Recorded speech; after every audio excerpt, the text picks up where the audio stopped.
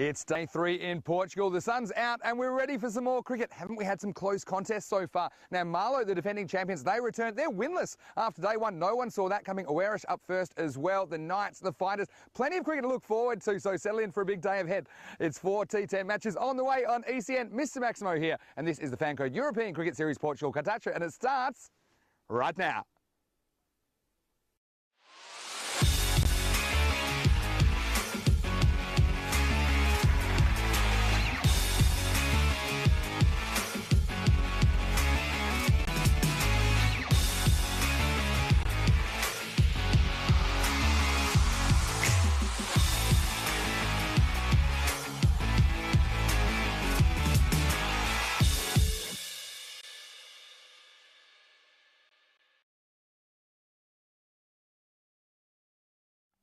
Good morning to you wherever you're watching around the world, and welcome to another big day in European cricket. It's Vinny Sandu here, Mr. Maximo for the European Cricket Network, and it's day 3 in Portugal. And what a fantastic ECS it's been so far. Some really close contests. Really can't say who is favourite at the moment in this tournament. We're going to see Awarish and Marlow. They're back today. Both those teams going winless, and they're previous finalists in this competition. We've seen Awarish fall in the knockout stages before. Marlow, they've won 2 trophies. They haven't even won a game yet, but we won't see Marlow just yet because Awarish are taking on the Coimbra Knights in match 9. And the Coimbra Knights, well, they certainly had an interesting start to their tournament yesterday, winning their first game, breaking the winning run of Friendship CC before losing their last encounter. So I'm sure both these teams want to get a win on the board in the first match of the day. The toss for match 9 will be conducted by the match referee, Charles Croucher, who's with 2 captains from Awarish and Coimbra Knights. Let's go over for the coin toss.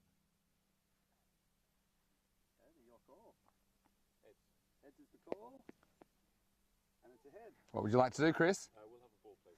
It is the Coimbra Knights that win the toss, and they elect to bowl first. Now, a little bit of dew around. It won't be easy because the ball may be a little bit slippery. Also, it might just slow the outfield down a little bit. But I think the Knights, the reason they want to bowl first is Awarish on the first morning. They had to bat first, and they didn't do a very good job. They only made 60 off their 10 overs. So I think the Knights are hoping to do the same kind of job on them as was experienced on Monday morning. But look, the Coimbra Knights, I really like some of their players. Junaid Khan is a big in for them. But how good has Andrew Winter been with the bat, the ball, and he's got a great set of hands in the field. So he's a bit of a veteran, but he's still going around and he's still delivering for the Knights. And I'm looking forward to seeing them today. Of course, each of these teams will play 2 matches today. But let's talk about Awarish. And they didn't have a great start on Monday. They lost both of their games, but I think they're better than that. And I think that we'll see them perform a little bit better here on day 3 of the tournament. I'm really looking forward to seeing Conrad Greenshields again, of course. He's very good at swinging the ball in any conditions,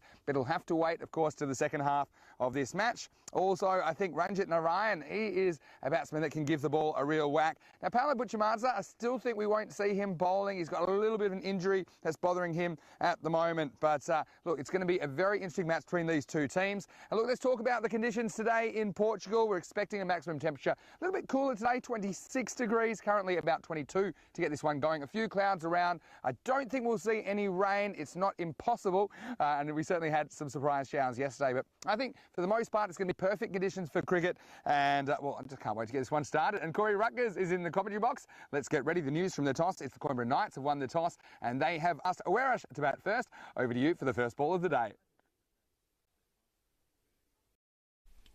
Thank you, Vinny, and welcome everyone here in Cartaxo, Portugal.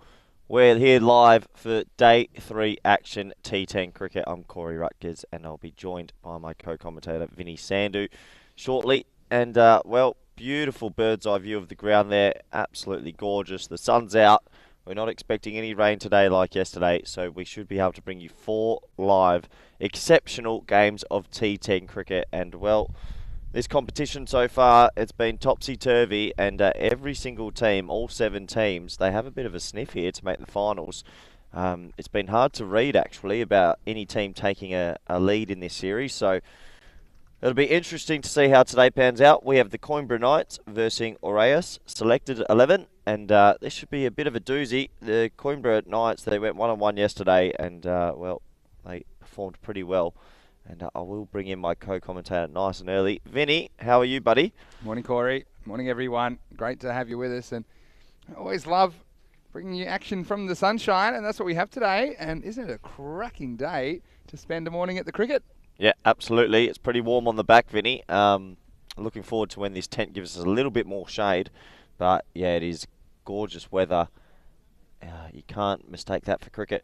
And it'll be interesting to see this clash, Vinny. Who are you feeling? Yeah, I mean, let's talk about the Coimbra Knights. They've decided to bowl first. It was an interesting one to win the toss. I mean, certainly Orish didn't bat well the first morning. We might have a look at the fantasy dashboard if we get a moment as well, and have a look at these two teams. And the Knights, they seem a much improved unit from April when we saw them in the Portugal T10. A couple of key inclusions. I mean, I think they didn't chase particularly well yesterday, and so I thought maybe they'd want to bat first. But I think in their mind also that Orish, they batted badly in the first morning. So I think in the end, Chris Redhead, he did win the toss. He had to make the decision. He decided, look, we're going to have a field, and they'll be hunting some early wickets in this power play. Yeah, absolutely. Power play is always crucial. 3 overs, only 2 fielders allowed out. Looks like deep third and deep fine leg. Pretty traditional field setting. And like the look of this man yesterday, Junaid Khan bowled pretty heavy ball. So what can he do today? Can he get an early wicket? It'll be a pretty good contest, this one. So we're almost underway. Live T10 action. 4 games. And we're going to see Junaid Khan. He's a pretty impressive player. Here's the first ball of the day. And it's caught. Well, what a start this is. And that's gone straight to Girish Singh behind point. And that is a dream start for the Knights. Goliath, that's a big wicket too. He just cut that one. Didn't try to keep it down, but he didn't really get under it either. And Junaid Khan gets a wicket with his first delivery. First ball of the day, and it's none for one. Yeah, well, what can you say? Short, wide, and probably should have been dispatched before, but he's picked out point beautifully. Oh, that's not how you want to start day 3 as a batsman. You see there, it was short, it was wide. Probably should have been given the treatment, but he hit it straight to backward point. And he's pretty happy with his catch there as there's a bit of a footsie celebration. So, 1 for none. Yeah, so how about that for his start? And how's the catch? Clean as a whistle. I think one of the things about the slight dew on the field is that it can be a bit slippery, I suppose. And no signs of that. I suppose it hadn't even touched the grass yet, had it? Because it bounced on the pitch, hit the bat, straight to the man behind point. And it's a dream start. Important player gone. And this will bring Conrad Greenshields to the crease. So they decided to drop Greenshields to 3, but effectively he's opening up. And so will come in, and it wasn't the best ball from Junaid Khan, but I guess any ball that gets a wicket's a good ball.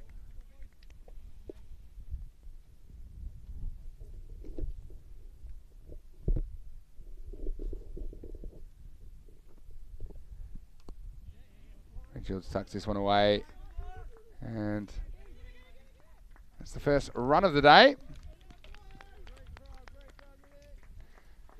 And this will bring Mandan on strike for the first time. Vinny, I've just spotted something. I don't know if my eyes are correct, but has he got his pants on back to front?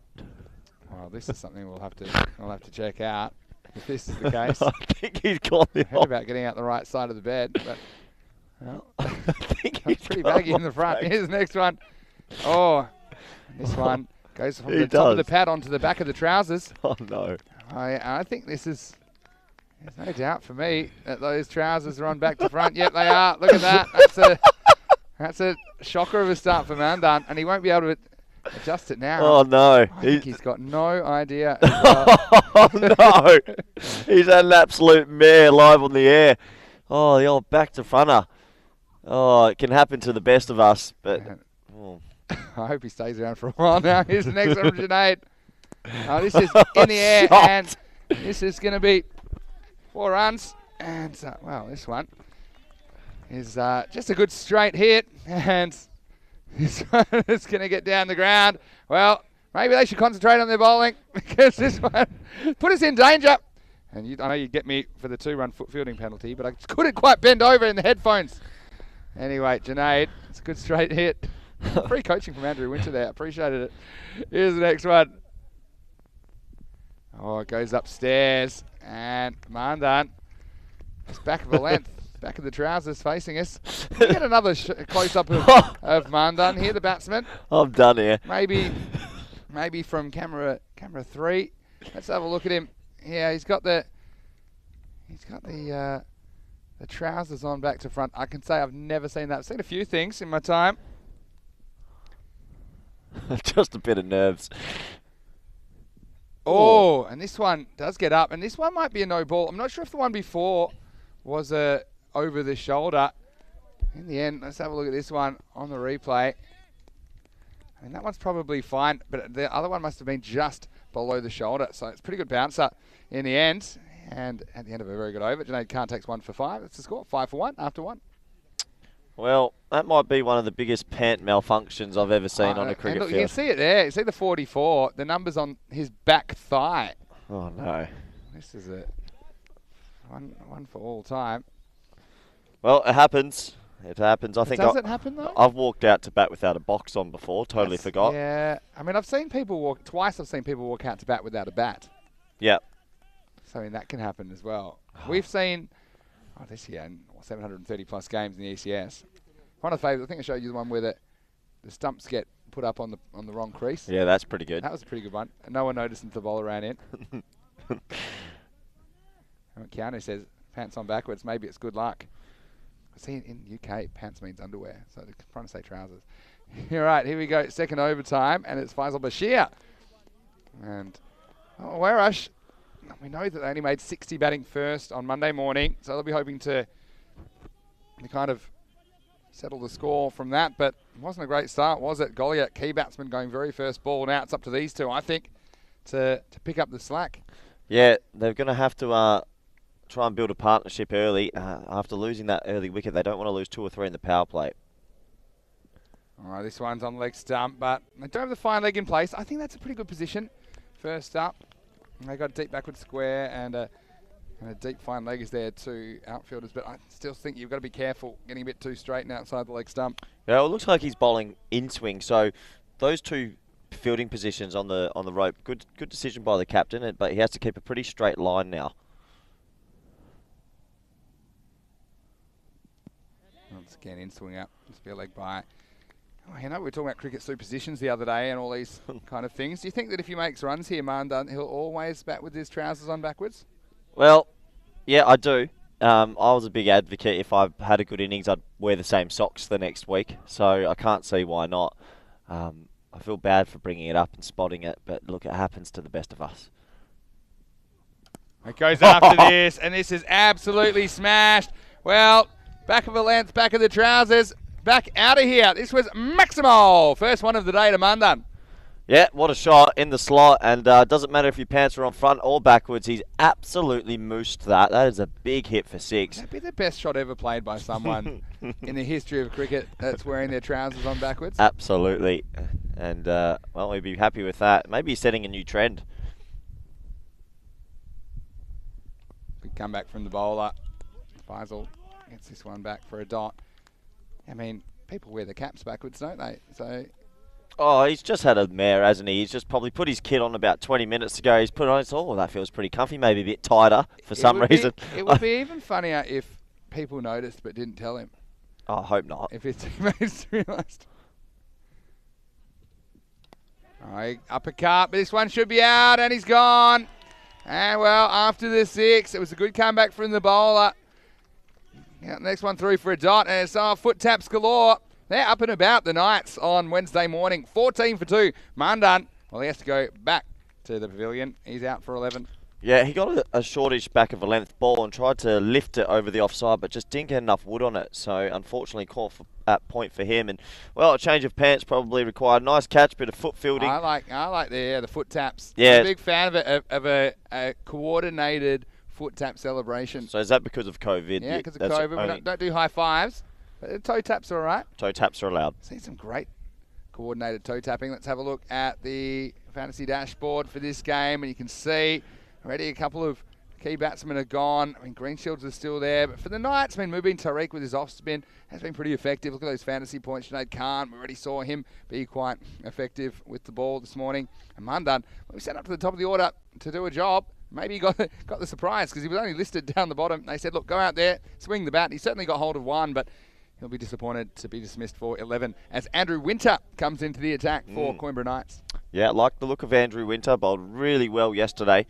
So he'll be looking for another competitive day and a good spell with the ball here. And, well, the Coimbra Knights have fielded. They're probably the best fielding team I've seen so far, Vinny. They haven't dropped much. Been pretty solid, haven't they? Yep. This man himself, Andrew Winter, has got the ball in his hand now. Very, very good in the field as well. Shakib Sheikh saying backwards trousers equals to good charm. But in the end, it didn't last, did it? So now, let's have a look. I'm just looking over to the change room, and I think someone's probably going to tell him. Yeah. He hasn't changed him around yet. Maybe they're not going to tell him. All right, here's Winter. He'd love to pick up a wicket or two as well. All right, it's a good start. This is in the air, and it's just going to loop away from the fielder. It's good running. They'll get back for 2. But this is what Winter does. He just kind of bowls this nagging length and does get a bit of outswing, doesn't he? Yeah, he does. And he's quite a tall man, isn't he? So he gets quite good carry through to the keeper. He got a lot of player misses against his bowling yesterday as well. So I like that they bowl him in the 3rd over of the power play to make sure they close the power play well. And, yeah, he'll, if he can get another wicket here for his team in the power play, they're well ahead. Yeah, no doubt about it. I mean, I'd love to get 1 or 2 of these batsmen at the crease. Oh, this is in the air, and it's going to be a simple catch, and there you go. Well, there's the 3rd one, and Orion, well, he wasn't mucking around, and he took on the short ball from Winter. And once again, Winter is coming. That's a 3rd wicket, 16 for 3. Well, we just spoke about his extra bounce and his height, and this is a great exponent of it. Have a look at this, guys. It's gone pretty high off the back of a length, and well, when you're playing the pull or the hook shot, you've got to get on top of the ball, but he didn't. He got under the ball, splices on the bat, and a simple catch there. So, well, I just said 3 wickets in the power play. They'll be absolutely wrapped, and if they can get Conrad Greenshields out early, well, they're on for a really good charge here. Yeah, that was well held as well by Gurpreet Singh, who was rather casual about it. But Andrew Winter, he is the Benjamin Button of cricket, isn't he? Because he just seems to be getting better and better with age, like a fine wine. And how's that? I mean, that was a slippery short ball, wasn't it? And basically it came down to the fact that Narayan just wasn't in the correct position to play that shot effectively. No, he wasn't, and he needs to get on top of the ball instead of getting under it. But he did extract a little bit of extra bounce, so we'll give some credit to the bowler. And after so many good overs yesterday, rewarded with a wicket. Also a bit bad luck, though. I mean, sometimes you see those top edge going for 4s, but here's Balkrishna. The captain comes out and sends this one into outer space. Maximo! Well, in fact, they did cross, so that's Greenshields who's on strike. So next week that won't happen, will it, Vinny? No, so yeah, exactly. Next week, if there's a catch, they'll go back to the original ends. But this week, just gets this one slightly wrong to Greenshields, who makes him pay 6 of the best. Yeah, lovely shot, just straight down the leg side. And yeah, look at that. Picks up the ball and the length beautifully. So that's the first real sign of intent from Greenshields. Yeah, if he gets in, then he could really still get this score up over kind of 100, I think. But he's got to dig in, and we've seen him just lose his wicket at crucial times so far in this series. And he just pushes this one away. Smart batting, following up a 6 with a single. Knows the importance, I think, of his role here, Greenshields. He doesn't want to go cheaply. Yeah, absolutely. I mean, Oris, am I pronouncing that correctly? Werush, yeah. Yeah, Werush. Well, they had a big team meeting after their first day because they were 0-2, so they got together and they were talking about a lot of their tactics and what they need to do right for today. So I know they're motivated. I know their team meeting almost went into their rest day. Yeah. They were still talking. It was, it was about 14 hours later. It was a long team meeting they had after day 1. So I'm expecting them to show us a bit of spine here, a bit of mettle. Krishna faces his first ball. A bit high, but it's good areas from Andrew Winter. Yeah, and I know Balkrishna and Greenshields, they had a really long meeting, these two, the captain and vice captain. And it's good that they spoke, and it's going to be interesting if they can build a partnership together as a team. They get to spend a bit more time together, don't they? Yeah. 22 yards apart. Here's Winter. That's the end of a very good over. Oh, it seems to sometimes goes for 1 in the over. 1 big shot, and she did in that over, but apart from that, very hard to get away. 1 for 9 for him at the end of the power play. It's 23 for 3. Yeah, great start by the Coomera Knights. They'll be absolutely wrapped with that. And usually outside the power play, they've turned to spin, but they might keep on the pace bowler here. Yeah, I think so. I don't think you need to necessarily gamble. Also, kind of fairly seam-friendly conditions at the moment. And they are going back to Bashir to bowl his second. First over went for 9. And they've had a wicket in each of the first 3 overs. What I like that they did in the power play that not a lot of other teams are doing, Vinny, 3 different bowlers in the power play. Yeah. I don't mind that. It keeps the batsman guessing a little bit and just makes it a little bit more difficult for them to get set. Well, this one gets it all wrong. He does well to reach it, and he'll deposit it. Maximo! This one was just asking to be hit, and Greenshield said, yes, please, 6 more runs. Yeah, poor ball, short and down leg side, and no one back on the deep square boundary either, so all he had to do was help it on its way, and yeah, free pickings for Greenshields. Yeah, it's quite brave, isn't it, when you think that Junaid Khan took 1 for 5 off his first over. The temptation would have been to bowl him again in the third, but Andrew Winter came in and kept the pressure on so well. It looks like a good decision on reflection. Yeah, absolutely. You've still got 2 overs, one of Junaid Khan and one of Winter to come. So I think maybe you bowl Winter again in the 5th, then you can just kind of have Junaid Khan as a kind of up your sleeve in the second half of the innings. Yeah, they might pick a moment where they sort of feel they need a wicket or a sort of a foot to the throat sort of mentality if they feel like they can run through the middle order and bring Junaid Khan back. But yeah, I don't mind seeing 3 different bowlers in the power play. I think it's quite tactically correct, and they'll be pretty happy with their start nights, but they've got to get Greenshields early. Yeah, this is a good adjustment. And thinking about 2, but didn't really leave the infield, so they'll just settle for 1. And the Knights, they were trying to chase down 81 yesterday against the Fighters in 10 overs. They couldn't do it. In fact, that's only the 3rd occasion I can recall where a team has been bowled out and won the game. The Fighters were bowled out in 8.5 overs, but still won by 10 runs. I'll ask you in a second, how many do you think the Knights are capable of chasing? As we see the next one, it's sliced away, and this will be 4. And this is it's a case of the batsman manufacturing this, because there wasn't too much wrong with the ball. It was a kind of length ball just outside the off stump, but there's no third man, and so he gets plenty of bats. It's going to be 4. But yeah, how many can you see the Knights chasing here, Corey? Well, the Knights are pretty heavily reliant on their bowling and fielding, and they struggled to get to 80 yesterday. Oh, same again. I think they need to restrict them to that 80 to 85 and then hope a couple of batsmen get themselves in, but they're definitely a bowling and fielding team, so they don't want those runs to get near 100. That would probably, I think, put out a touching distance. But also hard to tell. I think there's a few batsmen in the Knights that haven't just clicked yet, so we'll see. Yeah, so it's a little bit straighter from Bashir. It's just nudged away on the offside.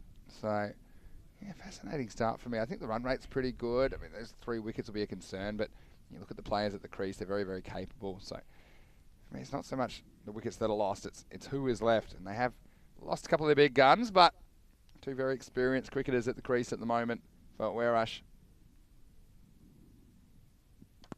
Nice looking drive down the ground, just 1.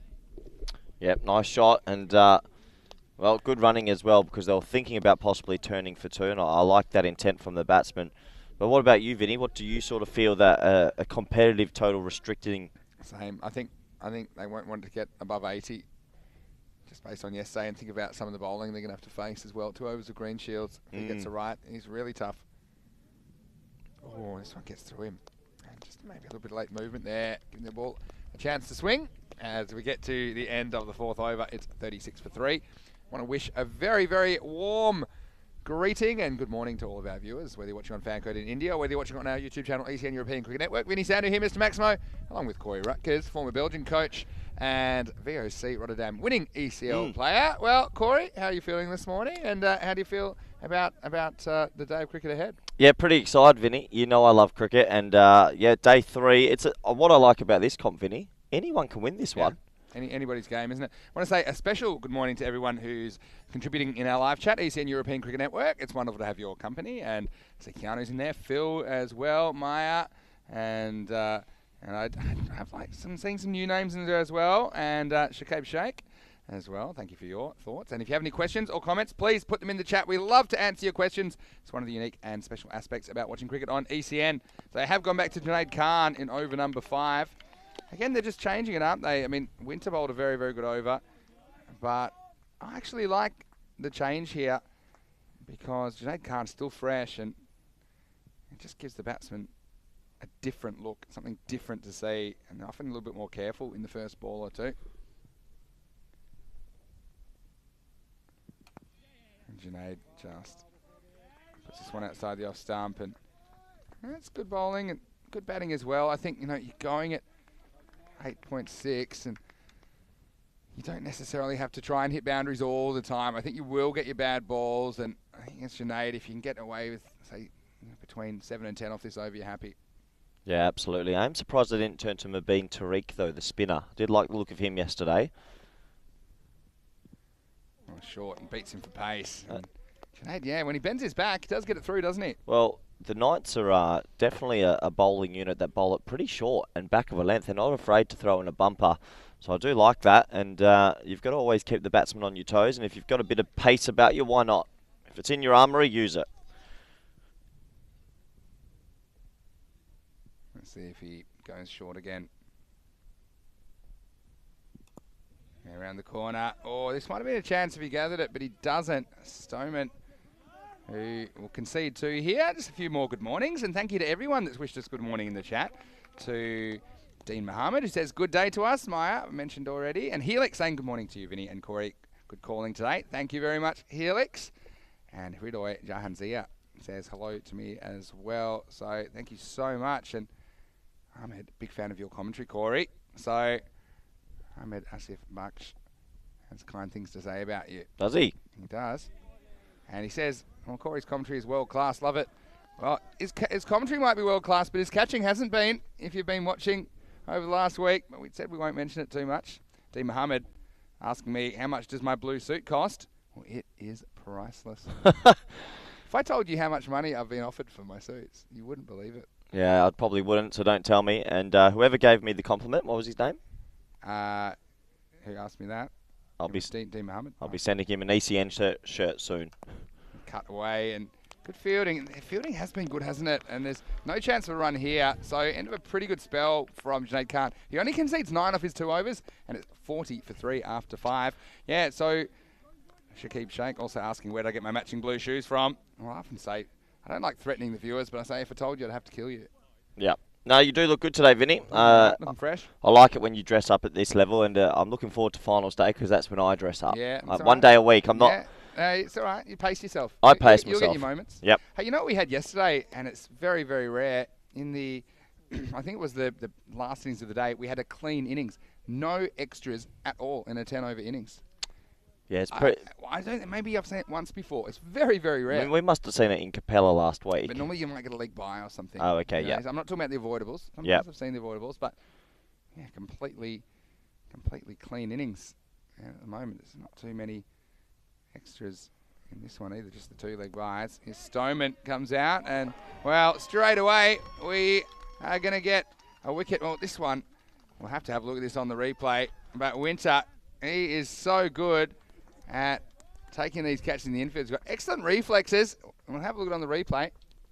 Yeah, well, for me, Winter is an exceptional fielder, and Stoneman's bowled a little ball back of a length that's been pulled, and he might be of age. He might be 49, but he moves like he's 29. What a catch! Unbelievable. I mean, Stoneman just gets the big wicket of the opposition captain, Jitesh Kumar Balkrishna, and he'll be disappointed to fall for 8. So 40 for 4. That was just the partnership you felt they needed to break, Corey. Yeah, absolutely. Sam McGwell, first ball of your spell to get a wicket as well, gives you a lot of confidence going forward. And you see a nice little bat tap and glove punch by the 2 bats. Are you a big fan of that? I wasn't introduced to the bat tap until I came to Europe. Well, I don't mind it. Bats need love too. Yep, absolutely. Fair call. But if you're Sam McGwell here and you've just got a wicket in your first ball, you're feeling confident now. Your chest should be up, and yeah. It'll be interesting if they can get another one. And interesting field position that was. They keep square leg in the ring to have 3rd man back. I don't mind that either. So good captaincy and really good start from the Knights. Stoneman goes short of a length again. Greenshields. That's good running, isn't it? That's the non-striker taking the initiative, the established batsman, and he was backing up and got through for that single easily. Yeah, good running. You've got to be alert at the non-striker's end, and well, with T10 cricket, every ball counts. You can't be messing about. So, good single. Gets him back in strike. He's 17 off 11. He's the key in this innings. It's up to him to take the team deep. Short again. This one is nailed by Greenshields. Oh, this is flat. It's hard. Oh, that's some sexy cricket. Maximo. 6-2 Greenshields. Yeah, well, it is some SE. Yeah, well, it is lovely batting. It's a back of length, short ball, but you've still got to put it away. And what I like about Greenshields there, he hasn't tried to overhit it. That's just a well-timed cricket shot. Yeah. And he's looking good. I know he's disappointed he didn't make as many as he could have on the first day. And 23 of 12 is building nicely now. He's got to pitch it up, I think, here, Stoneman. He doesn't, and he's going to pay the penalty again, and that's 2 in a row. Maximo, back-to-back. That brings up the 50 for Werash in the 6th over. Yeah, it's a bit of a freebie from Stoneman. He got a wicket off the first ball, but he hasn't been able to imitate that since. And, well, for a player of Greenshields' level, this is a bit of a gimme. It's just short back of a length, and, yeah, he's never missing that. And it's cleared the rope by quite a distance as well. So obviously got a good bat in his hand. I think it's a bonsai he's using. Yeah, bonsais. Yeah. We've seen a few bonsais whacking Maximos this week, haven't we? Well, it's a funny one for Maya, because I know Maya is a bit of a Coimbra Knight supporter, but she's a huge Conrad Greenshields supporter. Oh, really? Yeah, so she's torn at the moment. I think, yeah, Mahendra Sahu, hello to you as well, saying yeah, Greenshields the key from here. Just Corey mentioning that as well a moment ago. So, Where's Helix from? oh, well, ask Helix. Where are you from, Helix? Yeah, curious. Let us know. Is that dead ball bowled? Yeah, curious where some of our viewers are from. Let us know where you're from. Even if you've told us before, feel free to tell us again. So, maybe they could put their flag in the chat, just like I have there, just to show where they're from. That would be interesting. Nice. I thought you put a Netherlands one there. Oh. Short again. Oh, no. And this one won't quite cost him 6. It'll cost him 4, but there's no other way to say it. This is just the wrong length to bowl to Greenshields, and he is already looking very, very strong. And once again, it was just a ball that could get inside, and he smacked it away to the leg side boundary. Well, it's a little bit like Christmas morning. You come down the stairs, the tree's there, you've got a couple of presents under the tree, and he's just been gifted 3 presents, Greenshields. A player of this calibre, well, if you get a short ball over middle and leg, you're going to hit every single ball away. And they've either got to put deep square leg back, and/or Stoneman's got to get it fuller and got to get it wider away from his wheelhouse. So, a little bit of a disappointing over considering how well he started, but there's still a ball left and it's an important ball. Has to get out the over. Hindsight's 20/20, but I mean they had some other options, didn't they, for this over? They haven't gone for Mubin Tariq as yet, and this is what you can do when you've taken 17 off the over. Greenshields just respectfully blocks the last one back after 6 overs. 57 for 4. I think from here, they're still eyeing off that 100. I mean, they're around about that 10 and over mark. I think from here, let's go 2 a ball from here, 48, that'd be 105. I think they'd be very, very happy with that, especially after the jitters and the fact that they lost those early wickets. Well, they haven't used a 5th bowler yet, so it's going to be interesting to see who they use, and they might go to the spinner Mubin Tariq, and I think they held the spinner back because they were worried about Greenshields, and in the end it's backfired on them because the spinner's going to bowl to Greenshields anyway a bit later. So maybe a tactical error with that one, and yeah, I think you're right, Vinny. They're looking at 100 here, and while Greenshields is there, it could blow out to 110, 120. Yeah, Winter still has an over as well, so interesting to see when they use him. So Stoneman, I mean, do they have any other options, for example? I don't think his confidence would be particularly high after that over. Anyway, here's Tariq. He's impressed me with his off spin. I actually have a lot of respect for spinners that are willing to kind of toss the ball up occasionally, because we see a lot of spinners just pushing them through.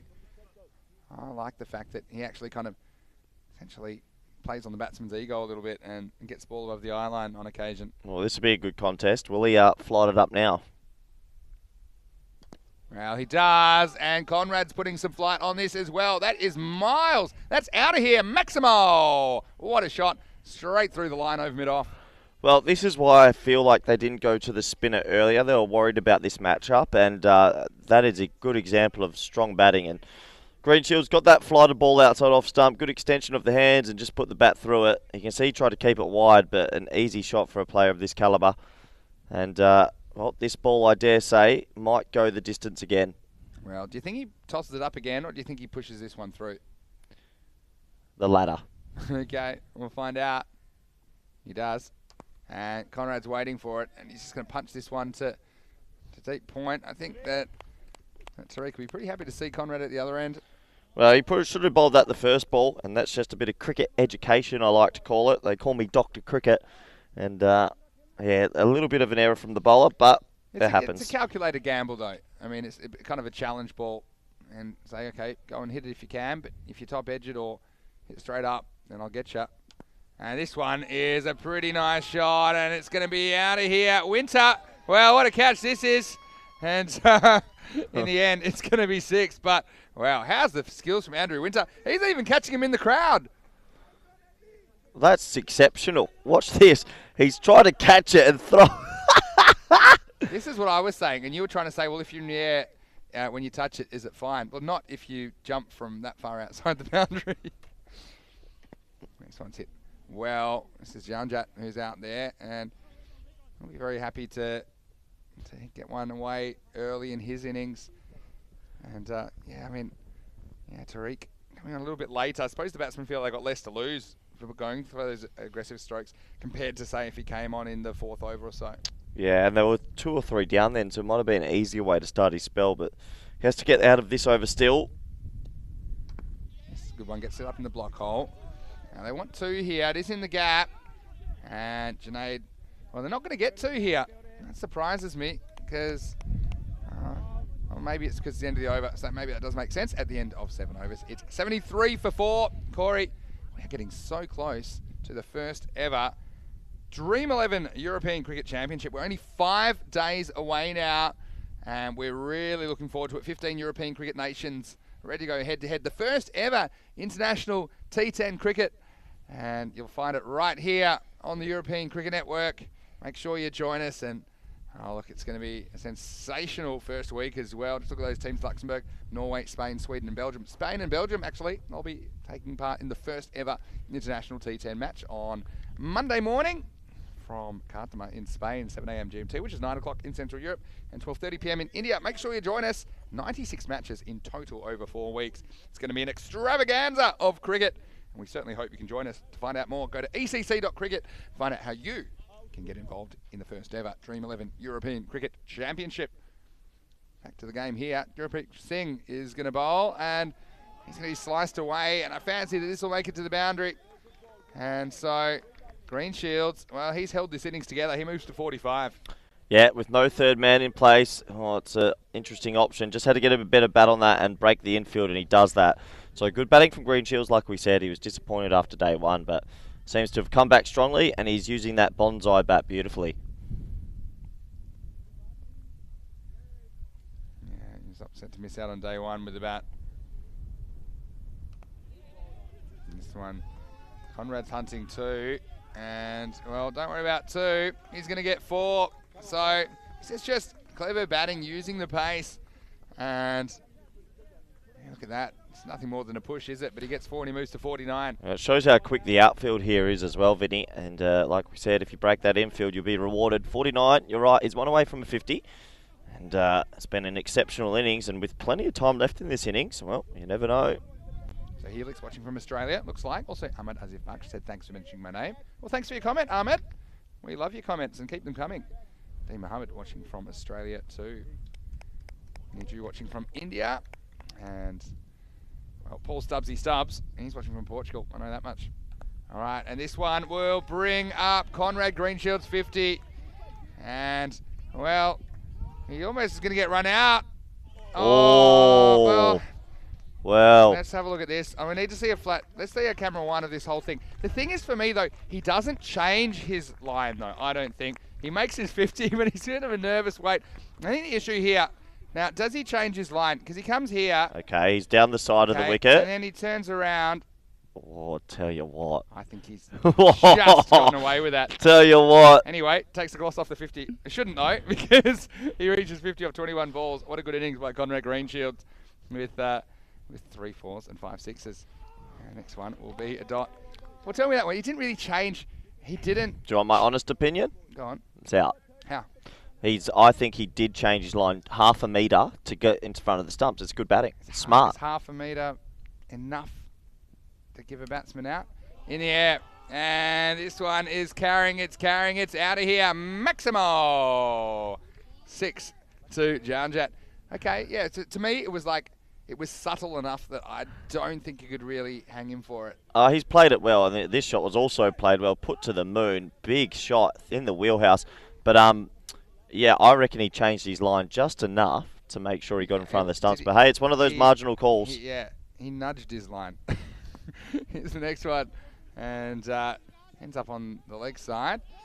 It'll just be 1. This will finish the over. 89 for 4. That's all. Do look on track for that 100-plus score. Yeah, but that's all you have to do is change your line just a little bit to get in front of a throw, which will then make sure you're not run out. Yeah. I mean, but also think what the umpires has to consider, because we saw that from front on, but the umpire that has to judge it their side on. Oh, you have to go to technology for those sort of things. You can't call that on the field. Yeah, I think it was funny that I haven't often seen someone make their 50 and get out in the same ball, which is, I thought we were going to see a run out actually originally, and probably fortunate that he got sent back by Janjat, because I think he would have got run out going for the second. But 89 for 4 off 8, 2 balls remaining. John Zingas in the chat saying Conrad doesn't need any extra help with a wink face. Yeah, it was one of those ones. We have seen them obstructing the field earlier this season. Yep. It's a bit of a brain explosion from the batsman who kicked it away when he was in trouble on a quick single. All right, Winter goes round the wicket. That doesn't work. This one gets whacked out of here. Well, both these batsmen looking dangerous now. Janjat's hit 3 6s in his 22, and he starts the 9th with a Maximo. And as Rico would say, it all happens in the 9th. Yeah, and this is Redhead. I know you thought it might be Winter. Sorry. Same hairdo. It is Chris Redhead. And this is Winter with a cap on, so barely recognisable. Yeah, how about me calling it as Winter? I didn't even look up. Well, because the thing is, I know that Winter's got an over to go, so I thought he's got to get one in here somewhere. But maybe they're holding Winter back for the 10th over. They've had some trouble with that 5th bowler. Yep. Well, Green Shields, what's he going to do here, Vinny? Oh, he's missed out on that. That's what you're hoping with the round that we hit. You kind of basically cramp the batsman for room, but if they get bat on it, it's going to be trouble. Yeah, so Mubin Tariq didn't really work today. He went for 16. Gurpreet Singh went for 16. Stoneman went for 17. So really, it's not just their 5th bowler. It's their 4th and 5th bowlers that haven't really come off.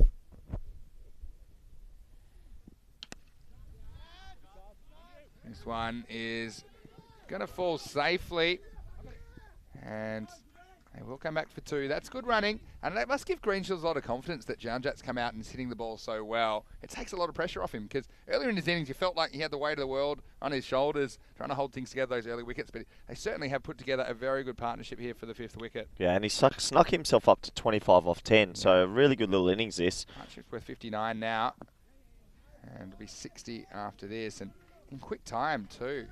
It's only 22 balls. And the 100 comes up now for Uwerash, and they've got 7 balls to spare, and you feel like they're ready to party.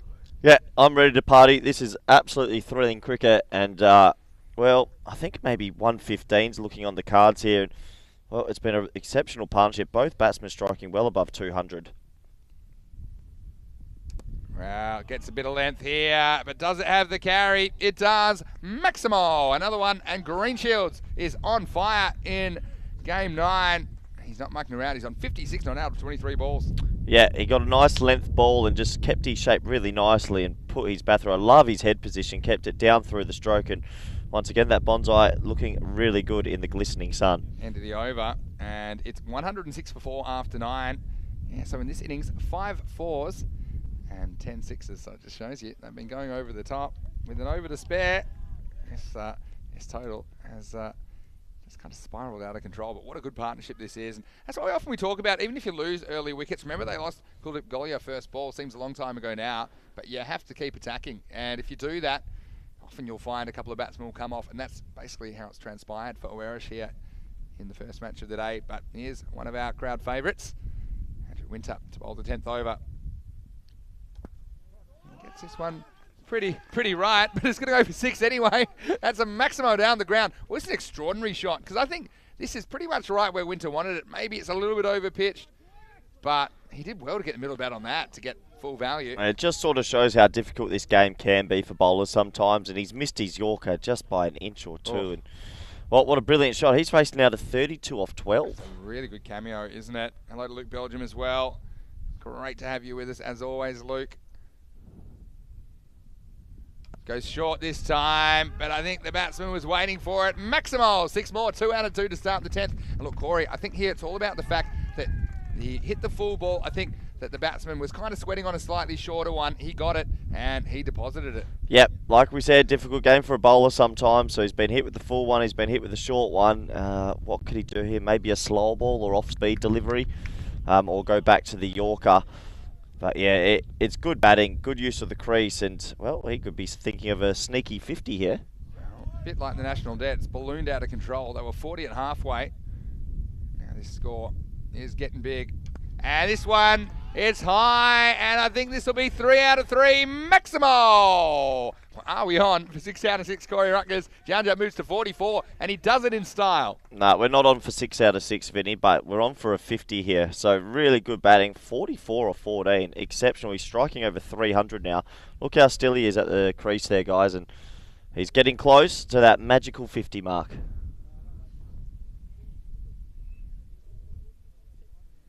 Winter, where does he go now?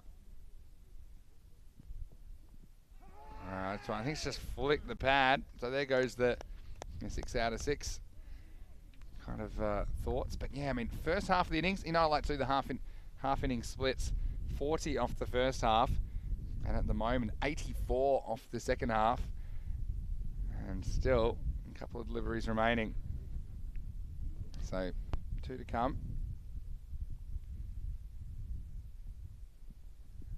All right, hits this one again, and the fielder isn't going to get this one either. Well, 4 out of 5, and this score has ballooned out of control. Maximo, and that brings up the 50 for Janjat. What an innings. He hasn't hit a 4, but he's hit 7 sixes. So 42 of those runs in the 50, and he brings up off only 16 balls. What a knock. And, well, you didn't think anyone was going to overshadow Greenshields in this innings, but well, Path Janjat has done just that, as he has smacked the quickest 50 in the tournament. Yeah, fair play. What an innings, and 4 big bombs in this last over. Last ball of the innings. Well, can he get 5 in the over? I've seen it before. No, he won't. He'll get knocked over. So Winter gets the last laugh. But you know, good sportsmanship there as well. He applauds the batsman, saying, you played some really good shots there. But Janjat 50 off 17 in the end. Winter gets him off the last ball, but in the end, 130 for 5. And you certainly have concerns. But the Knights, it'll be exciting. They'll have to go for their shots. And we saw it all, didn't we? And Winter didn't bowl a terrible last over. I mean, he got some located where he wanted, but everything had to go. It was a bit like a dodgy rug salesman. Everything had to go, and most of it did. And what about that partnership at the end? And the partnership was worth 90 in the end. 90 off 29 deliveries. So wow, sensational. Let's go back and have a look. And well, it seems a long time ago, but the first ball of the innings was a wicket. Junaid Khan immediately getting a wicket. And we saw a bit of everything early on. A bit of foot fielding. Corey's going to be for a 2-run penalty there. But remember the old backwards trousers? That seems a long time ago as well. And Joe Mandan came out, and that one disappeared, but he wouldn't last much longer. And look, early on, the Coimbra Knights, they felt on top with those early wickets, Corey. Yeah, they felt right on top. They were fielding well, they were bowling well, and at this stage we thought, well, the Coimbra Knights up for maybe a little bit of an upset here. Another wicket caught at backward point, and yeah, the wickets in the power play usually stop the progression of a batting team and a batting unit, and at this stage we thought, well, if they keep taking the wickets, they might be getting bowled out for 60 or 70, as that was well bowled by Andrew Winter there, and another clean catch. But then it was Conrad Greenshields. He took over the show and basically took control of the innings in these middle overs. Some bit of poor bowling, but also some exceptional batting. And unfortunately, if you're bowling to a player of this calibre, balls like that, and short down leg side and back of the length balls, he's not going to miss out, and just help that one along the way. And he batted really well in comparison to a few of his other partners, but at this stage, it sort of felt like if they could get Conrad Greenshields, maybe they'll get back on top of the Knights, but they just couldn't get it. That was a good wicket by Miguel Stoneman. He'll be happy with that one. And it was unfortunate, though, that the rest of the over went a little bit downhill. He proceeded to bowl a few back-of-a-length deliveries, as you'll see here. Conrad Greenshields pulling that one for 6. He pulls this ball for 6 as well. This is straight after the dismissal, so yeah, he'll be disappointed with that, Will Miguel, because he got the wicket first ball, and if he had just kept it a little bit fuller, a little bit tighter, he wouldn't have gone for more than 15 in the over, as this was another short ball pulled away really hard by Greenshields. But that just got Greenshields going. They brought it on the spin to see if that could stop the carnage, but it couldn't. A lovely extension of the hands there, and a nice shot over wide mid-off for 6. And the spinner, to his credit, he kept trying to flight the ball. This was a bit of fun fielding by our big man Andrew Winter, having a bit of fun in the outfield, but that was another big 6. And well, Greenshields showed that he can hit the ball all over the park. A nice cut shot there, and a nice shot here. This is one of my shots in the innings, just using the pace and guiding it through backward point for 4. So he got himself closer to that magical 50 mark, but then it was his partner's turn, who really stole the limelight at the end. It was impressive batting, and we didn't think that anyone would take the limelight away from Greenshields, but Parth Junjak came in at number 6 and really threw the long hander. He hit 7 sixes. This was his second, and he hit some really, really big shots. This was Greenshields' I think 4th 6 of the innings, and hey, it is small boundaries here, but you just have to get enough on it to break that outer ring. And yeah, lovely cricket shot there. And well, we said that we didn't think the limelight would go away from Greenshields, but Parth Junjak really did that. This was the last over, and it's exceptional hitting, just going deep in the crease, banking on that the ball would be a little bit short, and hit 4 really, really big 6s this over. And while he was doing this, his score obviously was going up half a dozen every time, and he got himself closer and closer to that magical 50 mark. We didn't think that we'd get 2 50s in this innings. They were only on 40 after 5 overs. I've got to remind you that. So they've really exploded in the back half of this innings, and this was just one more in the over, bang, and that did bring up the 50. Lovely cricket shot, another 6, just getting it over the fieldsman there. And well, to end the innings, a little consolation wicket there for our man Andrew Winter, and a good bit of sportsmanship after that delivery as well. But the batsman had done his job. Both batsmen have done their job, both ending up with 50s, which is pretty rare in a T10 match, so they'll be happy. And so will the batting side, after putting up more than a competitive total. We'll have a look at the scorecards quickly. And as you can see, 2 batsmen dominating. Conrad Greenshields, 56 not out off 23. Always nice to get a not out.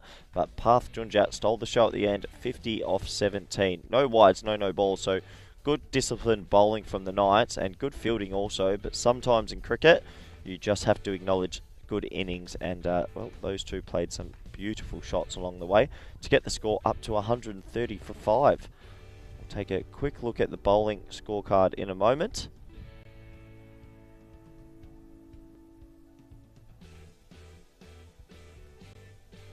Should come on your screens any second. We'll have a quick look at the bowling unit and how they fared. And well, pretty exceptional figures from Junaid Khan. 2 overs, 1 for 9. But if you look at the bottom of your screens there, the bottom 4 names, Miguel Stoneman, Mubin Tariq, Singh and Chris Redhead all went at that sort of 16 to 17 mark just for 1 over. That was when they exploded in that last wicket partnership, the 5th wicket partnership, sorry, of 90. So they got away from them in the end. They started well, but unfortunately the Knights just couldn't control them in the back half. So that brought an end to the innings, 130 for 5, a more than competitive total, and they will be absolutely right with that, the Auras. Join us back here in a few moments for the run chase, and we'll see if the Knights can get these runs quickly. Thanks for now.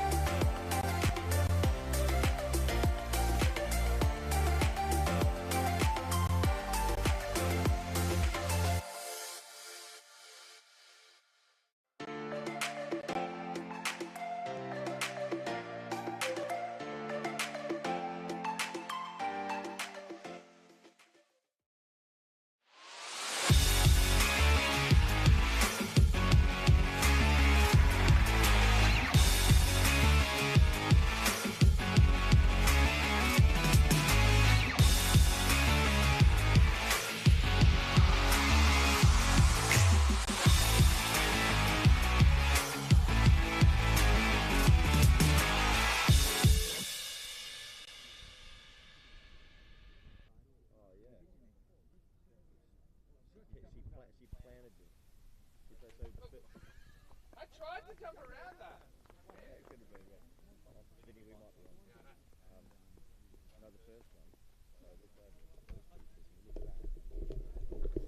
Hello and welcome back to Portugal. And we are ready for the second innings of this. It's match 9 of this FanCode European Cricket Series. Great to have your company. And wherever you're watching around the world, always welcome on the ECN. We plan to bring you over 1,000 matches of cricket this year. And we are really getting up there now. So we're going to see Coimbra Knights chasing 131 for victory. It does seem a lot of runs to get, but I suppose on this field, anything's possible.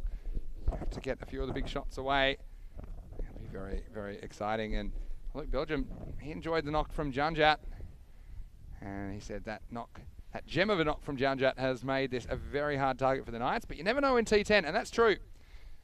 It's all about the start, though, as well. But when you see who's got the ball in his hand, it's not going to be easy at all. Conrad Greenshields, he had a half century of his own. And now he'll get to do it with the ball. So we're going to get going, and can you sound to hear Mr. Maximo in the commentary box alongside me, Corey Rutgers. Hello, Corey, and you're going to see the Knights take on a target of 131. Yep, it's going to be a tall order, and like you said, Greenshields with the ball, and there's an old adage, if you're confident with the bat, you're confident with the ball, so I reckon he's going to bowl a pretty good spell here. First one gets away for a wide. That's the thing with swing bowling, though. If you don't get it right, it can cost you a few runs as well. But more often than not, Conrad does get it right. Just seemed to lose his run on that occasion. Yeah, absolutely, and he does usually get it right. So I dare say, look out for some early wickets in the power play because the Coimbra Knights need to go for nearly everything. And gets past the outside edge. It'll be called wide again. So they sent moving Tariq out there with Andrew Winter. I'll be hoping to get off to a good start. I think basically 40 plus in the power play is a must. Yep. They've got to get the jump. Well, if South Africa can chase 434 in a one-day game, the Knights can chase this. True. I'll give you that one. Well, this is good field placing for me. Got to find third man, and sometimes we see it sacrificed in the power play, but I think that's a must-have to Greenshields. Well, they've already made a tactical change from day one where they had a gully and a slip, so that would have been 4.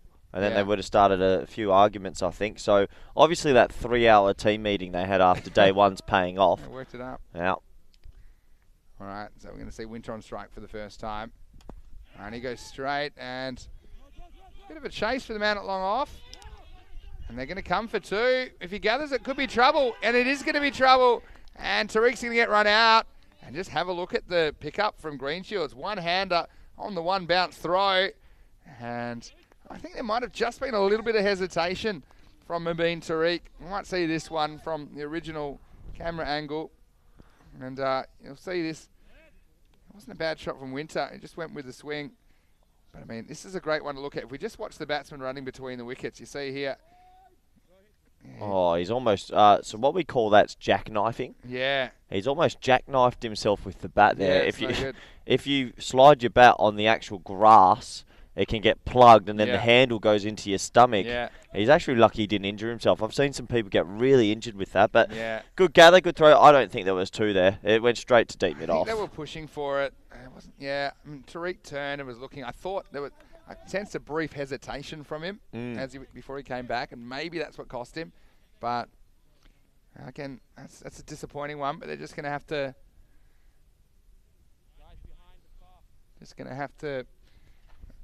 sort that out and keep being aggressive. And so Greenshields affects the wicket, not in the way I think that he intended. Winter on strike again. This one will be another wide. But I mean, we talked about in the first innings, didn't we, with Coimbra Knights fielding, taking early wickets. But what we saw was that whereas they didn't back down and they weren't afraid to be aggressive. I was going to tell you about the last time these two met. I think it was only 36 scored by the Knights. So This one's a beautiful shot, though, off the back foot. And he just caresses this one through the offside. And this is a classy shot from a classy player. Andrew Winter gets 4. Well, that might be shot of the tournament, Vinny. Look at this. What a shot this is. Oh, have some of that. That is had a bit of flourish about it. That was a little bit West Indian Cavalier cricket. That wasn't a bad ball at all. That was back of a length on 4th, 5th stump. Well, he might look like Uncle Fester, but he's got the style of right-handed Brian Lara, doesn't he? Andrew Winter. I'll apologise, Andrew. You're a better-looking man than that. But great batting. This one goes leg side, and they're going to have to hustle, but they'll get there. This is Vikas Kumar that's come out to bat with Andrew Winter. Again, you just got to try and get that 13 and over. So they got 10 off the first 4. Well, you can see Andrew Winter's showing intent. He's not letting the ball go, and he's throwing his hands through any line. But yeah, it's going to be a tall order. What can Kumar do? Good delivery. This isn't going to be easy. You have 2 deliveries here that are going to be pretty hard to score off. There's one of them. Yeah, it's a nice outswing at Greenshields. Getting it right this time. Yeah, he got the length right that time. He's been a bit back of a length and a bit wide this whole over, but he'll be happy with that one. That is the area he wants to beat. Last ball, the over coming up. Kumar yet to score. And he just turns on this one, and he's going to get 4. So it's a pretty good shot. Don't think he was 100% in control of it, but you have to counter-attack. You can't let Greenshields dictate terms. So they do get 14 off the first over, and it's 14 for 1. Hopefully Greenshields and the captain see eye to eye here, just because I think he'll be disappointed that he bowled a little bit of a short ball there to end the over, and they didn't have a deep square in place, so maybe a miscommunication. Yeah, it wasn't a very short ball, though. It was just kind of a length ball, I think, that I guess the batsman was able to kind of get his hands through, but it wasn't really a full-blooded pull shot or a hook shot. It's warm today, isn't it, Vinny? I'm starting to feel that come through. We're expecting a maximum temperature of, it's gone up to 27 now. Currently it's 24. No sign of rain at the moment, which is good, and I don't think we'll see too much rain. Now here's a man that's changed the way his trousers are orientated. Joe Mundan. Did he change them around, did he? Yeah, he realised. I don't know whether he was told or whether he realised himself, but that's pretty upsetting. I reckon once you enter the field of play, no matter what you're wearing, you have to keep it that way. He's going to start with a white. I don't think that if you go on with pants back, you shouldn't be able to change it. You should be able to change them. Well, not on the field anyway. If you rip your shirt, you've got to play with a ripped shirt. I like that rule. Yep. Yeah, what else? If you break your shoe. No, keep going. Yeah. If your shoe comes off while fielding, field within your sock. Well, then I'd extend that. I don't like batsmen changing gloves too often. No, I wouldn't do it. Let this happen in T10.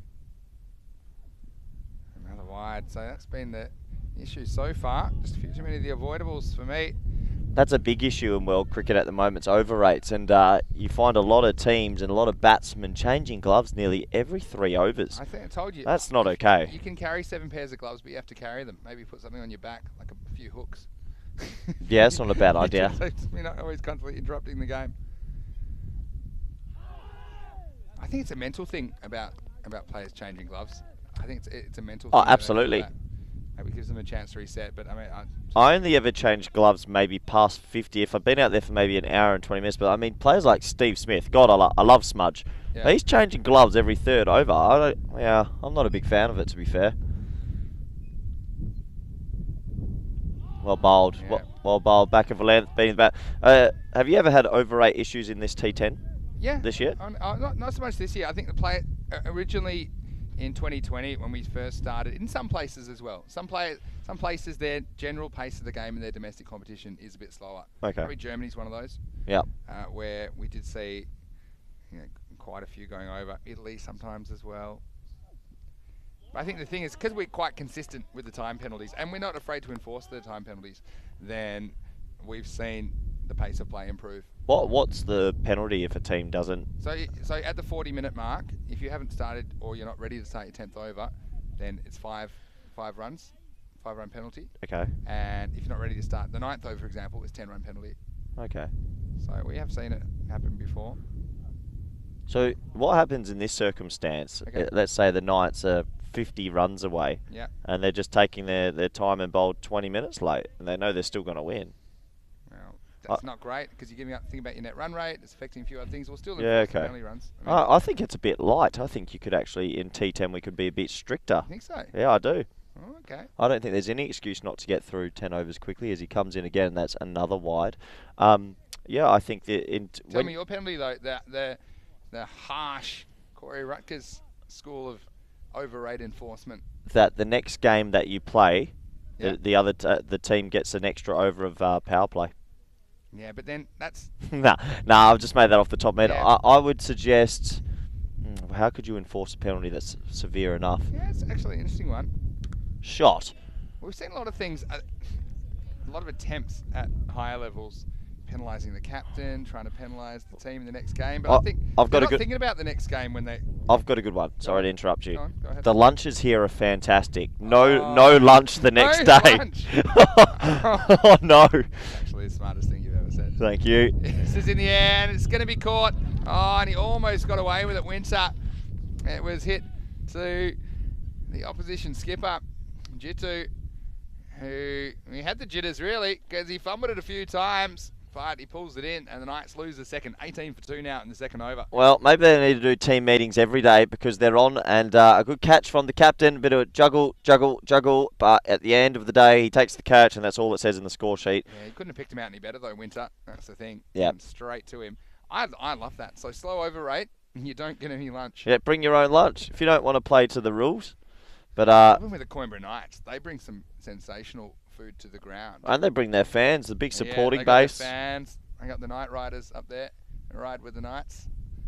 And shout out as well to Kirsty Redhead and the Miranda Maidens. I've got a call. I'm going to make a huge call, and you're going to think I'm crazy. Yeah, well, I already do, so go ahead. Okay, we're talking about lunches, and while we welcome, this looks like Kant to the crease. Junaid Khan. Yeah. I can't wait for this. Yeah, this is Don't tell me yet. We've got one ball to go on this. This is over. massive. Well, let's strap yourselves in, everyone. Man done. Nice ball, here's over. Oh. And KP, well, he does well to knock that down. He took a bit of a Tortuga bounce. End of the second over. Pretty good one, only 5 off it. It's 19 for 2 after 2. And drum roll, everybody. Corey's got something to say. Well, it's going to blow our minds. I've travelled around the world, and I've been very lucky to be involved in cricket circles. And one time I was at Lord's, and I got to experience the Lord's lunch. I will make the call that the lunch I had here yesterday exceeded the Lord's lunch. It was better here. Wow. Yeah. I mean, the Lord's lunch. That's a huge call. That is huge. The lunch organised by Mia here yesterday was that exceptional. I snuck away and had 2 seconds and thirds, and no one knows. You weren't the only one. Everything else.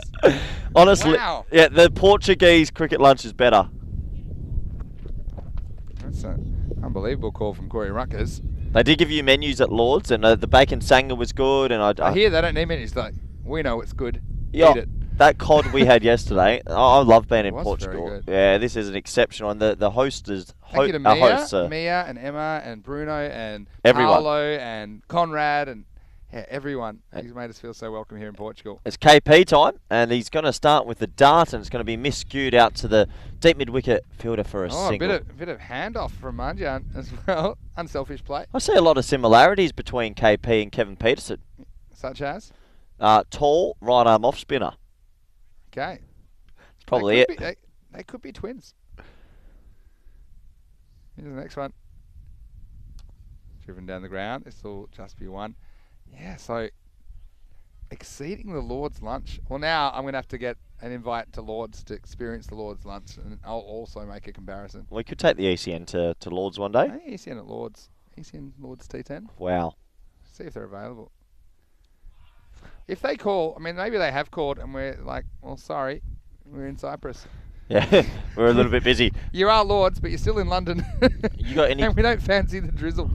That's a good topic, actually. Is KP started well here, only 2 of his first 3. Oh, that might be signalled wide. It is signalled wide. Favourite ground around the world, Vinny? Couple of grounds that are nostalgia for you, or? Yeah, big cricket grounds. I mean, I always liked Eden Gardens in Calcutta. Oh, That wow. was a pretty good one. MCG, obviously. Adelaide Oval, very nice one. Yeah. Wacker's iconic. And they're very Australian. These all the ones you've been to? Either been, seen or played. Yep. Surrey, yeah, I like the Oval and Lords as well, obviously. But some other grounds are kind of. Is there one ground you've not been to but you need to go? That's a good question. Think about that in a second. This is cracked, and this is through the offside, and this is going to be cuatro carreras. Sinead can't. Well, he needs to try and get them back on track because they've fallen a bit behind. But here's one man that can score quickly. Yeah, it's a lovely shot. Just gave himself a little bit of room and cuts it beautifully through the offside. So he'll be happy with that. Let me think of grounds I'd like to be to. I'd like to go to some grounds in the Caribbean. Also, because I'd be in the Caribbean. Yep. So give me any of those.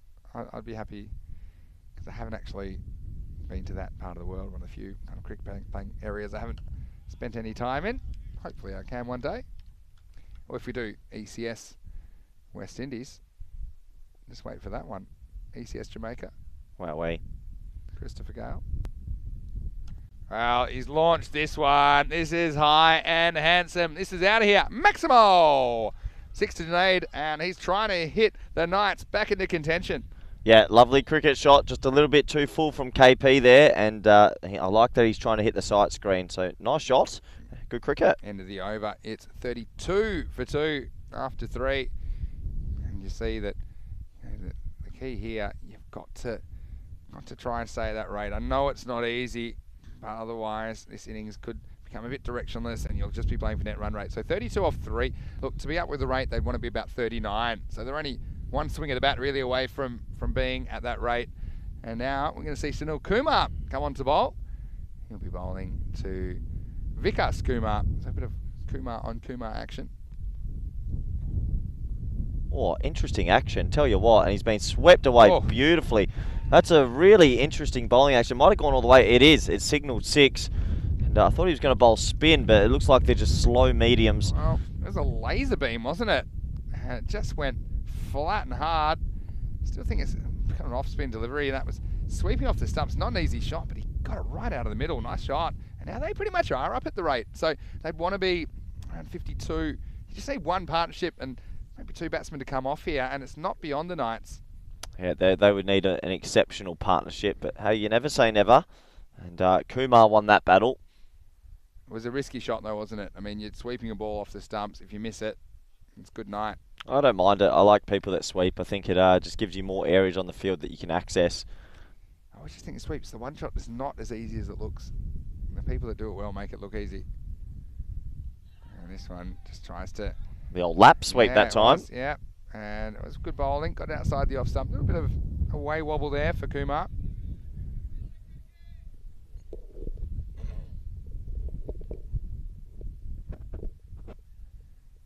Well, this one, he's going to be too carried away with the leg side, I think. I mean, I think you can hit these straight. So I asked you about big grounds around the world, and you mentioned a couple that you love as Kumar comes in again to Kumar. That's a full ball, and it's an edge, the old French cut maybe, and it's just going to be a single. And then you've done plus 700 games this year. I forgot to mention Wanderers. I've driven past the Wanderers, but I haven't watched any cricket there. Yep, lovely. Give us some of yours first, though. You want me to get that I like or would like to attend? Bit of both. Then you can ask me the next question. And tries to go leg side again, and they'll only get one here. For me, actually, Gaddafi Stadium in Karachi is unbelievably loud. I was lucky enough to be there, and Lords obviously stands out. And then obviously I love the Wacker. I used to love the Wacker. Yeah, Wacker's got something about it, doesn't it? It really does. Gorgeous. In the air. Now this is catchable for Mandan, and he spills it. Well, he's had a couple of brain fades this morning. One was wardrobe related. This one, he'll be disappointed not to catch it. It's the end of the over, and it's 41 for 2, and it's a great chance to say hello once again. And okay, that's some good ones. So it's Vinny Sander here, Mr. Maximo, along with Corey Rutgers, and we're talking a little bit about some grounds. What else did you want to ask me about? 700 games this year. Yes. Done now, over. So you've done 700 games, and we're talking about big grounds around the world, but what are some of the grounds you love this year? There's quite a few. I mean, the Bologna ground in week 2 of Italy was absolutely beautiful. I think there's something about the Romanian ground as well. Yeah.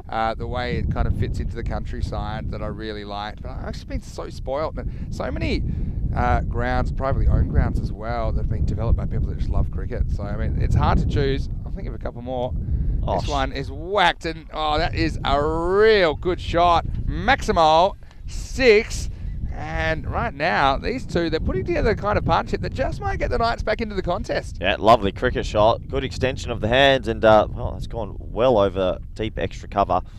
But yeah, so Might ask the chatters as well, some of the grounds that they like. yeah, international grounds. Yeah, and on the ECS this year. Yep. A lot of them been with us for quite a few. I mean the Malta ground is very nice as well. It's very hot there. This one will just be 1. So I like what I'm seeing though. Coimbra Knights giving it a real crack. Barcelona as well, the baseball stadium. I think that's a cool, unique place to play cricket. It's hard because they don't have a permanent pitch, but I know in Barcelona there are plans now for them to get a permanent cricket ground, and they've lobbied the government successfully for some funding for that. Oh, wow. Oh, this one's a tough stumping attempt, and these are tough because they're between the batsman and the leg stump, and I think it just doesn't quite stay down long enough, but this one, it would have been out. We might see it from side on as well if we had time. You see this one. It does well to basically follow the line of the ball. It's basically just gets through his legs, basically spent it before he had it. Yeah. Yeah, tough one. He'll be disappointed not to take it though, and I would have liked a wicket, that's for sure.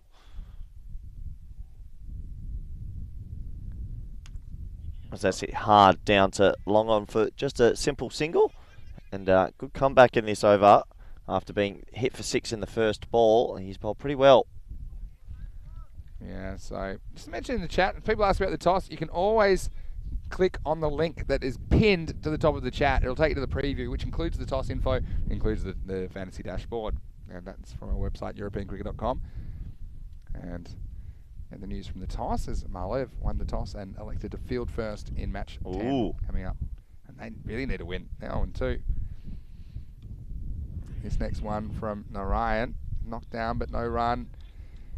Yeah, look, these two, they're the two for me that can do it, but they're just falling behind a little bit more after a good little run there. They'd want to be around 65 after 5 overs, so 16 behind at the moment. And this might help, and that'll get through the fielder. And they had 2 men, but they were both in the circle behind square. That one by Sexton. They do bring up their 50 off the last ball of the 5th. It's 53 for 2. Yeah, bit of a long hop from the bowler, and he'll be disappointed with that to finish over, because in between he was good, but the first ball went for 6, the last ball went for 4, and yeah, that hurts the fielding unit, that is for sure. Yeah, so I mean, how do they get back into this game? I mean, they're actually ahead on the comparison, because how's this for a split in the first innings? Werash scored 40 in the first half, 90 in the second. All right, so that's pretty significant uptick. And in this game, we got 53 off the first half, and that means that they'll require 78 off the second half of this. It's quite a task. And this will help, because that is blasted down the ground. Balle, balle, balle. 6 carreras. And, well, that is a great start. Just missed his length a little bit here, doesn't he? It's something the batsman can get under, and he gets 6. Well, this has to be the moving over. If you've got 6 off 1, you need to go at every ball here and turn this into, what do you call it? Supersonic 20. Well, 20's magical and 30 supersonic. Yeah, you take a magical over here. They need to get 20 off it, and it'll just accelerate their chances better. And, well, first ball for 6, nice cricket shot. Can he go again?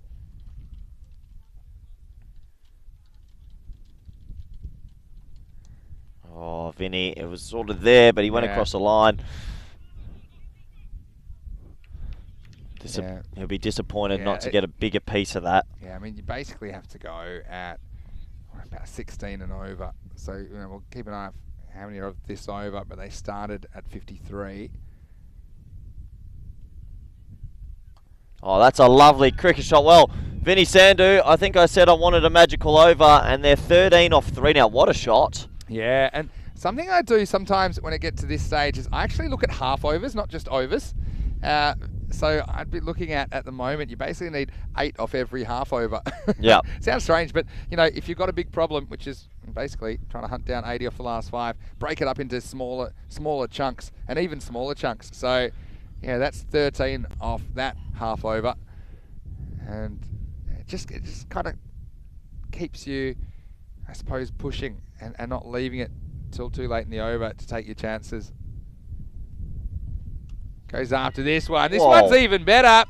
That one's gone a long way. Maximo. Vickers Kumar has come out and smashed 36. Well, there's Sam. He had to go and do the fielding. He had to go find it because that one was a long way back. Yeah, glad to see Sam's doing something because that was an absolute monster 6. That's 6. We're talking about grounds. That's 6 on any ground around the world. Yeah, that's big. That was a real blast. Can he hit another one? It's be an impossible chase, I think, if they do this. No way. We had an impossible chase in Malmo. Goes again. And this one, he'll just get one. We're pretty relieved to see Vickers Kumar at the other end. Yeah, the impossible chase in Malmo. We hadn't seen a score chased over 86 in the whole tournament. And then Malmo themselves actually chased down 127. Wow. And that's when the captain came in requiring 30 off 12. And he hit 5 sixes in the over. And it was all over. It's pretty impressive.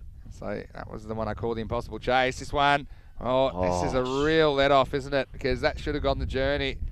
But Junaid Khan picked out the fielder. And that will just be a single to finish the 6. And that was the magical over we talked about. There were 21 off it. It's 74 for 2 after 6. Yep, that should have been 4, that last one. You'd be disappointed, but good over for the batting side. And, well, maybe we're going to get another last over finish, Vinny. We've had a few this week. Pretty impressive stuff. And this is a really important over now. I'd be tempted to go back to green shields now, personally. Use my main spearhead just to make sure this doesn't get out of hand. But it looks like they'll go to Ranjit and he'll continue with his off spin. Yeah, so this is important to try and shut this resurgence down, isn't it? 21 off the 6th. And let's see if Ranjit Narayan can keep things under control. Swing and a miss, and they're right down on 15 now. So I mean, I basically still want that kind of 8 per half over is what I'm looking at. Missing out in the first ball.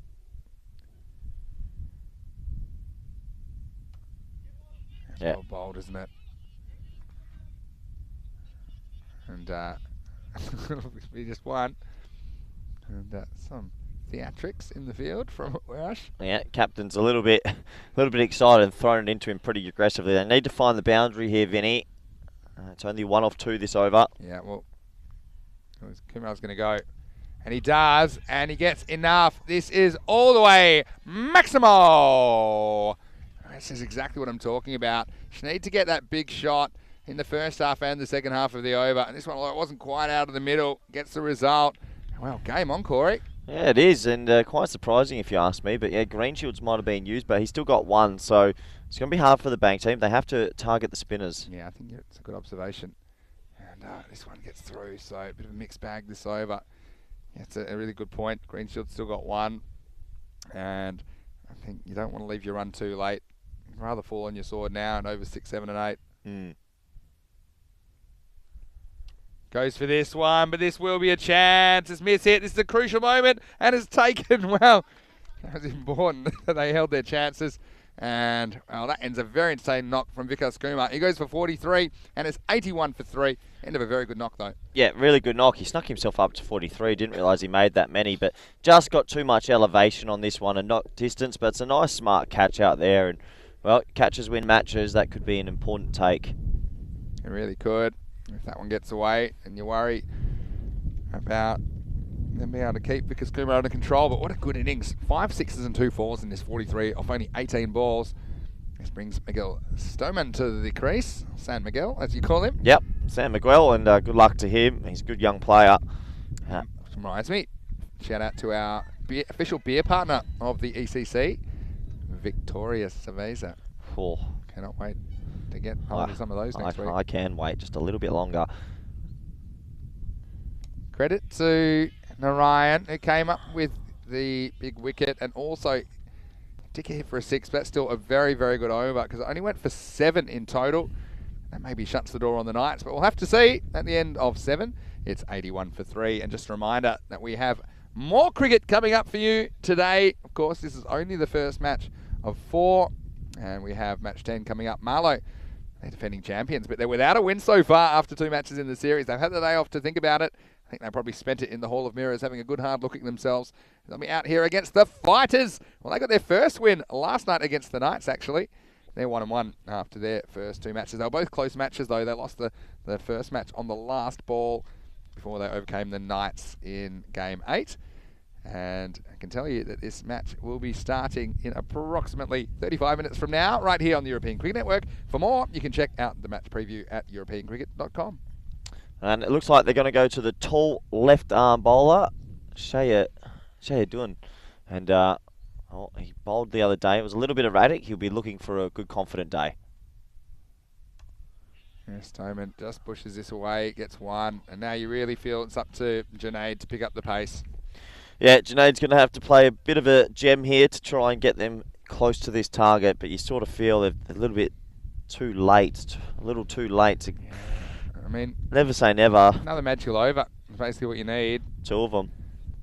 Yeah, I mean, 17 plus is the required rate at the moment. Rahman bowls a heavy ball. Oh, this is hit pretty well. Oh, this is picked up nicely, and that's whipped out of the ground. Maximo, and Khan trying his best to keep his team in the game. Yeah, lovely shot. Came down the wicket to try to generate some pace on the ball, and then caught up with it lovely, and yeah, gets a maximum for his services. So he said this man's the key now. He's going to have to do a few more of those, though, to get them close. Yeah, these two have been involved in some key partnerships as well. Stoneman has often played a kind of bit of a support role, but they're running out of time, aren't they? Only 16 balls remain in this match. Here's Rahman. Goes after this one again, but he hasn't quite got it. But, well, it's going to get past the fielder. Couldn't quite get down, and that's another boundary to Junaid Khan. Well, what Junaid's doing is he's running down the wicket and he's getting balls on that leg stump, and he's catching up with them quickly. If I'm the bowler here, I'm bowling wide of off stump here if he comes down the wicket. But 10 runs in the last 2 balls, and yeah, every time I count them out, they keep coming. Break it into half overs, break it down to smaller chunks. At the moment, the rate's now back under 16. Here's the next delivery. He hits this one well, but should be cut off. That's good attacking fielding. And oh, you go, oh no. Oh, what's happened here? No way. Is it going to be cut off? Well, this one just got past the keeper. And he just had a bit of a bounce to contend with. So they will get back for 2. And that's important. It brings Junaid Khan back on strike. And he's got the high hand, Corey. That's a real big error from the fielding unit. You can't let the big man get back on strike. And the overthrows will give him the second. So it's exactly what the Knights needed. And, well, 2 balls left. If these 2 go for boundaries. Yeah, let's go. Last 2. This is a chance. And should be a simple catch for Jitu. And he drops it. And now they're going to sneak a second. Oh, that's incredibly good running. And Werash, they seem to have this game on toast. And just given a couple opportunities back. And Rahman cannot believe that went down. Yeah, I think it's the captain's dropped that one, right? And, well, tell you what, sometimes you could give up your ghost. Really poor technique here. Crocodile. And, well, disappointing for the captain. And disappointing for the fielding unit. Wow. All right. Imagine if this one goes. Last ball of the 8th. Oh, that's probably going to be. I thought originally. Oh, it does get through. Now it's Paolo. No, not Paolo. Oh no. Well, off the bat, I thought this was racing away, and poor Butchie, he's going to have to go fetch this. This will bring up the 100 off the last ball, the 8th over. Check this one out. Bit again, of spin. Yeah, and look, he just overruns it. Oh, Paolo. Well, he's a good host, and I think that's the first time the ball's gone to him. He's too good a host, hasn't he? So, 100 off 3, 100 4-3 off 8 overs. It's a funny one, isn't it? Because do you remember the last 2 overs in the first innings actually went for 41 runs? So at this stage, Werash, they were actually only 89, and the Knights are 100, but still a lot of runs that they're going to need. And I think Greenshields, no surprises, he's going to come back and bowl this one. All right, so 31 to win, 9th over. It all happens in the 9th. They've gone to... How many are you comfortable chasing the last over if you're Coimbra Knights? Well, who's going to have to bowl the last is the question. I don't know if it's going to be that easy to take Conrad Greenshields on, but you've got to try. Will Rahman come back? I mean, he just went for 19. Got to get 12 off this over if you can. A lot of them weren't his fault. You also got Jai Mandan. This will be a wide, so 30 off 12. Yeah, you've got Jai Mandan. He'd probably be my pick. He only went for 5 when he bowled in the second over. Rahman, is another option, but he just went for 19. So Well, I think you want to try and get 12 off Conrad's over if you can, and 18 off the last maybe. this one hits him full, but so I'll get Stoneman away from the strike. Effectively, there were 2 off that delivery because we had the wide and then the one. But Well, that last over, the fielding team, a dropped catch, an overthrow for 2 and a misfield for 4 has kept the batting team in it. yeah, a lot of our viewers, they're really amazed at how many close games we're getting. We could have had 3 golden balls yesterday. Unreal. Right down to the wire. Could this be another one? Oh, it's he's missed towed it. it. Yeah, that's not getting dropped. And a good catch by Mandan, who came in and, well, that's luckily he had his trousers on the right way that time because he needed every advantage he could, and that's a disappointing finisher for Junaid Khan. That's how it goes, though, isn't it? He basically hit everything in the middle towards the end of that innings except that one, and that's an important wicket. Now 102 for 4. Yeah, that might be all she wrote. He actually got the low full toss he was probably hoping for. And unfortunately for him, not near the middle of the bat. And, well, with him gone, with both those set batsmen gone, you'd think surely now the Knights are can't get across the line. But, well, it's not through lack of trying. They've been really impressive and they've got good team spirit. They're going to need young Miguel Stoneman to play a bit of a gem here. Can he get the ball away? He's a bit of a deflector cricketer. Maybe see a ramp shot or a scoop. He's got to throw the long handle. Yeah, you got to basically take some big risks and hope they pay off now. Here's Greenshields, came up with the goods. Goes down the ground. It's a pretty good shot. Doesn't quite have enough to beat Mandan, who's been everywhere in the last 2 minutes. And that one will just be a single. Yeah, he's a right option from the young fella. Had to try and get on with it, but only gets the one. So Bashir, who's just come to the crease, has to almost hit a 6 first ball. It's not easy. He'll be trying. Bold. All right, he slices away. And, well, where this lands, nobody knows. There's Paolo. And this time he is able to make the stop. And it'll just be a double. Yeah, well, Paolo wasn't going to make the mistake again, and he does well there from deep third man. Yeah, 2 balls left in the over, Vinny. Well, they've got to get one big boundary off this one, surely, to stay in this match. All right, advances, but can't quite get it. I mean, there's a lot of positives in this innings from the Knights. It shows you what they're capable of. You know what? Yesterday they were chasing 80, but they batted like they were chasing 80, and they fell 10 short. If they chased 80 like they were chasing 130, yep, then they probably would have made it. Yep. Set your sights high. That's how it goes sometimes. Stoneman, yeah, just pushes this one. And I think Stoneman there, you got to throw your bat at it and give it a chance to go away. So just worked in the offside, but great over from Greenshields. He's had a really good game. And, well, unless we see something, well, this would be a record for the ECS, wouldn't it? The highest runs in the last over to win, 24. Yeah, 24th last over. It's 107 for 4 after 9. Yeah, the record is 23 required off the last over. That has been successfully chased, and that was Kings 11 versus Braca Prato in match 1 of that FanCode European Cricket Series Italy. And it was in week 2, I should say, in Bologna. That's going to go on our list. You know, the list of things we're going to watch. Oh, great. What are you doing tonight? We'll get the popcorn out, Corey. Yep, dare say we will. Well, can the young fella, can Stoneman do something? No, he can't. So it is going to basically be all charade. It's been a really good chase, and unless we see something freakish, this will probably meander out. It's a good first ball of the over. Yeah, that one pretty much shuts the gate now. But, I mean, there's a lot to like about this chase from the Coimbra Knights. It won't hurt the net run rate too much either. They've got reasonably close. Got a swing and a miss. What do you think about the next game then? Talking about Marlow and the Fighters. I mean, Marlow, expect a lot out of them, but didn't really see the best of them on day 1. Do you think they would have had a bit of a chat similar to Werush, and you think they'll come out firing, Corey? Yeah, championship teams always come back strongly, so I'm expecting a good showing from Marlow. I think they'll get over the line. Cut away by Stoneman this time.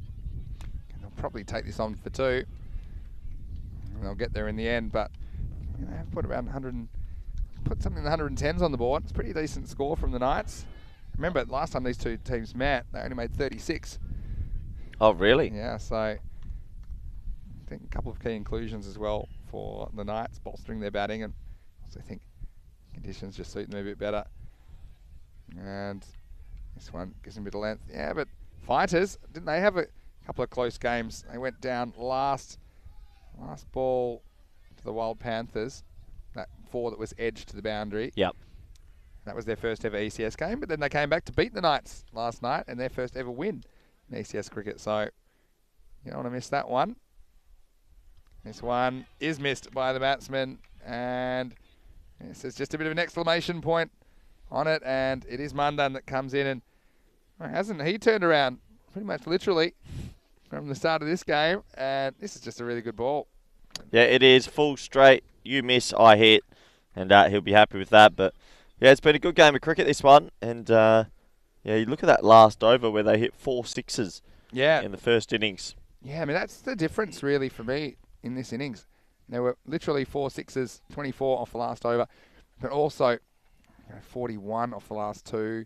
The whole last half of the innings, I mean, if I go through the first innings, there were 40 in the first half and 90 in the second half. That's where the game was lost, I think, for the Knights. As the last ball is pushed away, just a single. And so Gurpreet Singh will get a run, but it won't be enough. And in the end, it'll be 19 runs the margin. It will be Warish who get their first win in this FanCode European Cricket Series, and they hold out the Knights 130 to 111 in Game 9. Congratulations to Warish. And Conrad Greenshield's a very, very good chance that he will get the Man of the Match award for his bowling. But I'll tell you what, it was a pretty good challenge as well from Jaunjat. He might have a shot at the Man of the Match award as well for his 50 off 17 balls. So they might have to raffle it, but I don't think they'll be too concerned who gets the Man of the Match, because the main thing is Warish. They are on the board in this ECS. Let's have a look at some of the highlights. And Greenshields, well, you know that he is a dangerous player with a bat or ball, but it was in the field. Look at this one-handed take. And you're right, it's almost a jackknife. That was Tariq, who unfortunately got run out in the first over. That was one of the strokes of the week from Andrew Winter. But you just felt the Knights, it's always going to be tough to put together 10 overs where they were able to keep the pace up. And you see some nice shots, a bit of wayward bowling. I think they didn't always get it right, swinging the ball around. Misses Mandan, and he was able to get the wicket of Winter. A bit of a juggling catch from Jitu. And KP, we always like to see what he brings to the table. Once again, you saw plenty of boundaries, and look, that's what they needed to stay in the game. And well, it's this partnership where I felt like they may just pull something out of the fire. It was Conrad Greenshields and co that were watching the ball fly to all parts. But ultimately, Vikas Kumar and Junaid Khan, they did the heavy lifting. They scored 84 runs between them. And that one spilt out. Just thought that kept the Knights in the game, but ultimately it was just a bit of a bridge too far. This target of 131, Corey. Yeah, it was just a bridge too far. And yeah, the late resistance shown from Junaid Khan and Vikas Kumar was pretty exciting for us to enjoy. And for a stage there, they made us believe, Vinny. They really made us believe. And the Coimbra Knights, who we thought probably weren't going to get close to this chase at one stage, really started to throw the long handle a lot. And some lovely shots over wide extra cover, as you can see on your screen. And yeah, just beautiful batting, good extension. And well, with these sixes and fours coming in this consecutive overs, I think the 6th and 7th over, all of a sudden they got the asking rate down to around 15 with 3 overs to go. Exactly right. Yeah, but they couldn't afford to lose a wicket. I think that was the key. But how was the batting from Vikas Kumar? Yeah. I mean, he batted really well, 43 off 18, 5 Maximos, 2 4s, going at 239 strike rate. Wow. And yeah, he definitely identified the situation. I think he's a good batsman to come in at number 3. Yep. And Mabeen Tariq, it hasn't quite worked to the top of the order for them. Like, you know, can't really blame him for getting run out in the fashion that he did. But maybe the Knights want to consider throwing either Junaid or Vikas Kumar up top of the order. But I do like they're trying things, and their captain Chris Redhead was telling me at the toss, they're going to try things, they're going to see what works, see what sticks. And we often think their batting's been a little bit short of a gallop, but I mean 111 is a pretty good score. I mean, that one got dropped unexpectedly, but I think you win more games than you lose with 111. Yeah, especially with their bowling and fielding. Yeah, you'd think so. You would think so. 111 is a pretty good score in a T10, so they'll take a lot of confidence from this loss, if you can say that. Yeah. Because they really did put up a good showing. I think they're one of the better fielding teams as well. So even though they've gone down in this one, they were pretty competitive, and that was one of the last wickets to fall. Well bowled, good Yorker. Yeah. And it was a really good game of T10 cricket overall. That was highly entertaining. We saw 241 runs in 20 overs. So when it all came down to it, it was Werash. And their team talk must have done the trick. Oh, They get yeah. their first win of the series. They'll be happy to get some points on the board. And Vickers Kumar led the way in the chase. 43 off 18 balls. Junaid Khan, 41 off 21. But you can see that no other batsman would exceed 6 in their innings. And there were a few of the avoidables in there, 9 wides. And we did see, especially with the new ball, a few balls getting away from Werash. But ultimately, they had the runs to play with, didn't they? 130 they scored in the first innings. And all 5 of their second half overs going for plenty. 17, 16, 16, 17, 24. And that's where the game for me was won and lost in the second half of the first innings. Let's have a look at the bowling figures, though, for Werash, defending 130. And Mandan, 2 for 9. End up with some very, very good figures. But Conrad Greenshields, 1 for 20. Has bowled better, but a pretty effective 2 overs in the end. Going less than the rate that was required by the Knights in their second innings. And apart from that, I thought that Narayan bowled pretty well, 1 for 19 off his 2 overs. So that is the first game in the book, match 9. It is the Werash team that get their first win of this ECS. Join us shortly. Marlow, they're back, and they'll be chasing their first win of the series. The defending champions take on Fighter CC. You might want to go to our website, EuropeanCricket.com, to check out the match preview. Also, you can check us out on social media at European Cricket. But for now, this is Vinny Sandhu, Mr. Maximo. I'll be back with Corey Rutkins in approximately 15 minutes for the next match. See you shortly on ECN for more FanCode European Cricket Series.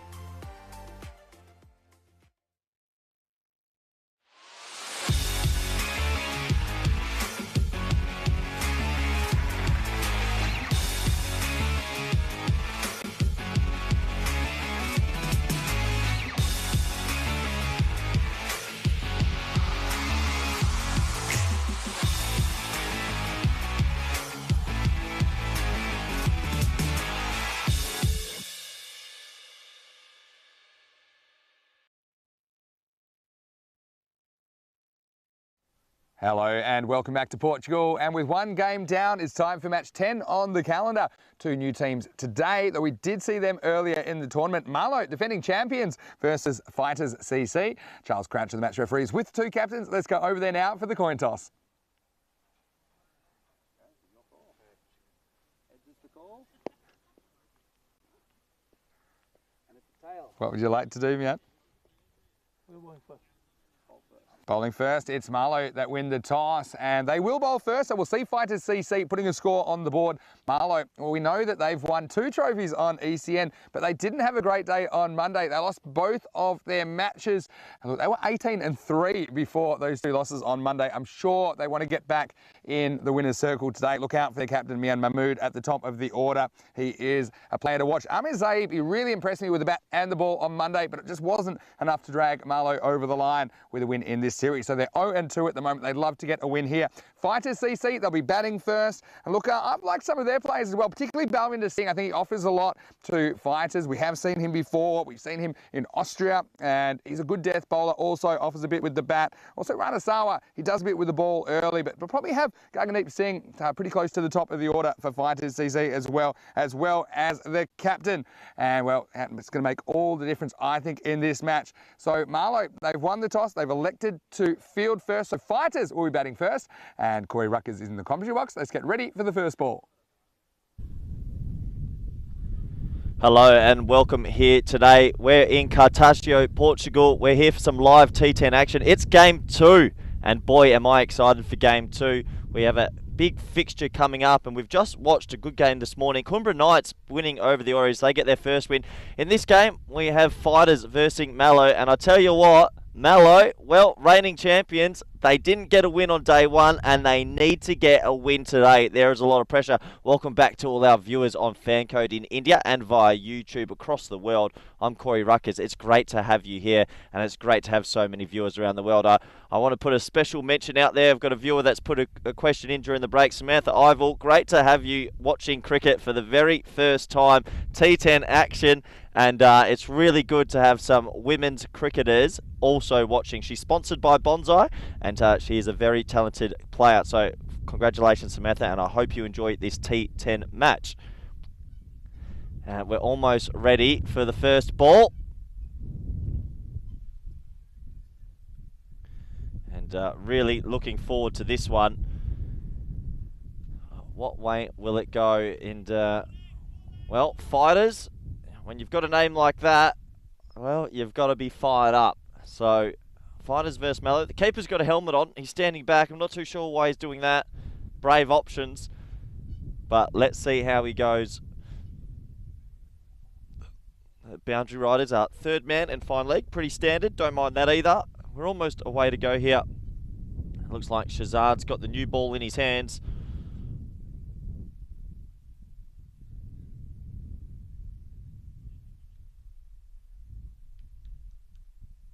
So, he's at the top of his mark. We're almost a way to go. And here we are. First ball, match 2, day 3. Oh, that's a wide down leg side. I tell you what, there's been quite a lot of wides to start a game, the very first ball of the game. So, a wide to start. And, well, Mallow, we mentioned 0-2 on day 1, which surprised everybody. They are the reigning champions from 2 tournaments. So, they'll be looking to correct their wrongs today. Well, I already said it's odd to start with 1 wide, but it's even more odd to start with 2. And it's been great to have all our viewers in the chat the last few days, getting all your cricket questions in. Please feel free to ask us anything about T10 cricket or some cricketing views. It's always good interaction and quite a knowledgeable audience. So, first legal delivery has been bowled now and beats the edge, and well, it'll be 2 wides to start, followed by a dot.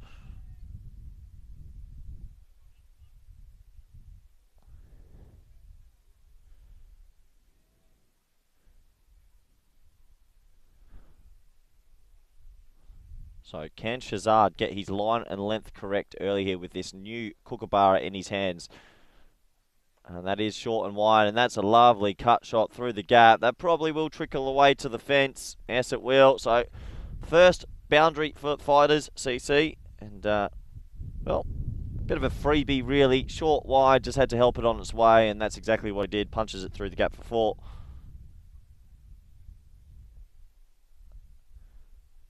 So, Mallow, as we mentioned, started slowly on day 1. They can't afford to start slowly today. You only play 6 group matches, and if you lose another couple, it might be struggling to find a finals place. It's a very even tournament so far.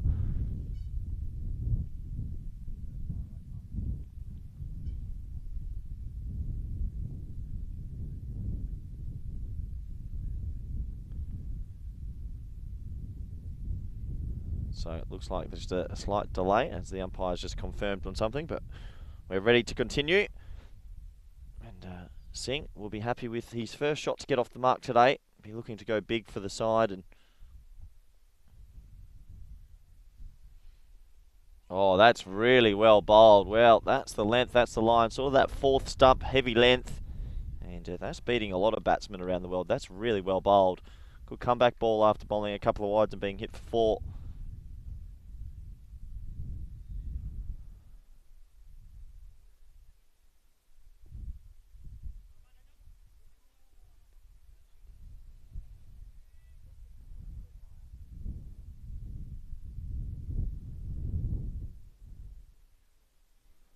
Oh, that's short, wide, and will be signalled to wide. So Shazad just looking like he's trying a little bit too hard. There's been one good ball in amongst the a little bit of a mess.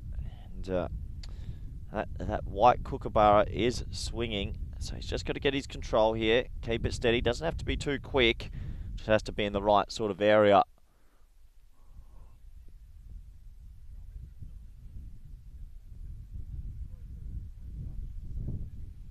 He's at the top of his mark now, already 7 off the first. Needs to get it right here.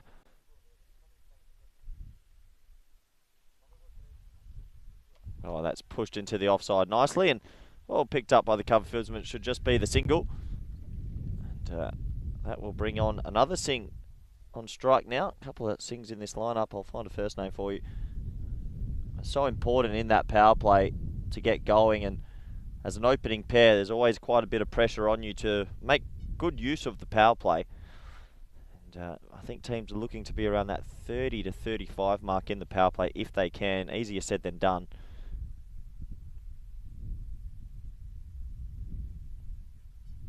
Oh, he's gone the pull shot first ball. Wasn't that short? Well fielded. If he had a hit, I reckon he was out for all money. Oh, it's very, very tight.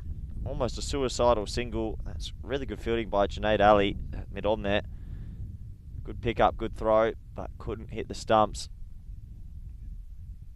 That means Mandeep Singh, he's off the mark now. And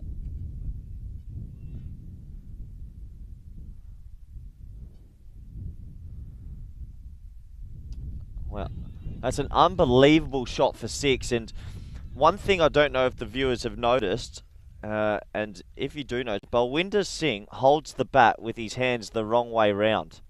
Now, there's not many people I've ever seen do it, but he is a right-hander, and instead of having his right hand at the bottom, he has his left hand at the bottom, his right hand at the top. It's 15 for none off 1. That is one of the more remarkable shots I've ever seen, considering how he holds the bat. He's not on strike now, but next over, have a close look at Balwinder Singh and how he holds the bat. This is Mandeep Singh. He holds the bat conventionally, but his non-striking partner holds it opposite ways. I've never seen it personally. I think it's a first for me, and I've been involved in cricket circles for a long time. He's just hit a 6 straight down the ground and through the V, which just is pretty remarkable. It's all hit hard. It's hit him in the shin, and it'll just be a single. So maybe we'll be able to have a look at this closer, as I wanted to bring this up earlier in the over. I wanted to see him hit one first. So have a look at the batsman here. You see his hands. He's got his right hand at the bottom, and then he swaps it over. That is, his hands are the wrong way round. Oh my word. What a great view. And I can't think of any cricketer ever doing that. I spoke to a couple of the fighters' teammates the other day, and they said, "Oh, it's actually a bit common in India." I know a lot of Indian cricketers, and I've never seen it. And to be opening the batting with your hands the wrong way around is it's pretty unbelievable. Look at that view, guys.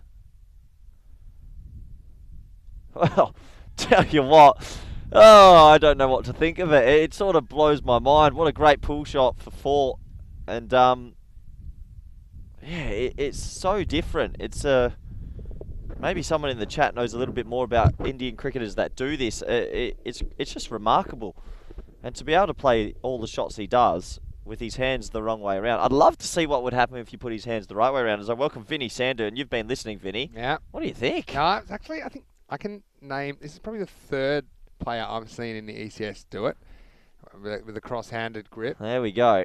Opening the batting? Yeah. Actually, all the time opening the batting, believe it or not. And they tend to be good through this period, this stroke, through point. They can really get some, I don't know how it happens, and I tried to explain it kind of using physics, but I wasn't quite able to. But this kind of shot, square of the wicket on the offside, is where they love to hit the ball.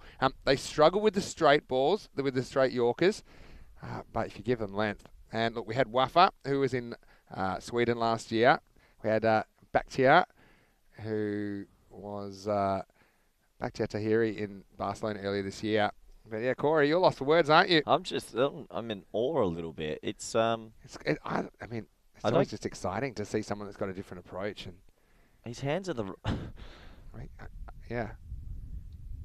Again, you can't really say wrong way around because it's just unorthodox because it's working for him at the moment. But I always think, well, if you can do it this way, then imagine if you put the hands out the right way. Yeah, what has he ever tried? I need to have a conversation with him after because look, it's the first I've ever seen on live television. Yeah.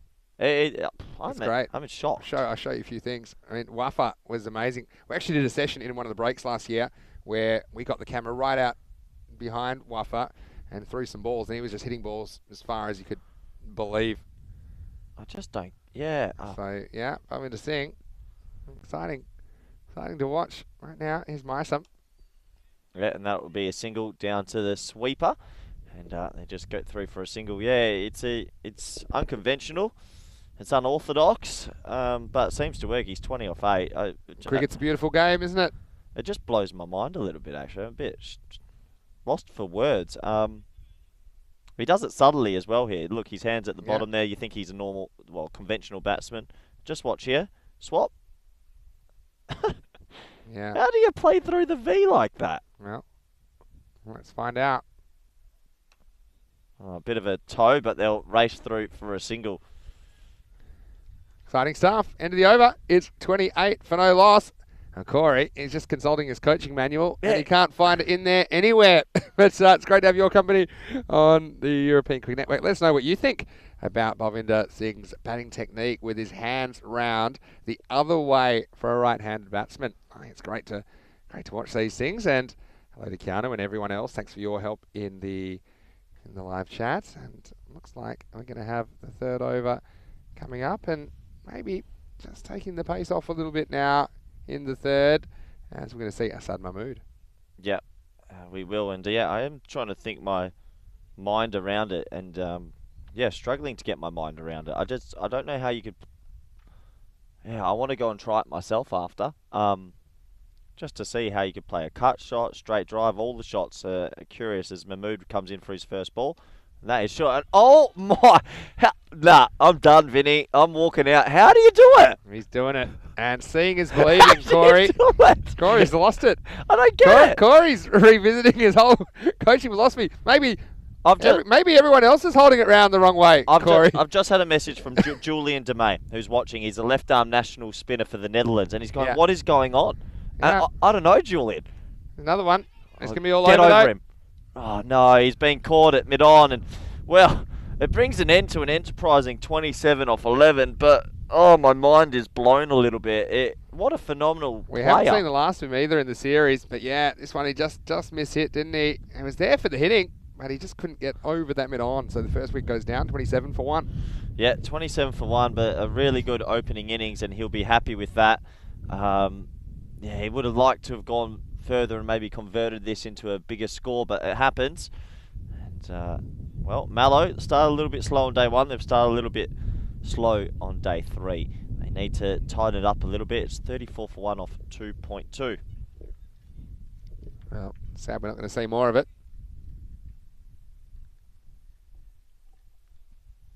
So, as we can see, I suppose we have 2 conventional batsmen at the crease. And so Mahmood gets the breakthrough. It's an important one, wasn't it? And probably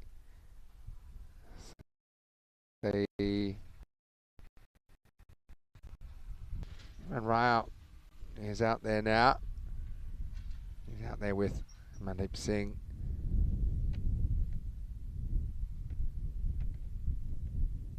And certainly I think this is a very important fixture for Marlow just to get themselves back on the winning train. Had an 18-3 record going into this tournament, but they lost both of their first matches on day 1. Well, he's going to go after this one straight away. And I'll just cruise through for a single. And Monreal gets off the mark.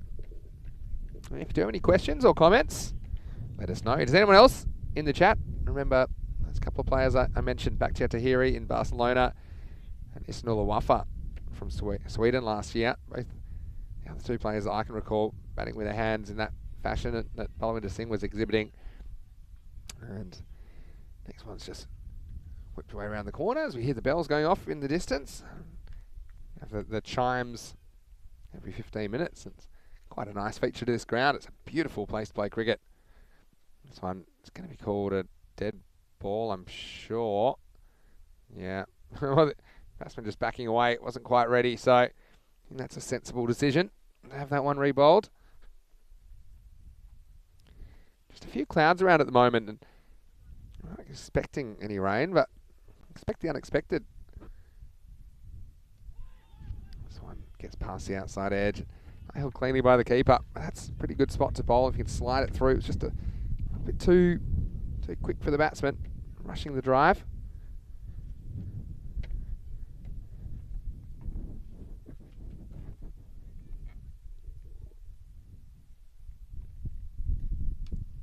This is a little bit short, and there's nobody back here. That's going to go all the way. Maximo Rao, he is ready to party. This one just got a bit of length. It's what he wanted, and he punched this one square of the wicket. There was no deep square leg. It was more of a backward square leg or a fine leg in place, but there's a long way in front of square, and he gets 4. Gets 6, I should say. Over that in front of the umpire, that was the key. It was all about the placement. That's the end of the power play, 42 for 1. And Marlow have been in the Hall of Mirrors after losing their first 2 matches, including the first one to Friendship, CC. We won't see Friendship today. They've had an interesting tournament so far. They won their first 2 Friendship, then lost their 2 matches yesterday. And now, Marlow, they got done by the Friendship. Will they get done by the Fighters? Well, so far it's been a pretty bright start by the Fighters, new to the competition. We're going to see Said Maisam come back to bowl his second over. His first one went for 13. They're making the decision to bowl him out. He'll be the first bowler to bowl 2 overs in this innings. Of course, maximum of 2 overs allowed per bowler. Oh, and he gets banged. This is going to go all the way. Maximo! Take that, says Mandeep Singh. This is always the risk, bringing back the same bowler to the same batsman. He's had a good look at him now. And he said, yeah, well, if you put it on that length, I'm going to back myself. And I don't think the fielder was ever getting it, but he slightly misjudged it. He came in a little bit off the boundary. That's Najam Shahzad, but I don't think he was going to get it anyway. Works this one away. Again, this is good running. Has to hustle, but they get there. Another one to the total. So, a very bright start to this fixture. And again, it was all about the impetus from Balwinder with his 27 off 11. Got them off to a flyer. And if I was to look at Marlow's performance on Monday, it had me thinking, where did it go wrong?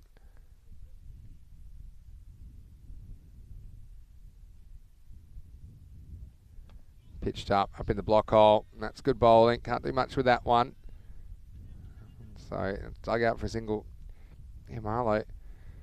They went down 102 to 106 in their first game against Friendship, just 4 runs in it, and then they went down by 9 to Gorka 11. So, I mean, they were both close matches, weren't they? And I guess they did score some decent runs. They just conceded too many. See that basically they conceded 106 and 128, and they were able to score 102 and 119. So I do think they'd fancy themselves to chase something around the 100 mark or even the 100 to 110. It's just a matter of where the fighters can keep up this run rate. It's going great guns at the moment. And there'll be more here. And this one has gotten past the fielder, Zulfikar Shah. I think he came in hunting the catch, but then kind of found himself in no man's land. And it pitched in front of him, and it can be unpredictable the way it bounces, especially on the first bounce. You have a look here. I think he sees it hang in the air, but he just isn't able to get anything behind it. And so that's a fortunate one. But still 4 runs to the fighters. And while they're fighting on, again, they lost their first match on the very last ball, but came back to beat the Knights well in match 8.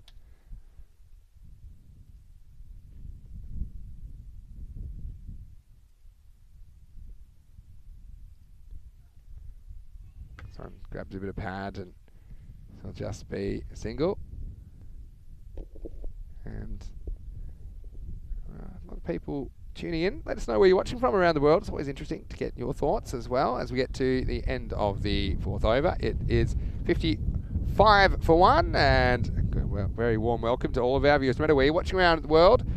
Vinny Sandu here, Mr. Maximo, along with Corey Rutgers. And well, Corey, as usual, we're enjoying an exciting brand of cricket. And Marlow, I mean, it's not the start that they wanted. 0-2 in the series. They'd only ever lost 3 matches in 21 for this week, but 55 and 4 overs. Can the fighters keep it up? You'd want to think they would, but Mallow, I've been a little bit disappointed so far, to be honest. You told me before the tournament how good they've been for 2 tournaments, and they're just lacking a bit of fight and punch at the moment. So hoping they're going to show me a championship team. Well, they're going to get a fight. That's what we're going to see as we go to the 5th over. And Asad Mahmood coming back to bowl his second. So yeah, it's good run rate. I mean, I was just mentioning their batting wasn't really the problem on Monday. They scored 102 and 119, but they just couldn't chase down targets of 107 in the first game, 129 in the second game. This is up in the air, and he's got plenty of this. You can forget it. This one's out of here. Maximo. That was a real blast, and Rao has shown he can clear the boundaries. Yeah, that is a lovely cricket shot. It's a half volley, but you still got to hit it, and he's lofted that beautifully over deep mid off for 6. Gone a long way. I got one last query about Balwinder Singh, the opener. Go on. How he had his hands the opposite way around. Speaking with Julian Tomei quickly, and it's a good question. So is he a left-hander? No. Why not? Because his feet. Well, I don't know. No, it's to do with the feet. Is it to do with the feet? That Yeah. Good question. What if I hold the bat upside down? I hold the other end. Yeah, well, I've seen it all now, but I still can't get my head around I think that. whether right-hander or left-hander, yeah, I do take your point. And maybe it's a bit of a grey area. Because when the people change their hands and play a switch hit, you're a left-hander. But yeah, So for me, it's more about the feet. Yeah. Oh, this one was a spicy one, but he's put it down, and now I'll be upsetting. I said my mood, just not able to grab that one on the comeback. Again, nothing really going right for Marlow yet, except for that one wicket they have. This one does get past the batsman Rao, who misses out. Oh, we should look up. Corey makes a good point there about what constitutes a left-handed or right-handed batsman. There's some rules though, even the top umpires, they say, well, you'll know it when you see it. This one is hit, and it's going to go all the way. That's 6 more. Say smas. And to finish the first half with a bang, that's just what fighters wanted. It's 70 for 1 after 5 overs. They are dealing in maximums, aren't they? In fact, that is the 6th 6 in the first half of this innings. They've also hit 4 boundaries. And all the top 3 firing for the fighters.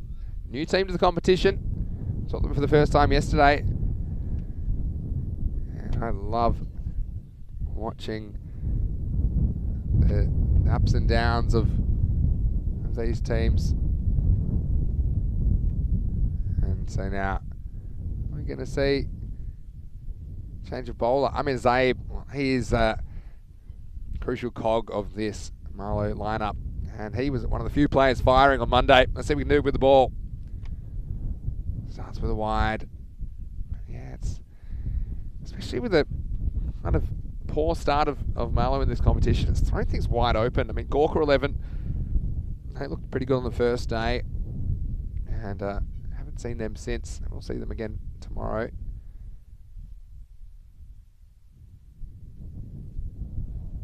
Well, this one gets straight through the batsman, Mandeep Singh. Again, this one misses the leg stump, so if you could manage to get inside the line of this ball, and it will be called a wide, but his footwear just took him away from the line of the ball. It's a bit blustery at the moment. Not quite the sunshine we had at the start of the day, but doesn't look too threatening as far as rain goes, but just quite breezy, cloudy conditions now in Cartaxo, Portugal.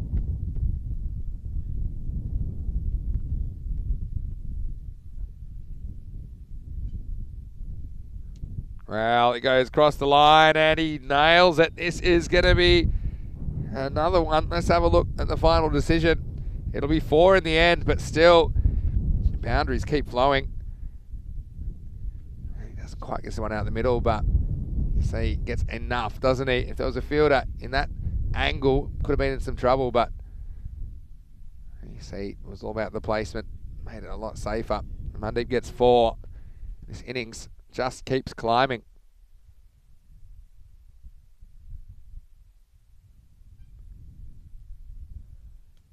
Pretty good comeback by the bowler, but you can forget this one because this is going to be 4 more. This is outstanding work.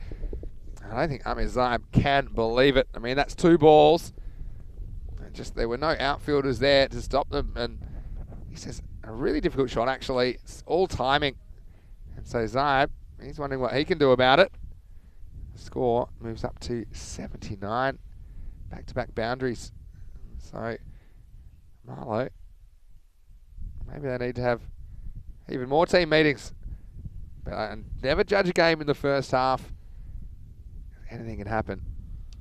This one is gone. Well, that is a Biostrath super strike. Well, even Andy just has to watch that one. Hello, Andy.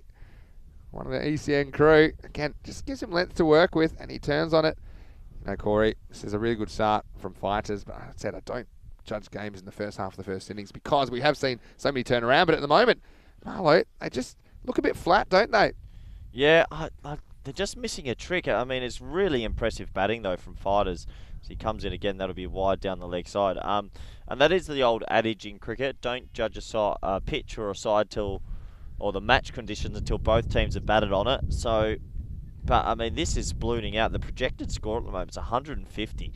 That is a high. That would be the highest total of the week. Yeah. So, well, this one should be caught. Mian Shahid takes the catch, and well, Mandeep is just starting to get going. This one. Again, hitting the direction where the wind assists, but doesn't get it off the middle. The catch is taken, and that's the second wicket fall. 86 for 2. Well, I think the situation of the match and Mallow's reaction to that wicket sums it up a little bit. They didn't really celebrate. Now, I'm looking at the fielders and their heads. They look a little bit dejected, and there's a lot of little two-people conferences going on at the moment. So I'm going to make a big call here, Vinny. Okay. Mallow's playing for their tournament life right now. Oh, that is a big call. They're 0-2. Yeah. The opposition's 86 off 5. If you go 0-3, I don't think you're coming back. I don't think you sneak 3 games, though. Now, I don't think you're coming back. There right now, Mallow's playing for their tournament life, and their reigning champions are on the ropes. It'd be unbelievable if they didn't make the 4. Think about every other team's registered wins. Yeah, true. So. Then the losses have been narrow so far as well. I mean, the batting's been all right. Yeah, I mean, be a lot of runs to chase though. I mean, what are they looking at? Kind of even best. I might look at 6 over check-in after this ball. See what their best case scenario is from here. That's well bowled by Zaib, who's been a pretty good performer in this series. One of the shining lights for Marlow. It's the end of the 6th, and it's 86 for 2. Okay, so let's say maybe you get Rao, you keep Manspuria quiet, and perhaps you can go at 8 and over, 32. Still basically 120 to chase. Yeah, oh well, Mallow. And that's kind of their best case scenario, isn't it? Yeah, Could be a lot more. Mallow's going to have to pull something out with the batting and make sure they finish really good. But look at the economy rates there, guys. 15, 12.5, 14.5 and 16. No one's been spared, have they? No, it's been pretty violent. And, well, the 5th bowler looks like it's going to be used now. So, yeah, geez, it's a tough game sometimes, the old T10 cricket. And is the dynasty of Mallow coming to an end? We'll have to see. What I would say about their wins in the previous series, it's not like they dominated these tournaments either. They just seem to win when it counted. So it's always a good habit to have. Let's see if they can pull it out this time. Yeah, look, there's still a lot of cricket to play in this game, and we have seen games turn quickly. This is Adnan Gondal who is going to bowl, and it's over number 7.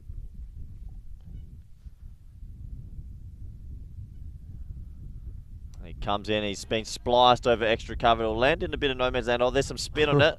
Oh, but he'll be okay. And they should have... Now, that's poor running. They should have got 2 there, I think. Yeah. So just the single, though.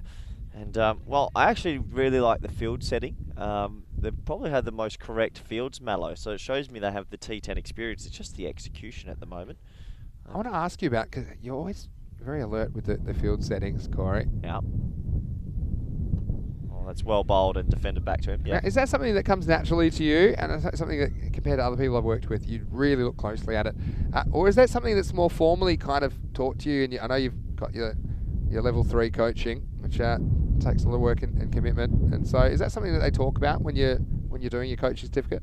Not so much when you're doing coach. I think it's just from life experiences, to be completely honest with you, and maybe just a little bit of a natural knack to it. Is that Sean? That is heaved hove. That's going to be another 6. Oh, almost plucked it back in, but that will go for 6.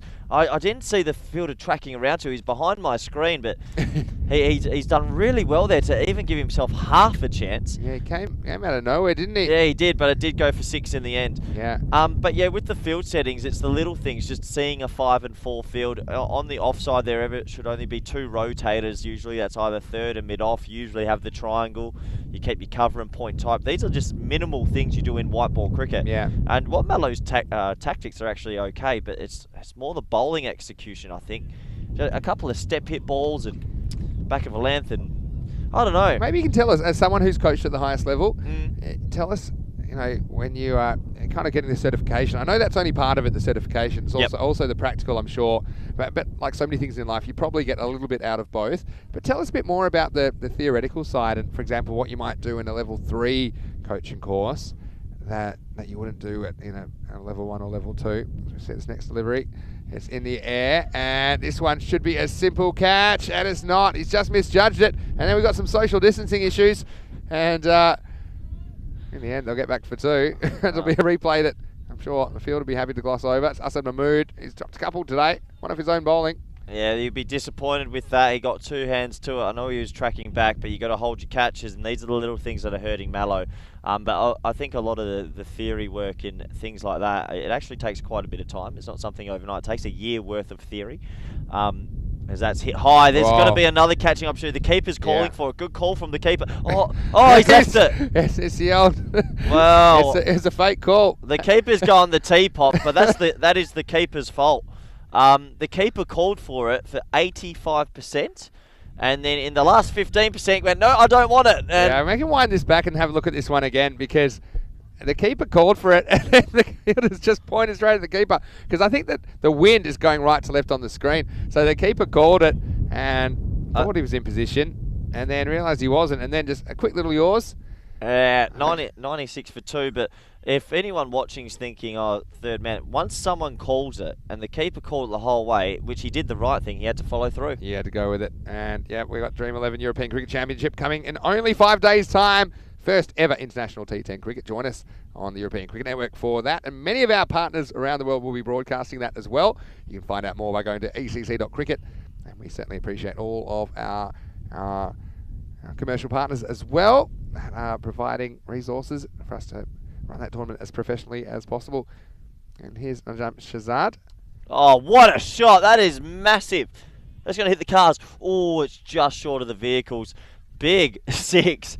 And, well, Rayo continues and, yeah, Mallow struggling. But, yeah, I think a lot of the theory work, you have to send in a lot of the prac hours that you're doing around the world over the year. Yeah. And a lot of the meetings are actually based around a little bit tactically, but every coach has their own tactics. It's actually about methods of coaching and how to deliver what you want to deliver to the correct players, because you've got to treat everyone a bit differently. Yeah, that's a good point. This next one's shorter, and this one's into the gap. Won't be an easy stop. They do well, but that man Rao, he's on fire. He's going to go back for 2. Yeah. So, and how much of that? So it's almost psychology, I suppose, because you're right. They're not going to teach everyone to coach the same, because that's the whole point. It's like players. Everyone's going to have their strengths and weaknesses and their slight little styles and ideas that they want to kind of impart, I suppose, on the teams that they're coaching. So is it? Yeah, it's kind of the more how to manage people. Yeah, there's a psychology aspect to it, and then there's obviously a tactical and technically correct aspect to it as well. But it's sort of a mix, and I think everyone gets their own parts of the course they enjoy in different ways. And that's hit wide over extra. That's going to be 1 bounce 4. Really good batting, 2 bounces 4. And well, Rayo, this is exceptional cricket. He's moved to 42 off 17, and this is good batting because he's around the wicket. It's hitting leg stump. He just opens his hands and puts it over cover. And he knew there's no deep cover, so if he could get it inside out enough to get it kind of wide of that long off, then he'd get a boundary. All top 3 firing for fighters. 27 for Balvinder Singh, the cross-handed bandit, and Mandeep Singh with 31, and Imran Rao now 42, not out off 17 balls with 5 big 6s and a 4.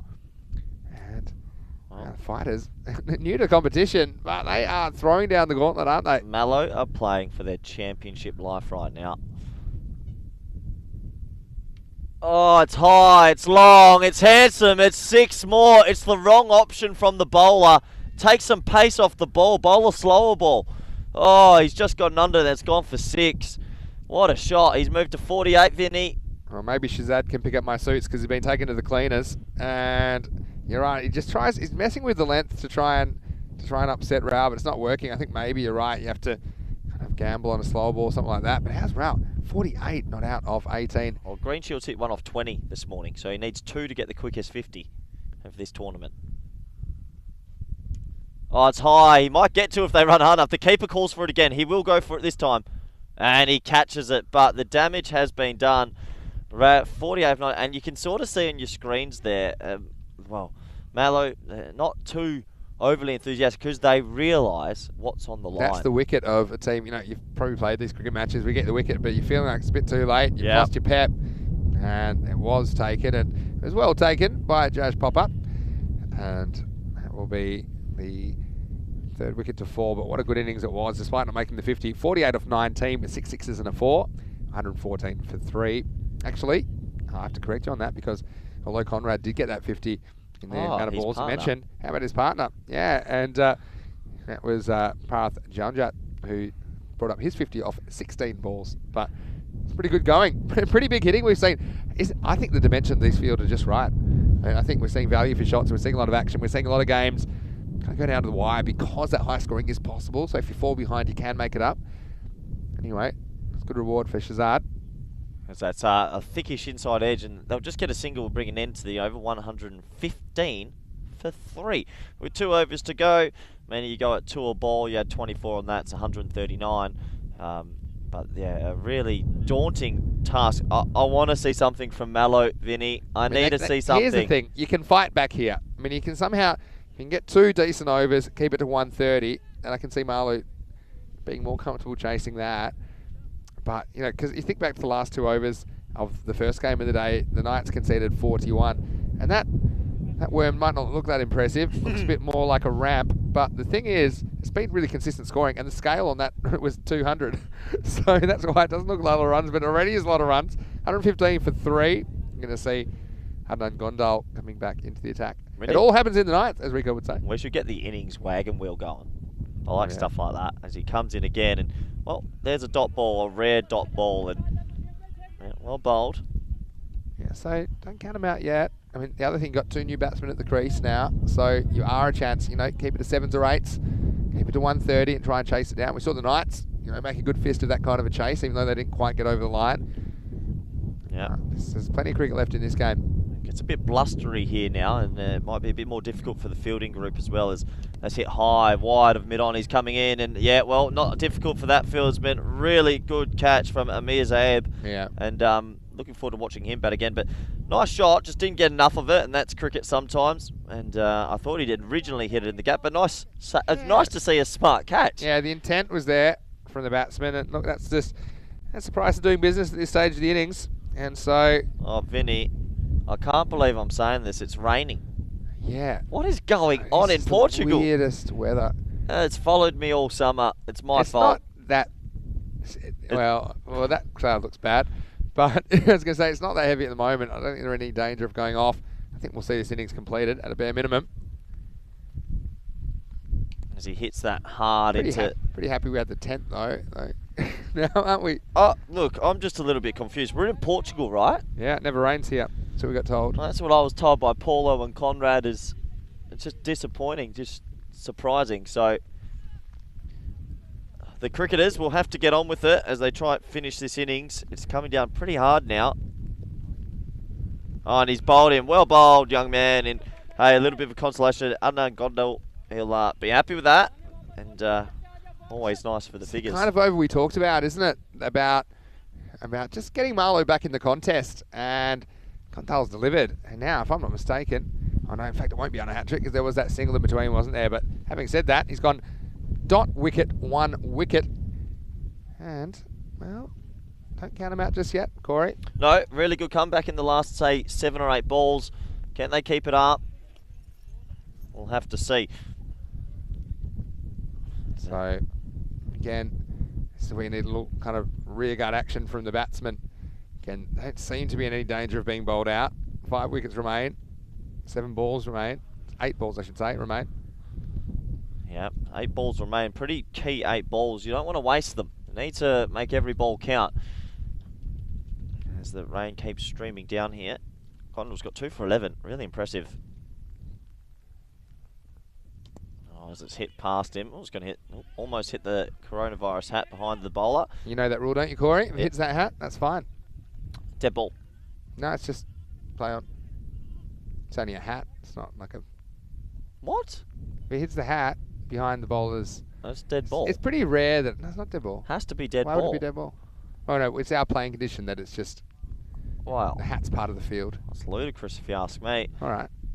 As that's top edge, should be caught by short. No, it's going to go over his head. It's almost hit him in the head. We're going to come back to this. That'll be 4. They're going to finish 101 for 5. Why is that ludicrous? It's more ludicrous if you do call it a dead ball.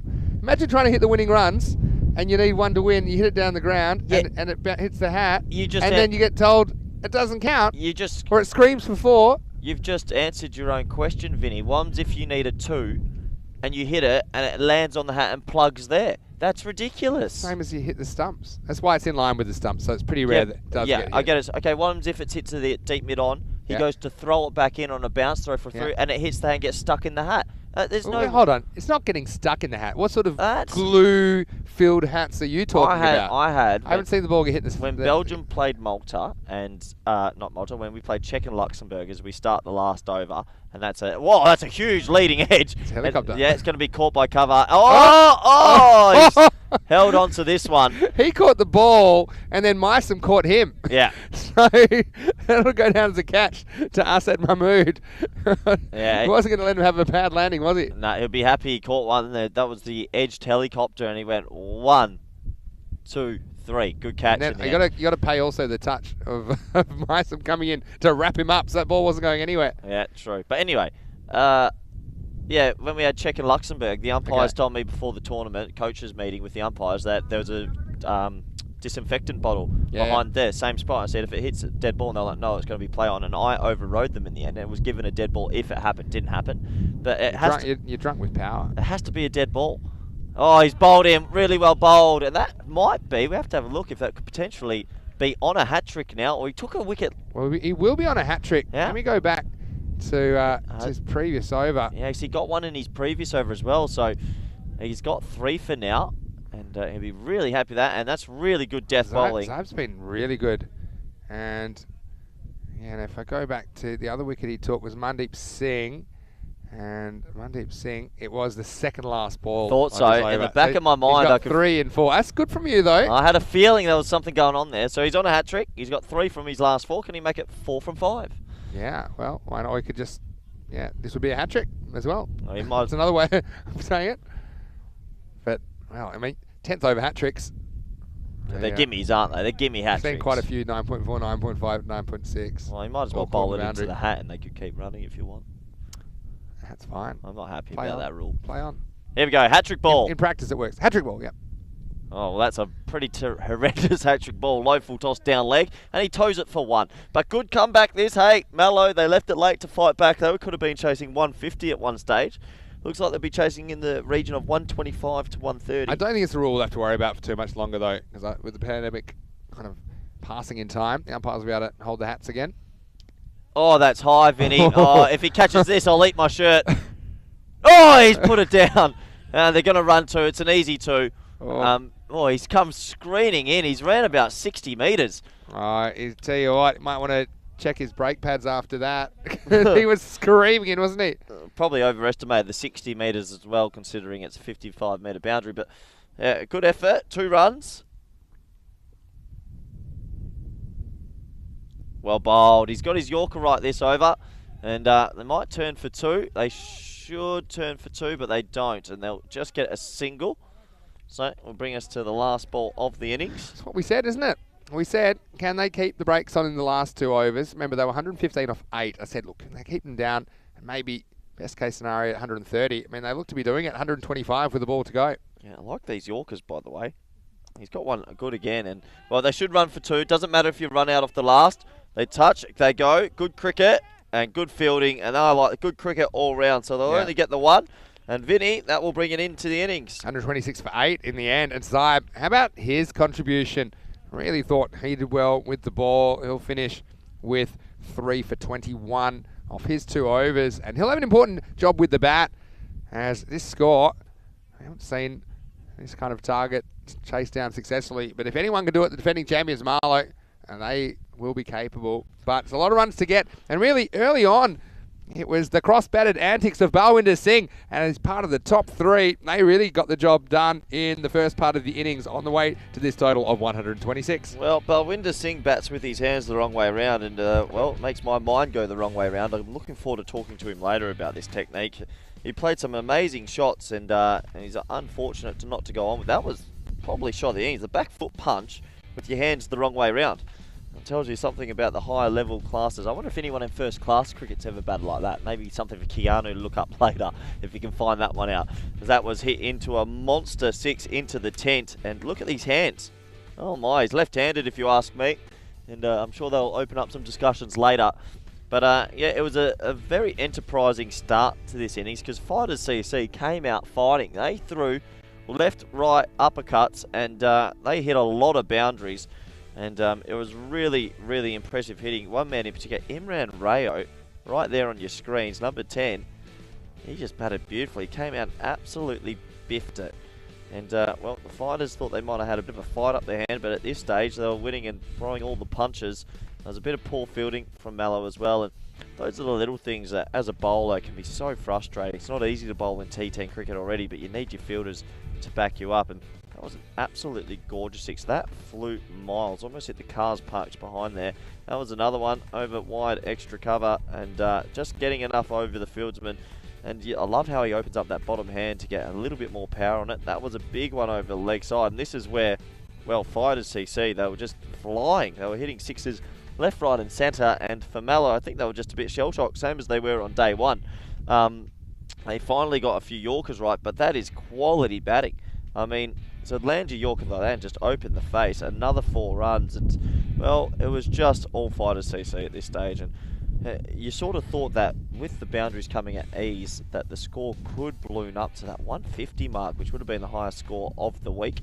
But this was a big wicket and a really nice catch from the captain, Mayan Shahid. That sort of put the brakes on a little bit. I mean, Imran Rayo just kept going about his business, but they were able to get a few dot balls from the other end, and that was really important. Imran Rayo, though, well, what a shot that was. Opened his leg, opened his hands, and put it over the inner ring for 4 on the offside. And here was a big sky. The keeper called for it early, which I loved. And yeah, nice take, nice and solid, because that almost hit the moon. And that did put the brakes on a little bit. There was the odd wicket here and there now, and a couple of dot balls with the odd boundary in between. And a good fight back by Mallow in the last 2 overs, because it could have got a lot worse. And they could have been chasing, like I said, northward of 150. But in the end, they were able to save themselves a bit of batting time. And I think they'll be really wrapped with their last 2 overs in particular. That was a bit hard luck for them at a top edge going over short third and scampering away for a single. Well, this was really good death bowling, just trying to hit those Yorkers over and over. And Amir Zayeb, and he gets rewarded with a bit of a juggling catch there. And once again, he goes back to what he knew best and just hitting his Yorker, quality bowling. If you can execute it and you've got it in your arsenal, you have to use it. And that is exactly what he did, and you saw the stumps go flying. And off the last ball of the innings, well, run out. And we should see that on always the last balls of the innings. So the batting team should always keep running. It doesn't matter if you run out or not. So a couple of wickets to end at the end, and a little bit of drizzle on your screen there you can see, because it has surprisingly started to rain in Portugal. Can't believe I'm saying those words. Look at the top 3 there. Well, it could be Dravid, Ganguly and Tendulkar, but it's not. It's Singh and Rayo. 27, 31 and 48 respectively. But look at the ball counter. I think that's more important. 11, 16 and 19. All of them striking at a remarkable rate. And when your top 3 do that, you've got to be pretty happy. It's not easy for the middle order to then just come in and slog your first ball for 6, because you know you're only going to get a couple of balls. So nothing against them. But 6 wides, and they ended up getting 126 for 8. At one stage we thought it was going to be 150. But they got to 126 for 8. Bowling figures, well, Adnan Gondal, 2 for 16 at the bottom, did well. But Amir Zayeb, he was the pick of the bowlers, 3 for 21. He's still in at 10s, but 3 wickets. They're also important dot balls. The other bowlers got a bit of tap. They won't want to watch their highlights later. But if you look at the wickets, there, the 3rd wicket fell at 114, and then the 8th wicket at 126. So a gigantic collapse at the end. That will bring an end to the first innings. 126 for 8 off 10. We'll be back in a couple of moments. Mallow fighting for their tournament life. Can they make 127 off 60? Thank you.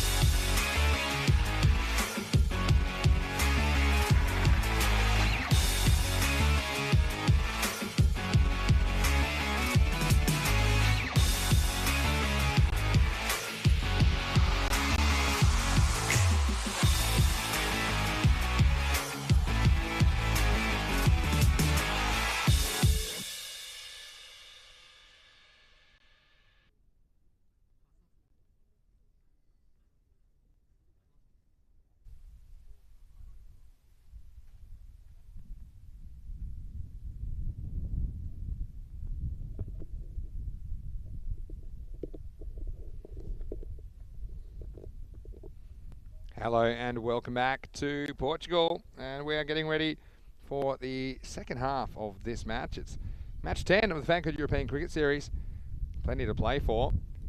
Marlow without a win in this series. They're defending champions. They are also Portugal T10 champions, and they've got their hands full now with the contest, and they're going to have to chase down a pretty sizable score, 127 to be exact, in the second half of this game.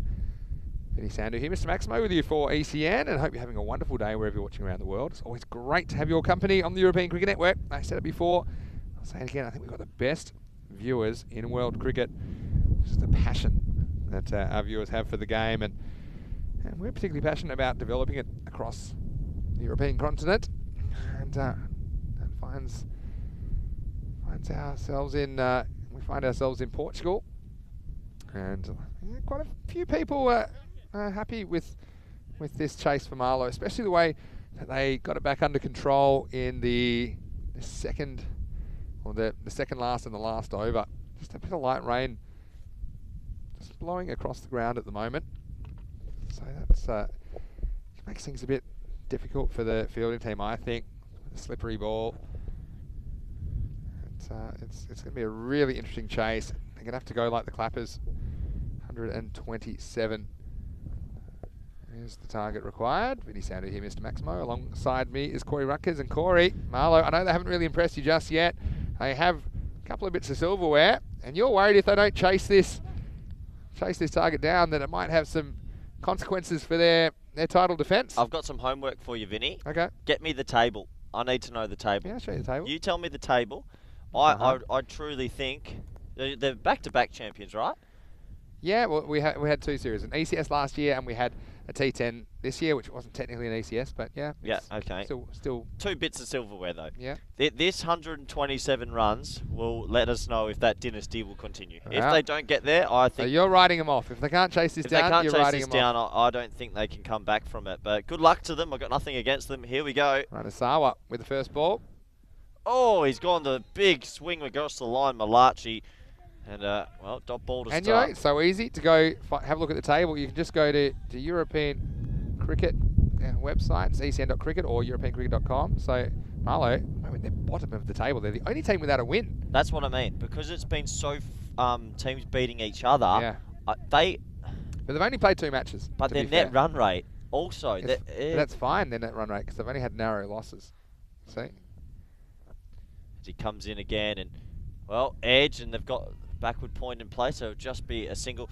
Okay, well, if I have a look at that, and you're right, they're bottom, Oris got their first win, and So basically we have 3 teams on 2 wins, 3 teams on 1 win, and 1 team without a win, Marlow. So fighters would go to 4 after this win. They have to win this, Marlow. If Marlow do not win this, they're going to be having to win 3 of their last games on the trot, which is hard enough, and hope for a result or 2. Yeah. This is massive.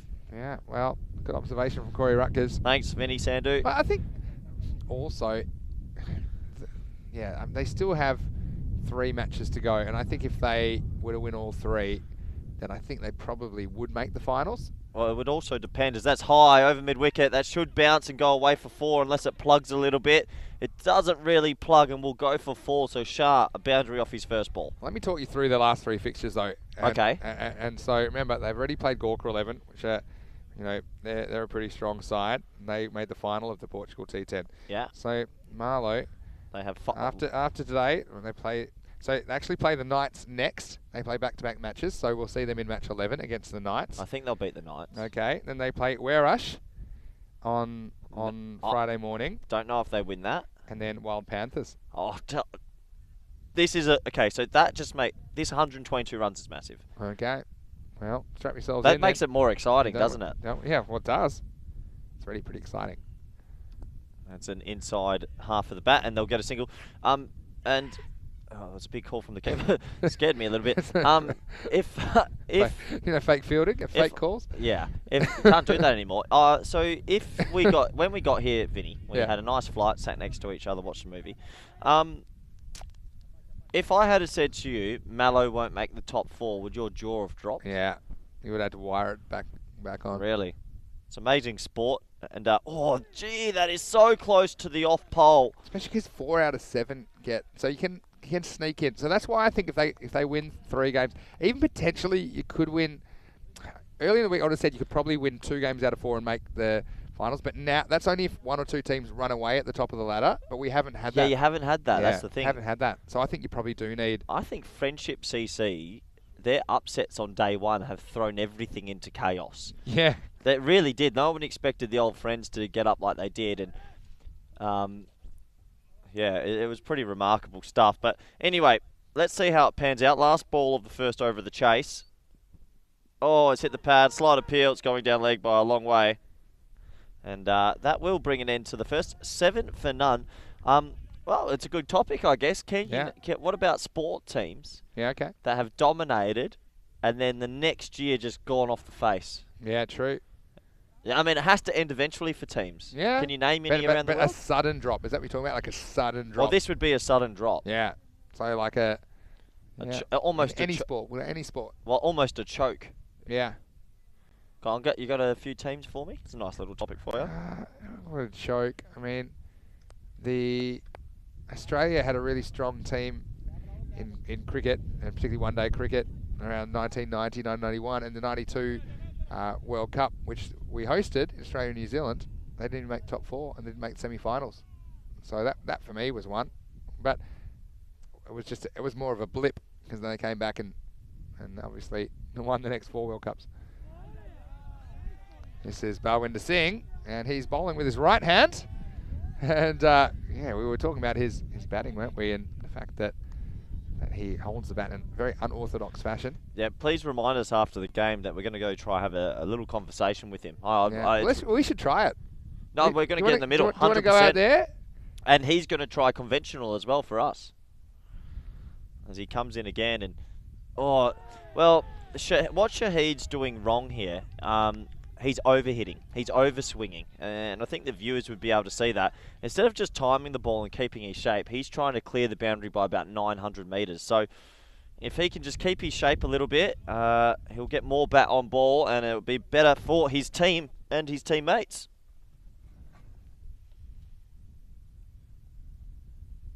And look, that's what happens when you lose your shape. Don't get it out the screws. So that will just be a single. And, well, fighters, they've started really well with the ball, just like they started well with the bat. Well, I mean, it's not a good start, is it? At the moment, there's been a lot of big swings. And, Marlowe, just wonder, going to push the panic button here. I mean, they want a power play of around the 40 mark, I think. And just 13 and over, you don't want to fall behind it. It's hard to make them up. Well, they're just, in this power play, people get a little bit too excited and they're trying to hit every ball for 6. But cricket shots work as well, as that is high. That's going to be the first wicket. Well, it should be the first wicket. He sets himself and he doesn't drop him. And, well, Balwinder Singh, he gets his first wicket. He batted well, he's bowling well, and another big wicket. And Mallow, oh, Vinny, they're out. Oh, I'm calling it. Corey's written him off. Well, if you've done 730 matches like me this year, you probably know, don't call it too early, because a lot can change. But I agree, it's a less than optimum start for the defending champions. They're 8 for 1 in the second over. Yeah, and a well-deserved wicket there for Balwinder Singh. And it's interesting. I'm just trying to think of sport teams that really dropped off. I know one in a season, the Essendon Bombers in an AFL season, won basically every game, every league game, dropped one, then I think they lost the grand final. Yeah, that's right. But that was the start of a new dynasty when Brisbane. Yeah, then Brisbane started their Brisbane. Essendon's got ended early by a freakish team, you know what I mean? Yeah, exactly. And that's a good one. In the Australian rules football. I think, Man United, if you look at them, how many years they dominated, and then they just fell off the earth as well, didn't they, for a while there? As that is wide of off stump. Like Manchester United won nearly every league, and then all of a sudden Manchester City just overtook them straight away. Yeah, so at the moment they're going nowhere, aren't they? I'll tell you what, I'm putting a... Who do you like after you see that? 50 on... I like fighters winning it, but tell you what, wouldn't say never. Stick to commentating. Here's the next one, and gets this wrong. And he's taken off. He's run himself out here. Oh, well, this one. Oh, He didn't let go of the ball. Well, he did crash into the stumps with the ball. I see this from side on because this one is, he's just gotten this all wrong. I'd like to see this from side on. I'd love to see it from behind the bowler's arm, but this is when people are nervous and they want runs. They start looking for runs where they aren't any. So we'll have a look at this one first then. You see this one takes off and then, well, it was a race, surely. Oh, it's tight. Oh, it is tight. I mean, well, I don't know if we've got the camera from side on because we'll get a better look at the line, I think. I mean, he might have just scrambled back. Benefit of the doubt. Yeah, but I mean, wow. Let's just say close call. Oh, my word. He hasn't hit a thing, and then he's just hit one to the moon. Vinny. Oh, wow.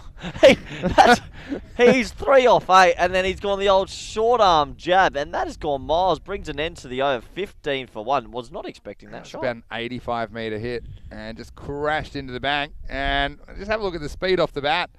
I don't count him out yet. And the score at the end of 2 overs, 15 for 1. And yeah, just other. So the question at the moment is, which we like to do, any sport teams around the world that just dropped off. Yeah. About Leicester City. No. Or there's more a fact that they popped up. They were, underdog, reverse flip the script. But yeah, is there any teams that others? Manchester United really dropped off. Essendon Bombers. Yeah. New York Yankees a bit. Yeah. And their nostalgia's sort of gone now, isn't it? Yeah, I mean, they've had their periods where they've been strong and periods they haven't. I mean, they're always there and thereabouts, the Yankees. That's the thing. They had a period in the 80s where they were a bit disappointing. G-Force now on the comments has said Chelsea FC as well. Yeah, okay. Do that one. New bowler, not no new bowler, sorry. And it's Sawa bowling his second as they scamper through for a second. And well, it's all objective, isn't it? That's sport though. Yeah. Every team's dynasty, or at VOC Rotterdam we call it a dynasty now. Yeah. Because we just won our domestic T20 comp, so that's 4 trophies for us as a group in 3 years. It seems easy at the time, not easy, but I mean, it seems like it's inevitable that you're going to win. But then you look back at these periods, going, "Wow, that actually was something quite special." Yeah, that's true, and that is. Whoa, he's done it again! Oh, oh wow. Oh, it's the short arm jab. It's an amazing short arm jab. He hadn't hit a thing, and his last 2 balls have been bang, bang. Yeah. And Shahid, the captain, he's going to fight all the way against the fighters. Well, imagine how far he'd hit him if he had his hands around the other way. This one was whacked over mid-wicket. Yeah, nice shot. How's the entertainment, though? Oh, this is pretty remarkable hitting. After not hitting a thing and not looking like he would, he's just bombed the last 2. Back to usual business. Little inside edge for 1. Oh. Look, he just takes off here. Can we look at the running from the batsman here? Yeah, let's have a camera 1 shot of this. Let's have a look. I just want to point something out. I think I saw. I don't know. I could be completely wrong. Go on. Pointing out in the hunch. I might not be able to get it. Yeah, there we go.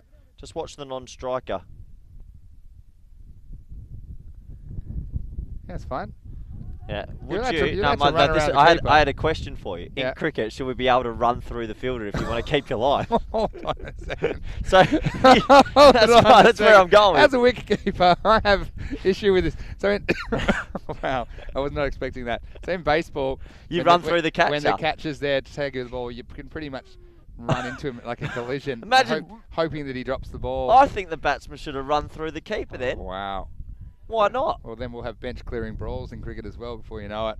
Oh, that would be great. Corey, I love having you here because it makes me seem normal. Here's the next one. Oh, Chippington's just for a single Vinny. But yeah. I mean, that would be entertaining. Well, he's just but does that apply to the bowler as well? He's got in the batsman's line. The batsman has every right to run through him. If he does run through him, what happens? Well, nothing. Probably say because he's sorry. staying. No, yeah, I think the rule. Generally, the way it's done, it's not necessarily a rule because it's not actually a rule that covers it, but the fielder has the right of way if they're fielding the ball. Tell you what, if you were keeping on running there, I'm going through your spine. Oh, you'll bounce off me as he hits that into the offside, and they'll just get a single there. Or you'll get my helmet right in the middle of your chest, and they'll be picking up your ribs for days if you try that. Yeah, it could be. But we're talking. Okay, I got another one for you. So we're talking about trophies and Mallow, how they've gone back to back. What do you call? I know at VSO we call it dynasties 4. So you win 1, you're a good team. You win 2, you're a very good team. You win 3, you're an amazing team. But 4 means you're a dynasty. 4 is a pretty good rule. That's a dynasty, I think. That's hit. Lovely cricket shot through the offside. They should turn for 2. It's a nice bit of fielding, but they will get a simple 2, and that will bring an end to the power play. 28 for 1. But 10 short in the power play, but we've seen how Shahid's been hitting them, and he can make those up pretty quickly. So, yeah, it's for I agree. It's for a dynasty. Yeah, Is that the right word? I like it. So what's Mallow if they've got 2 in a row? If they were to win this tournament, 3's just the 3-peater. You're just a great side. I think it depends how often you're playing the competitions. I remember there's other competitions, so they might consider a team that wins all 4 competitions in a year. Maybe they would consider it a dynasty. Who knows? I think a dynasty's over time. Yeah, I think suppose there's so. a time. But also, what if there's a blip in there? So what if you won, for example, 5 and 6? Is that a dynasty? Yeah, somewhat. If you won 2, Does it have to break, be in a 3? row? That's my question to you. Oh, that's You brought it up. I don't even know. I'm running. To me, Dynasty's a TV show. I'm running through you with the helmet right now, so I don't know. Yeah, a few more of those collisions. You won't remember any of the 4 of them. It's it looks like we will see with the ball. It's Balwinder. Balwinder again. Yeah. Is he bowling with his right or left hand? He could probably do anything. Balwinder. Are his shoes on back to front? How funny was the one shoe catch yesterday? Oh, one hand, one shoe. Anyway, trying to get back on track. Here's Balwinder, over number 4. It looks like any delivery that's been back of a length to Shahid, he can't free his hands, whereas everything that has been pretty much at the body, yeah, he's struggling with it. He needs a bit of width to get under the ball. It's 18 off 13 with 2 6s, so there's a lot of dot balls in between. Yeah, it's some big hits, but just in between. Hasn't really been the production to keep them up at that rate. Yep, exactly. Well said. The balls in between are actually so important. I reckon you could show me. There's been a lot of dot balls already, Vinny. Oh, that's a nice cricket shot, deep mid wicket, but it's a really good cricket shot. He split the 2 perfectly. So that's what we call good cricket. Hasn't tried to overhit it and pops that straight into the gap, and that's a nice 4 runs for Massam. Well, we had a look at the table just before, and I think for Mallow, the back-to-back champions who are trying to turn it into a 3-peat are playing for their tournament life. There's just no way you would have thought out of the 7 teams, 6 would have a win, and the 7th would be Mallow. There's just absolutely no way you would have thought that. It's a dead ball signal. We have another comment from G-Force, who was listening to our question 4. Good team that dropped off massively. The West Indies cricket. And that is actually probably one of the biggest declines. That's a good one. That's a huge decline. It's a bit sad as well, the way it worked out. Oh, nice pull shot. Oh, he's just rode the bounce there, and he'll get away for 4. Good batting. And a nod of the head from the umpire. That's a great shot for 4. Watch this. It was a pretty good bouncer, Vinny. But this hits Mysam, or Mysam hits it. It was one of the 2. Yeah. So he's very fortunate, I suppose, because that rushed him. But again, the pace of the ball, with the deflection, it raced away to the boundary. But, I mean, that could have been lights out for Mysam. Yeah, nice shot for 4 and cashing out.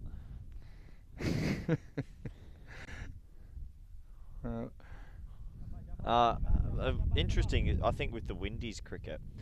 I think it's just a little bit sad that their whole focus now is just on white ball cricket. You can tell, though, the big players just want to. And they've done remarkably well in T20s, but their Test cricket's dropped off massively. So that's another short ball pulled away. It is in the gap again. He's hit the gap this over really well. Oh, and it's got to go for. So the last 3 shots, a shot through mid wicket in the gap, a pull shot to beat backwards square through out, and that pull shot to beat that is great batting. Yeah, well, whether it was by luck or design, I'm not sure, but it was effective, and yeah, it's happening at the moment. They'd want to be 13 and over is kind of what they're tracking, I suppose. So they'd want to be about 52 into this over. They settle for high 40s or mid 40s even, I think. Yeah, I mean, West Indies, I think it's to do with demographics. I think in that part of the world, when that dynasty team kind of wound up, and the popularity of basketball took off. This is close. Oh, the batsman's big appeal against him. Big old umpire Tyrone. Little inside edge he's indicating. Is that what he said? Yeah. It looked pretty straight. He's indicating there was an inside edge. We won't be able to tell. No. It's really difficult, but I could see straight away he was going like that. Yeah, so that's good. And good communication as well from the umpire. Yeah, I like that. I do like that. And that's the full toss. And, he's got a little inside edge, and that's going to run away. Oh, don't tell me that's going to go for 4. It goes for 4. Well, that hurts the bowling team massively. It's 45 for 1. What an over that is for Mallow. Well, this feels like a little bit of Rocky 3 for me. You think so? Yeah. It's that Rocky movie where the big Russians got him on the ropes. Yeah. And Mallow's Sylvester Stallone, and the fighters. What's the Russian's name? Put it in the chat. Put it in chat. You don't know the Russian's name in the Rocky? I watched it so long ago, but it's famous, isn't it? But hello, it's Vinny Sander here, Mr. Maximo, and well, we are loving what we are seeing today on the European Cricket Network. It's bright, isn't it? I was just adjusting my screen because I'm really liking the fact that the sun's come back out, Corey, and we had some issues with the rain earlier. You got the sunnies on as well, looking pretty good, and yeah, well, Marlo, you said they're playing for their tournament life. Could very well be the case. I mean, they do have the Knights next up. And the Knights are no easy beats, based on what we've seen. They've been very good with the ball in the field, and their batting actually clicked reasonably well. They weren't quite able to get over the line in the last match against the Werash, who get their first win of the week. But this is wide open, this tournament. That's one thing you can't argue. Yep, it is. It's pretty exciting. Anyone can win this tournament. Yeah. Well, here comes the next one, Mandeep Singh. Oh, he's pulled that really hard, but he's picked the field. Oh, no. Well, Vinny, I'm not doing it yet. My pluses and minuses, I'm going to do it next game. But that, as a bowler, that must be so upsetting. You're starting your spell. That should be a 1, and it's gone for 4. Yeah. Oh, no. Got him muddled, didn't he? Oh. So, I mean, after this over, they'd want to be around kind of the low 60s, I think, to be on target. I think it's such an entertaining game of cricket right now. Well, these procession of 4s have actually kept them in the fight. Fighters were 56 for 1 at this stage, so they're only 7 behind. That's hit hard to backward square. Oh, a little fumble, but it'll only be the one. I'll tell you something we haven't had yet this week, and we've had so many close games, it kind of almost surprised me. We haven't had a golden ball. I feel like Portugal's got to deliver us a golden ball, doesn't it? Do you get 1 a tourney? You get about 1 every 70 games. So 60 to 70 games, so 1 every 2.5 to 3 weeks. As that's full wall, it's hit hard. It doesn't want to. Yeah, good fielding, just a single. Tell you what, Massam's playing some nice shots. That's on average. So sometimes you might see 2 in a week, and sometimes you might not see one for probably the longest streak without a golden ball is this year. I can probably tell you. I've got the stats. Here's Mandeep for now. Pins his ears back and drags this one to fine leg. This will just be a single. Yep, well, this game, about 20 minutes ago, I dare say there was a few people and agencies around the world that would have thought Mallow don't have a sniff, but, well, they've really fought their way back into this contest. 75 off 31 required to keep their tournament alive, in my opinion. We had the golden ball last week, of course. Yeah, Leeds versus Kiviv game. Yeah, it was good fun, that. It's hit hard to deep square, but hasn't got much of that, and it'll just be a single. But we had the longest gap between golden balls this year is 114 matches. That's between golden ball 11 and 12, which was one was in Spain in the first week of Spain, and then it was the second week of Italy. So that was about 6 weeks later. That's the longest golden ball gap we've had. Right now, we're seeing the end of the over. It's 53 for 1 after 5. How do you know that? Keep track of these things. That's unbelievable, chat. And the last golden ball we had in Capelli last week, which was on the 2nd of September, it was 103 games since the previous one, which was a pretty good one as well. They're all good in the golden balls. 22 golden balls lifetime. We have 10 won by the batting team, 12 by the fielding team. And so, the batting team, they won the first 5. So the fielding teams are really cottoned on how to defend better. Here's Virendra Virak. And the first one is going to disappear. Abracadabra. That one's out of here. Perfect start. And Mysam goes large. First ball to 6 over. Well, we said they had to come back strong, and this is the championship team I've been waiting to see. Tell you what, hitting a boundary at the start of an over puts all the pressure on the bowler. And, well, the pressure is firmly on him now. 6 off 1. Just a length that he could get under, wasn't it? Correct. Good shot, though. Oh, he's given it, and big wicket. And I know Big Tyrone will be looking here because he wants some. It's a good feeling. It's a big decision to make. Yeah, just got too far across, didn't he? We'll have a look at the replay. I mean, he is a long way down, isn't he, Corey? Might see that one again from front on. slow it down as much as we can, but yeah, it was. It's hit him very full. He's come down the wicket. Oh, from my first view, I'm going to say it's clipping leg, umpire's call. Well, it's hard to say one way or the other for me. And yeah, I probably tend to agree with you there. I mean, could have hit the stumps just because he was got a decent stride in. I think the point of impact to the line of the stumps was a significant amount of distance, so it could have missed. I mean, how many more do we see just missing? But in the end, it's the umpire's judgment. I don't mind it. If they think it's more likely to hit than not hit, then I don't mind them giving it in this form of the game at all. So big wicket in the context of the match as well, Vinny. In the end, you should hit the ball with your bat when it comes down to it. Should you? Well, apparently you don't have to. Yesterday there's another sore point of mine. I know you don't like that one, but that's the leg by when evading, trying to get it wide. Right? Rules are rules. And that's going to be a wide down the leg side.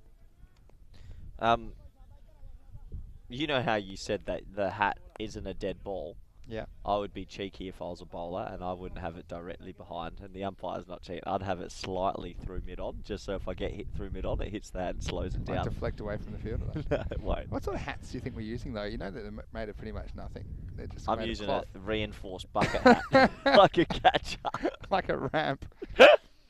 Well, I'm getting I'm getting those Simpsons hats, one of the gigantic nacho hats. The hat with the camera in it. The hat is part of the ground as well, so it couldn't bounce off the hat for a catch. Just throws me. It comes in again. Oh, well. Well, it's like the discs we use to mark the circle. I mean, they're just things that are on the ground. True. Mr. Maximo, you are the stats man as well. They should just call you stats man. I'm one of them. I have a lot of support. Can you find out for me how many dot balls Shahid has? Oh. Is there a way to look? Oh, because that is going to go over. Oh, it's hit the hat. It's over 6. Yeah, it's 6 runs. Well, it was a... I can't believe that's hit. The hat's actually hit 2 hats. So is that 16? Luckily, the hats were on the other side of the boundary. Well, it's just one run. Just think he misjudges it slightly. We're seeing everything now. And he starts backing back, kind of loses balance. And then look at that bang. Oh. We were just talking about this. I mean, this is the hat's off the field, so it's kind of irrelevant. Well, hold on. Did the hat start on his head at the start of the ball and he threw 2 off? Because then you could see the world's first 16. I'm not even joking. That's 16. Yeah, well, what you're saying wouldn't be, because it would just be 6. But I like the way you think. And Marlowe might need him. Oh, he's not timed that at all and be a dot ball. Shahid, I need to know. I'll tell you in a second, but first I need to mention that hat one, because that's got to go on social media. So I need to mention that to our crew behind the scenes. 67 for 2 after 6, but yeah, Shahid's a little bit, it's either a 6 or a dot with him. It's quite remarkable. But Mallow, well, they've gotten themselves back in it. They need 60 off 24 now, and they're 0-2. They cannot go 0-3. I think it's a long hill to climb after that. But I did hit the hat, and yeah, 67 for 2. So just a bit behind where they need to be. Okay, you want to know dot balls. So you got Shahid, because you're saying he's hit a few big shots, but there's been ones in between that he's just missed out. Is that what you're saying? I don't. Oh, that isn't missed out. Oh, Shazad, what a shot. There you go. On the 10, Good 6 fielding runs. on the 10. Great fielding by the 10. That's a big hit, and well, this chase is on. But yeah, I think Shahid's hit 3 or 4 sixes in his 30. I think he's got like 10 dot balls. Yeah, well, he's got 4 sixes and a 4 out of 30 in his 36. Okay, so 4 sixes and a 4, that's 28. So that's 5 scoring shots. That's a wide outside, but he's only on 30. He's on 30. He's on 30 now. Okay, sorry. So he's got 3 sixes and a 4. So he's got 22 there, and 4 scoring shots plus, let's say, 8 singles. Yeah. I don't remember too many 2s, so 12. So he'd have 8 dot balls out of his 20. Yeah, it's a lot. Too many. In a T10. Yeah. As that's hit hard to deep mid wicket. He can't fumble this. Ooh. He doesn't. Just the single. Well, we're on for a bit of a finish here. Good game. Yeah. Good game. Life on the line. Everything to play for. Yeah, so bowlers have to hold their nerve as well, don't they? Mandeep Singh. He's the man in the hot seat at the moment. Oh, geez. Really, really lucky. If he had to let go of that ball, there was only 3 in the ring. Yeah. So he luckily, one of the fielders noticed it. Someone yelled out. That could have been a free hit, no ball. Oh, he hasn't got much of that. Like I said, Shahid's, it's either 6 or not many. Oh, well, 51 of 21. Wouldn't count him out, though. Well, because they've got wickets in hand, probably not. Najam Shazad can give it a crack as well. Does he? Yeah, he's only faced 3 balls. One of them has gone for 6. Yeah, that's pretty good conversion rate. Oh, he hasn't got that. That should be out. Straight down mid-on's throat. Oh no. Oh, no. Oh, he's put it down. He looked so calm under it. Oh, remember this moment. Gangadeep Singh as well yesterday. He had some really interesting times in the field. Did take 2 and then dropped the 3rd. This time, bang, in and out. It's hard palms, isn't it? Clive Palmer. That's outside off, and it'll be an important dot ball. Shahid, another dot ball, 31 of 22. I think he's up to 10 dot balls. I think he did get a 2 or so. So that's all. So you're thinking Clive Palmer, Australian businessman. I immediately think Clyde Palmer, Maltese cricketer. That's immediately what I think. Good knowledge from you. That's outside off. Oh, it's high. He's got that. It's a dot or a 6. It's a 6 this time. Well, honestly, it's a dot or a 6 with this man. And exciting. I don't know what to think anymore. But he's still there. He's doing a job for the team. Brings an end to the over. 83 for 2, Vinny. 44. Tournament life on the line. Crazy game this, and that's why we love it. And just never know what's around the corner. And just a reminder to all of you that we will be back with more cricket coming up. We have match 11, Marlow. They're back to back, and they're going to be taking on the Coimbra Knights. Now, bit of team news. Chris Redhead, unfortunately for personal reasons, he's had to leave the country, and so he will be out for the rest of the series. Andrew Winter will take over as acting captain for the Knights. What a call-up. Good selection, and I can tell you what, he didn't have a great start with the toss because Marlow won it. Marlow decided they'll be bowling first. So they'll be chasing again. Knights batting first in match 11, and that game will begin in around about half an hour right here on ECN. Why do you think so many teams are opting to bowl first? Yeah, I think they just want to know how many they need. Yeah, I don't know. I don't get it. I don't think it's too much to do with the conditions. As he comes in, big over. Hit hard to team it off. Can't fumble this. Fumbles it straight through him. Got to get down. Unfortunately, it's a tough one. He had 3 hats on, so he did throw those hats off before. I mean, this one, you saw how hard it was hit. It's one thing to say get behind it. This one was absolutely smashed down the ground. And the problem with this outfield, if you go down to field it, you never know how it's going to bounce. You might find yourself without a head. Yeah, it's difficult. There's your answer to can Shazad hit the ball. Oh, he definitely can. That drop catch might be costly. Oh, it's high. That's going to be 6. And Mallow are coming. Well. Oh, it's plugged right inside. So they dropped him on 8. Remember that. They dropped him on 8 off 3. And that drop catch could come back to haunt them. Mallow, well, I think before their odds must have been astronomical. Yeah. Well, now they're favourites. You think so? That's information I'm getting. And what you would say, though, 1 or 2 wickets can change everything. Well, if they win this, they could just go on and create this dynasty. Matt Perea with the ball. Oh, he's hit that hard. Catch it. Oh, it's another 6. Oh, oh, what a shot. They dropped him. They dropped him on 8. And he's gone shot. And this one, I mean, this is a great effort from Gangadeep Singh, who did drop him last over. And he gets aerial, but he can't quite climb the ladder to keep this one in the field of play. Oh, we will go back and revisit a moment. I think it's 16, Vinny. No, that's already there. Yeah, it doesn't I know what matter. you're thinking. And I'm right. You're not right. Oh, I'm not over the hat getting hit before. 2 were on his head. He threw 2 off, and they both got He hit. didn't throw them off. They were already over the boundary. They were, no, look. And no, just because he's wearing them now doesn't mean they're probably worried if they leave the hats there, they'll break. Anyway, Shazad. Anyway, let's go back to the game. 28 off 15. Couldn't go again, could he? Oh, catch it! Oh! What a catch! Well. What a catch! And the the party stops for a second there for Shazad. Were you worried that was going to go through him and come out the other side? Because I was. I was worried about that. I was worried about the hats. This one almost put a hole in Verinder Virak, but he did well to catch it. I mean, that is not an easy catch. when it was travelling at that velocity. End of an outstanding innings. Shazad goes for 25 off only 8 balls, and it's 99 for 3. Well, it's a bit of 365 more days to hockey practice. I thought he was going to take it off with his head. He charged at a flat one, but to his credit, he held it. And tell you what, this has been a pleasure to watch. What a game. We're going on to another close finish. Yeah, it looks like it at the moment. And well, with that wicket, you just never know. You're 1 wicket away. You're 1 wicket away from, I think, being right back on top. Oh, geez, fantastic. I'm thoroughly enjoying this, Vinny. Here we go again. Classic. Yeah, it is a classic. Should be just one. It will be. Well, the key here is the man that's still in. 37 of 23. Yeah, and Shahid. It's all. He's the captain, and he's been leading from the front this innings. It's either a 6 or a dot with him. I like that. That's the old school method. Yeah. Well, that's T10.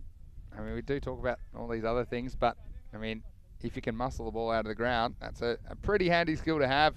Shazad somewhat did his job as well, actually. Yeah. He did do his job. Oh, yeah. No doubt about it. All right. Last ball of the over. Oh, he doesn't get enough of it. Should just be one. Watch the fumble.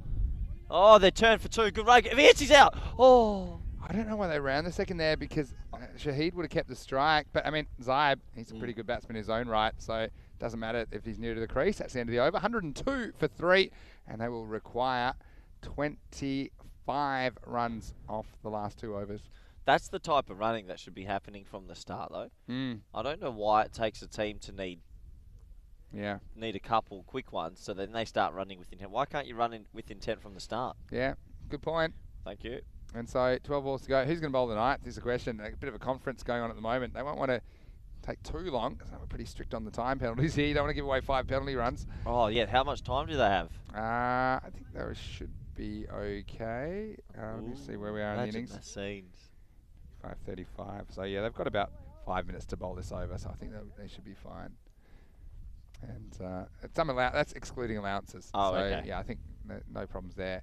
Virendra Virak is going to bowl over number 9. His first over went for 14. And then see who comes back to bowl the last one. I mean, Mandeep, he's bowled out. And Ranasawa's bowled out. Balwinder Singh's bowled out. Oh, edge. It could be caught. Oh, he's dropped it. So the drop catch turns it into an extra run. And Zaib's a good batsman. You'd want to get him early. Yeah, it's a big drop, because that would have been out with a new batsman coming in, and that he would have faced. Probably, because I don't think they wouldn't have crossed. So it's an extra run, and now Shahid's on strike. So that's huge as well. Wow, 6 or nothing. Easy. What a great game. And basically 4 sixes away. No, it wouldn't surprise me. There's one of them, Vinny. What a big hit that is. Well, Marlo, I said they needed to win. And there goes the fielder trucking off into the bushes. You might want to take a packed lunch. Yeah, I think that new ball's coming out. Yep. They're going to have to give him a new ball, because that's gone into the bushes. 18 off 10. Well, I reckon one way to deal with it. This is the first time in the game, the whole game, that I think Mallow are ahead. Really? I thought they had a little phase. It's pretty amazing. You could possibly say this game's about to conclude, right? Yeah. We've been through 90% of it. I reckon they've been behind 90%, but they could get ahead at the pivotal moment. True. Dot ball. Nah, catch it, Vinny. Oh, it's another 6. He's done it. That's his 50. 51 of 26. And Mallow, well, you can't write a championship team off, Vinny Sandhu. Remember what I said? Said 2 balls ago. I said 4 sixes, they win. There's 2 of them. And there's half of them. And can you believe Marlo? Is he going to go again? Oh, no, it could be caught. Huge moment in the game. Has to catch it. Oh, he keeps it in. Well, it's a drop chance. I mean, that's good if he's pulled this off. I'll have to see the replay. I'm not too sure. Oh, no, I think he might be signalling 6. We're not sure. Let's have a look at this one. We'll slow it down as much as we can. See here, he's fine there. Well done. Yeah, it's fine. Well done. Great fielding. Great fielding. Huge moment in the game. Also takes him off strike. So huge moment in the game. Yeah. Oh, he's got to be able to stop that. He's got to stop that. He's got to stop that. He can't stop it. It's 4. Wow. Well, I take you to the first ball of the over where Zaib got dropped and it got Shahid on strike. Yeah. Changed everything. Yeah. Well, that's true. Yeah, it's a really good observation. And, wow, haven't we seen some entertainment? And Marlo, well, he'd written them off. He said they were out. I remember that from the first couple of overs. This takes us to... Well, actually, it doesn't quite take us, I don't think, to the end of the over yet. We have one ball left, so I think we'll probably see Virup come back and finish his over. So they now need just 7 off 7. Oh, they've won. You can't see, it's impossible now. Is that what you're saying? This blows the whole competition open. This is going to be a great... This table's going to look great after this, isn't it? Yeah. It's a cluster. Yeah. Not a bad kind of cluster like we've had in the last couple of years, but it's going to be clustered together, all the teams. Oh, this either is with 0, 1 or 2 wins. going to blow it wide open. One or 2 wins after this. He had to catch that one at the start of the over. Oh. It changed the whole complex of the game. Well, I think. Can you twist it, or do you just go for it? Go for it. Yeah, and that's 6. They're going to win. They're going to need 1 run off the last. What a turnaround. Well, the Sandu, what can you say? They're going to win with an over to spare almost. Pretty much. Well, now you need to bowl a maiden for a golden ball, so good luck with that. And now the fighters, it's kind of run out of puff. And remember, I said this actually at the start of the first innings, about 5 or 6 overs in, Corey. I said, I never call games in the first quarter because a lot can change. And now, how important was it now when you look back at the last 2 overs of the first innings, the fighters only able to put 11 on the board in the last 2 overs. And they really looked like they were going to get something around the 140 to 150 mark. And in the end, they're going to lose this comfortably, you think. I mean, they just have to bring everyone in now if they want to at least fight for it. The fighters. And who'll get the unenviable task? I think it'll be Deepa Mansaparia, who's going to bowl over number 10. And now bring everyone up now. You might as well. Well, you should bring, tactically you bring everyone up, but you leave a deep mid-wicket. Yeah. For the catch, for the sky. Yeah, to go fetch it out of the, from across the fence. All right, here we go. Any score will win it for Marlo. Run him out. Run him out. Oh, it's a fumble. It'll bring an end to the game. And the captain, 53 not out. He got his mojo late in that innings. What a turnaround. Oh, I've got to catch my breath back. What an ECN thriller that is. So Marlo, they resurrect their tournament. And look, you know what? That could be a real turning point because they do play the Knights in the next game. And I know that they will fancy themselves against the Knights, especially missing their regular captain, Chris Redhead. And Marlo, trying to right the wrongs. Doing a kind of a reverse Friendship, aren't they? Friendship won their first 2, lost their second 2. Marlo lost their first 2. They've won the third match. We'll find out if they can beat the Knights. That's coming up in around about 20 minutes' time. Let's have a look at the highlights. And well, Corey, you knew that Marlo, they weren't going to go down without a fight. And after a slightly slow start, they turned it on to win this game with 5 balls to spare. Yeah, they really did. They were a very exciting chase in the end. And still trying to get my breath back, really. At the start, it wasn't all Marlo. It was all fighters CC. They kept the runs tight. They had some pretty close decisions with some LBWs. There was a close run out there. Just a pivotal moment in the game as well, because if that is run out, well, the captain goes early, but it was given not out, and I think it was the correct decision by the umpire. Yeah, Shahid, what can you say? The captain had to stand up, and he has stood up. He hit the long ball. He had a few dot balls in between, as we mentioned, but at the end of the day, as a player and as a leader, you need to stay there, and you need to do the job. And he was pretty well supported throughout by his compatriot Saeed Mason. He batted really well with him and gave him a little bit of impotence with his running, which I think was needed. And yeah, it was a good partnership, and they just kept going. And as you have a look on your screen, yeah, it's good batting. Sorry, a few comical things in the commentary box. Oh. Sorry, and yeah, it's good batting throughout. It's you could see the fumbling in the field cost them at the end there, and I think there was 2 dropped catches, pivotal moment, because if those drop catches had happened, it would have kept a certain batsman on strike, and once you have that, it's hard to come back from. That was a good decision by umpire Tyrone there. Even though he came down the wicket, I think it was clipping leg stump. So stays with umpire's call. And after that, well, it was all up to Shahid. There was only a couple of overs left. That was a half chance. It landed on the hats. There's a bit of controversy as well because he flicked those off his head. Would have been awarded 16 runs. That would have been a first in world cricket, I'm sure. And there were some really big sixes in between as well. And, well, Shahid, and he'd be really happy with how his team have come back and not giving up the ghost. That was a huge drop. And unfortunately for Gungagan Deep, Singh, he'll be really disappointed. There was another misfield for 4. And this is where it sort of just crept up.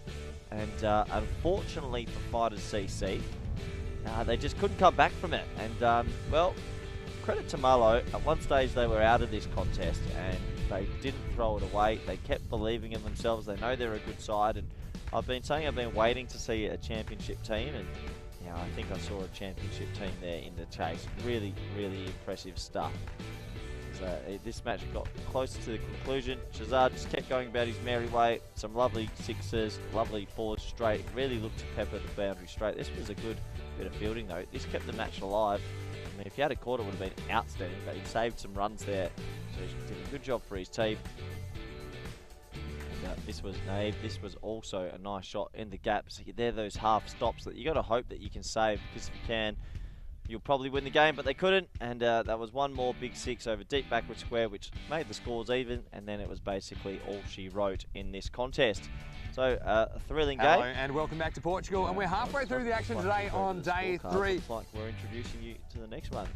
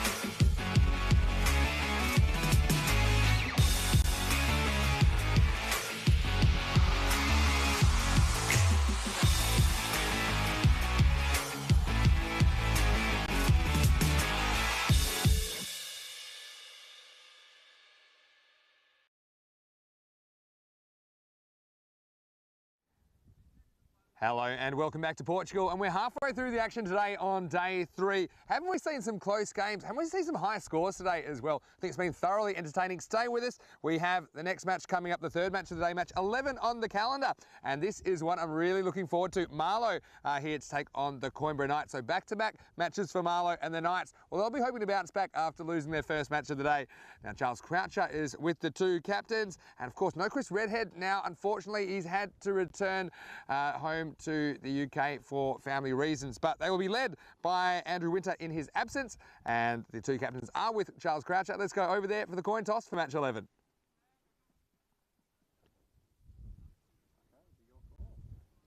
Tails. Tails is the call. And it's ahead. What would you like to do? Marlow have won the toss, and once again they'll be chasing. It'll be interesting to see if they are chasing as many as they had to in the last game. So that means the Knights will have to bat first. Interesting to see what they do with their batting order, and I liked the way they approached chasing that big target last time, the Knights, but this time they will have to put the score on the board. Junaid Khan looked pretty good. Vikas Kumar, well, he was sensational in the first match of the day. So let's see if they can get Knights off to a good start, and also will they persist with Tariq at the top of the order. So some decisions to make for the stand-in captain Winter. But Marlow, we know that they've got a lot of players. Now Zaib, he continues to impress me, and we'll probably see him bowling his 2 overs in the first half of this game. So the news from the toss, Marlow have won the toss. They've elected to field. Corey Rutgers is in the commentary box. Let's get over there now and get ready for the start of match 11. Hello and welcome back to all our viewers around the world via FanCode in India and via YouTube. It's great to have you all here as we are about to begin match 3 of day 3. We have Mallow versus the Coimbra Knights. And, well, Mallow, they just played the last game, and what an unbelievable comeback that was. They were chasing 127, started poorly, and ended up winning it in 9. And I said they needed to win that to keep their tournament line alive, and they did that. And I have a feeling they will take that momentum into this game, and I think they will get up over the Knights. But the Coimbra Knights, they've been a plucky unit so far, and Andrew Winter has been given the captaincy now. He's out there opening with Mabeen Tariq, and those two will be looking to get them off to a good start. And it looks like it'll be Adnan Gondal with the new ball in his hand. Deep third and deep mid-off are the 2 boundary riders, it looks like, in the power play. Wicketkeeper's got a helmet on, just in case, you never know. And we're about to get underway for this third match. Gondal looks like he's got a pretty lengthy run-up, so looking forward to seeing what he bowls here. Umpire, slight delay, just while he adjusts things, and we're away to go.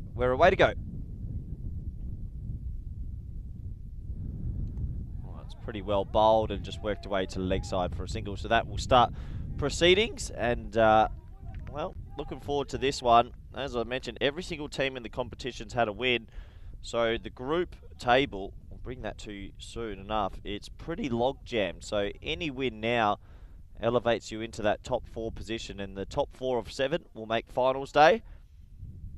And it's anyone's guess who's going to get there at the moment. So that's wide outside the off stump. A lot of swing. And Mr. Winter, well, he tried to hit that to sum up, but pretty wide ball. So, interesting contest. Mallow, well, they just got their first win, but they are the double reigning champions.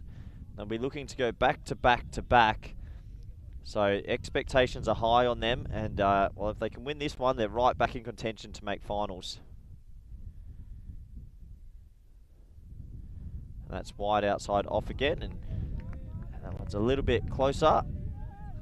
There's a little bit of cheeky gardening from the batsman there, suggesting he thought that should have been a wide. Big smile on his face. Everyone's been playing in good spirits, and yeah, it's been a pretty pleasurable tournament so far.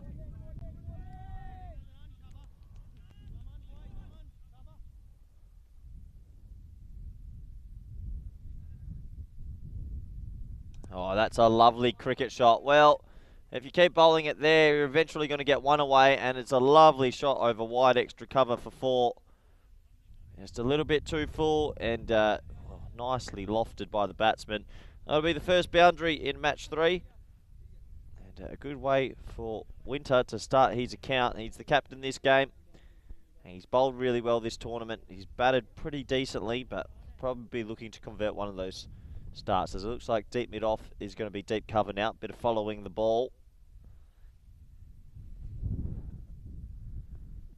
Oh, it's flicked nicely, and it beats short fine. We're going to get back-to-back fours, and I'm going to be doing my pluses and minuses this game on the fielding, and that is going to be a -4 for the fielding team, because that should have been stopped. That should have been a dot ball, and that is what's going to hurt you. Unfortunately, some of the catching's been a little bit mishit so far, but can they get themselves right in this game, Mallow? Because they are a good team. They just need to get their fielding levels to go up a little bit more and support the bowlers, because they've got some decent bowlers, but yeah, you need your fielders to be part of that group as well.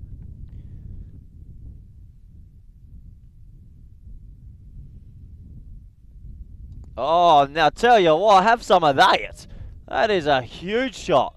Well, a bit wide outside off, and well, Winter's taken the captain's armband and he said, I'll have some of that, and it's big 6 over wide extra cover.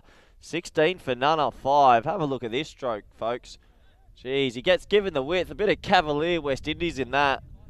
And, yeah,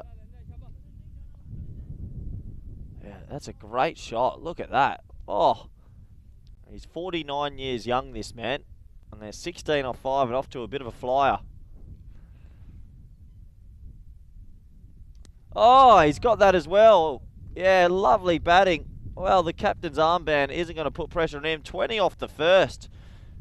Oh, didn't see that coming. And Winter moves on his way to 18. Back of a length this time. And I think he read that really well. After receiving a lot of full balls, it was always going to be one a bit back of a length. He just sat back on it and absolutely mowed that over leg side. What a start. Who saw this coming? So Tariq back on strike now. And it looks like Amir Zaib bowls a bit of slingy stuff. So it tries to hit his Yorker length a lot. He'll take the new ball as well, and what can he do?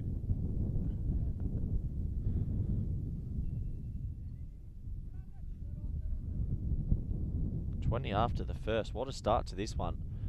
All these teams have been pretty even. Looks like he's got that deep wide extra cover and a deep mid wicket. It's pretty interesting. You don't often see that. But he does bowl quick little slingers. In comes Zaeb. Oh, there's an edge. It might get through. No, it won't. It'll just be the single. So good batting, though. Getting Winter back on strike, who's 18 off 5. Well, didn't see that coming. Not sure he can keep up the striking at that rate, but anything above 200 is good going.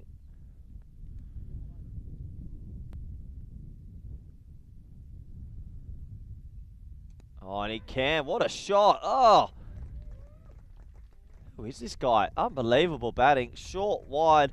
He sort of lifted his leg as he played the stroke and just casually lifted that over the offside. It looks like he's got a good blade in his hands, that's for sure. And what a shot that is. So another boundary to Winter, and they are off to an absolute flyer, the Kumbra Knights.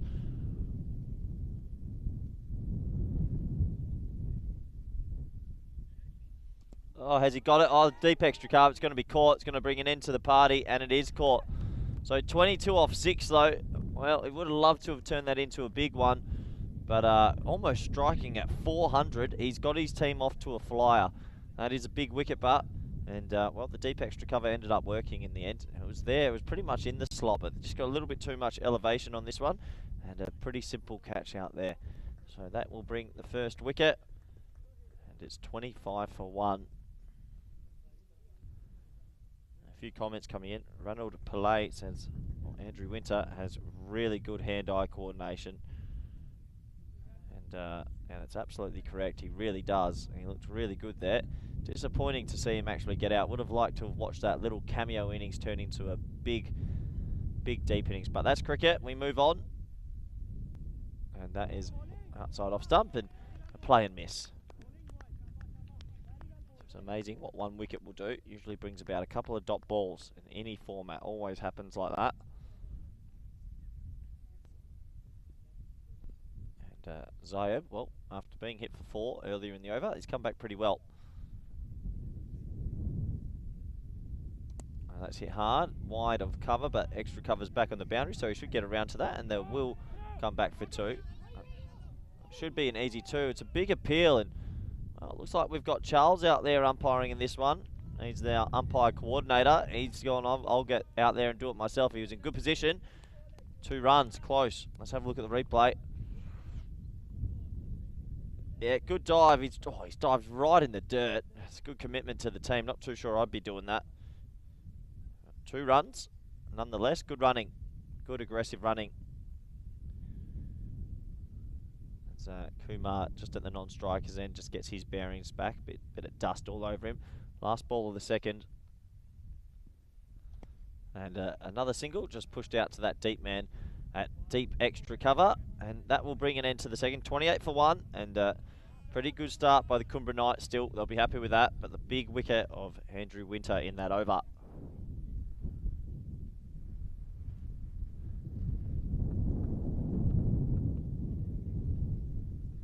Looks like they're going to turn to the left armour, Asad Mahmood.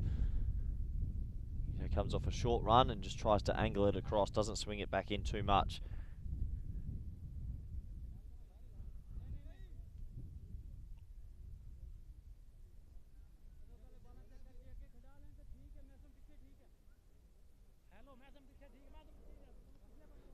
So, deep cover and deep mid-wicket still.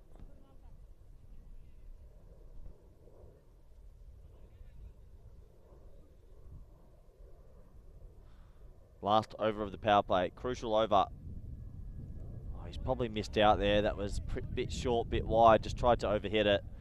That was in the slot to go. Lucky start for Mahmood.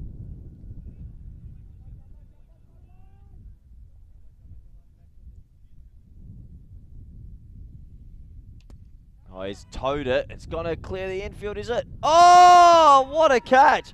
Well, tell you what, that is a fantastic catch. He just stuck out the right paw and it stuck. Oh, Amir Zayeb, money on the ball, 99 times out of 100, but he's covered some good ground. He's just stuck out the right paw and it landed right in the mitt. Have a look at this, folks. It gets off the toe of the bat. Thought it was going to clear him as he comes round and plunk. Thank you very much. And his teammate keeps him inside the rope just. It would have been funny if he was touching him and then touched the rope. But big wicket, another early wicket. And the pressure now coming on the Cumbria Knights.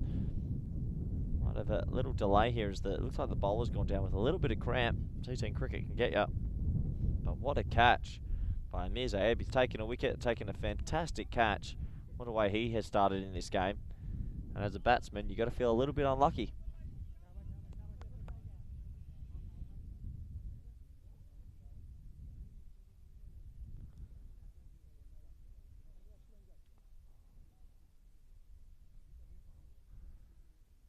So we have 2 new batsmen at the crease now, and a lot of pressure on them.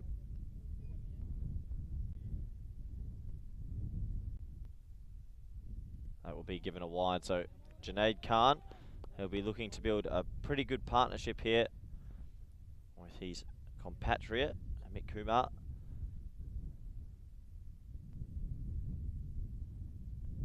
Oh, that's a big slog and a big play and miss. So a really good fight in that back from Mallow, and well, I guess they proved in the last game they can come back from any position.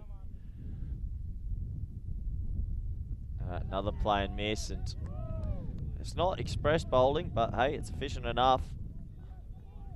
Vikas Kumar, sorry, at the crease. Just has to get bat on ball here. He just looks like he's getting something cut off the bottom of his bat there with the umpire.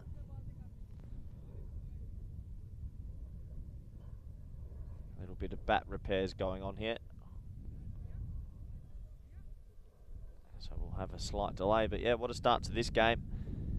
And well, they came out the blocks thanks to Andrew Winter, but the brakes have firmly been put on now. Mallow fighting back really hard. It looks like they're just running out another bat. Looks like his bat has broken or there's a splinter on it. Not too sure, but I've got to get on with it here. T10 cricket, you don't have much time. You do get a few allowances.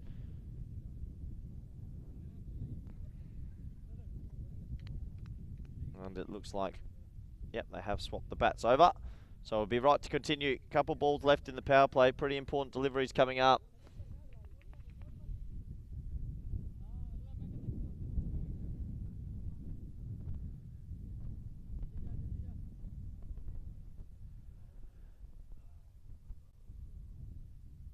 Oh, he's gone the big swing Malachi again. 3 swings, no dings. Just needs to keep his shape, trying to overhit it. Talk about this a lot. He gets bad on that one. Well, he had to. Interesting to see the non-striker say, you know what, mate? I do not want to get a 1 because I want to stay on strike. 29 for 2 after 3. Maybe a bit of seniority coming into that by Junaid Khan. But yeah, great to have you all joining us, and please get your questions in. Tell us about that catch. What do you think? That was a pretty sensational catch by Zab. Seen some pretty special catches around the world over the years. I think Ben Stokes in the Ashes against Adam Voges. That's probably the best slips catch I've seen. Reflex catch. That was up there with one of the better outfield catches. What's the best outfield catch you guys have ever seen? John Dyson at the SCG in, I think, 1980s. That was a pretty special one if you ever get to see that on YouTube. Science Zab will continue. He's having a big game at the moment. He's got a wicket, he's got a catch, and he comes again. Oh, well bowled, well played, but it's hit out straight to the man at deep long on, and that's what you'll see after the power play. You can have a couple more boundary riders, so it's not as easy to hit a boundary. Just the single, so brings Vikas Kumar back on strike, and he's 0 off 4, so needs to get something on it. He does, and that should be a single unless there's a misfield. Oh, just an easy single as the batsmen are happy to jog through for 1.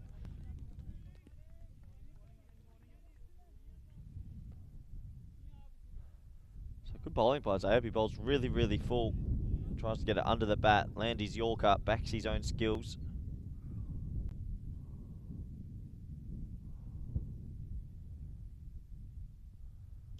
That's hit out to deep long on, but not enough willow on that, so should only be a single again. And well, it seems like the brakes are fully planted now on the Knights. They're struggling to get a boundary. Let's remind ourselves they hit 20 off the first over, so since then they've only managed 12 in the last 15 balls. Oh, and there's an edge. Oh, he snapped at it. Oh, the keeper snapped at it. Should have been caught. I think he was pretty surprised to see an edge. I don't know why he's got a helmet on. Well, can't help your vision. Maybe go the jockey lid. He just snapped at that one, and he'll be disappointed not to get a wicket. So was Zayab. He's bowled really well. Could have had his second. I have to mark that one as a drop on my notes. Oh, that's high. Who wants it? Well, the bowler calls for it. Zayab's going. It's near cover, and it's a good catch. Well, you cannot keep this man out of the game. He is playing beautifully at the moment, and what a catch that is. High skyer. He called cover out of it. He wants to call ball. He wants the points, the dream 11 points. I rate it. Look at this. Calls him out. Stay away. I won't drop it. And nice technique. Nice pluck. Steadies himself there. And I really like the look of him. He's having a big game so far. 2 wickets, 2 catches, and it's only 3 wickets in. It's 33 for 3. That was the big wicket of Junaid Khan as well. So, well, Cumbria Knights, they got off to a flyer, but all of a sudden, park the brakes. It is going the wrong way.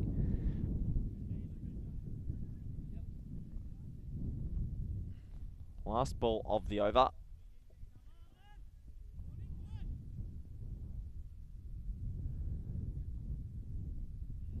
That, nope, won't be the last ball of the over. The old wide, and oh, look at that umpiring. Charles gets up the big wides. He's a very professional umpire. Does a good job. He's the umpire coordinator this week, and he's standing up to do a game today. Great to have him out there.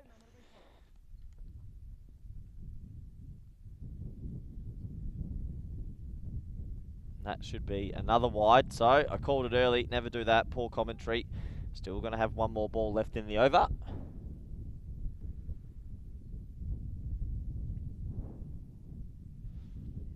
Can the Cumbria Knights get themselves to probably, I think they're going to need 90 plus.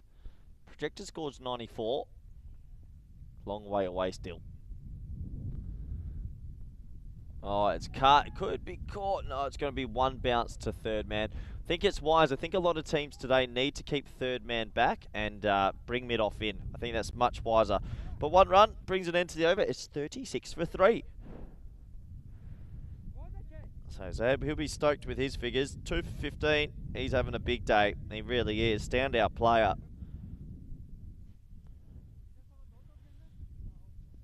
All these teams fighting and jostling for positions. Anyone's guess who's going to finish in the last 4? If you don't know, 7 teams in this tournament. They each play each other once in the group stages. Then the top 4 go into an elimination playoffs. 1v4, 2v3. And obviously the 2 winners straight to the grand final. That'll be brought to you live on Saturday. Thanks to the European Cricket Series. In comes Mahmood. And that is just blocked into the leg side. And I'll tell you what, Mahmood on the old treadmill there. Just a casual Sunday jog. Didn't want to chase after that too quick. And just a single.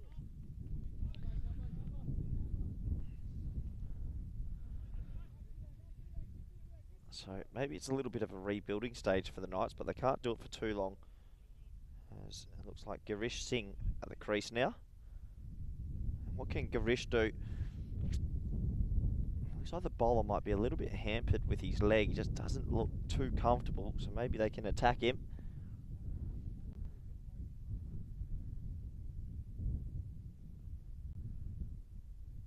Oh, it's a fully hit hard. Is it in the gap? It might be.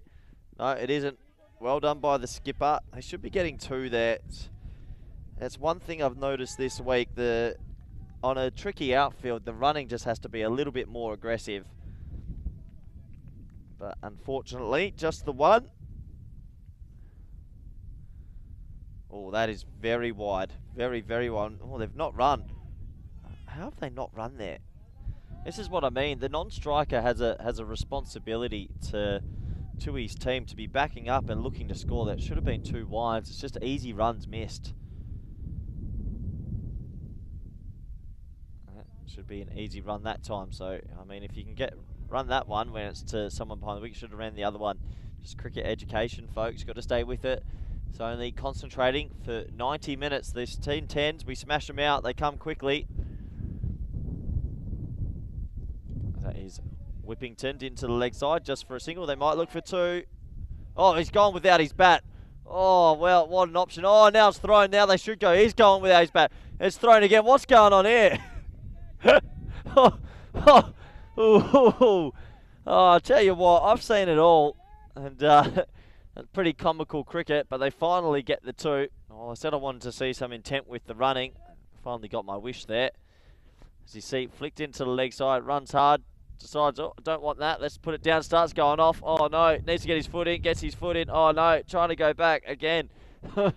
Looks like he was training for the Olympics.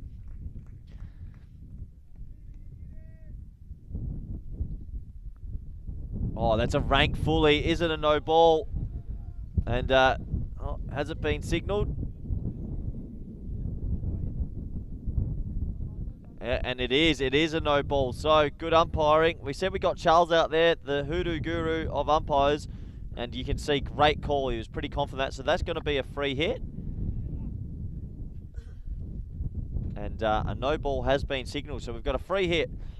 They did run, so the field can be changed if desirable. Oh, and I can't see it, but I think he's got a big piece of it. The noise off the bat.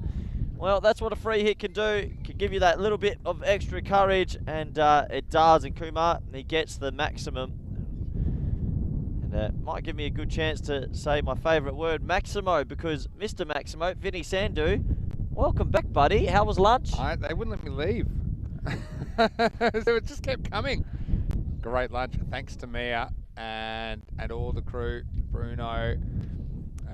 It's world class. Yeah, that's how I describe it. I might be smuggling Mia and Bruno back to Netherlands with me. Do you want seconds? Oh yeah, absolutely. I'll go at the innings break because I'm enjoying this contest too much, Vinny. 50 for 3.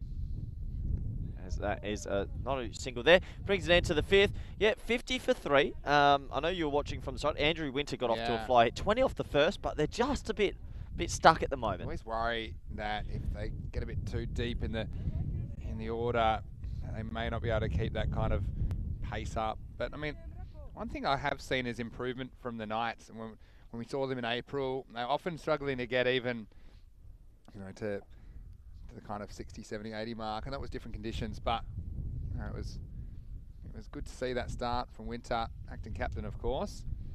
And they were without Chris Redhead the rest of the week, unfortunately. And yeah, Junaid Khan going early, that was a bit of a blow for them as well. But I tell you what, Vikas Kumar has been batting so well today, so let's not count them out just yet. And Marlowe, we saw them chase down 127 the last game. Don't think they'll be chasing that many this time, but anything can happen, and we're going to see Najam Shazad come out to bowl the next over.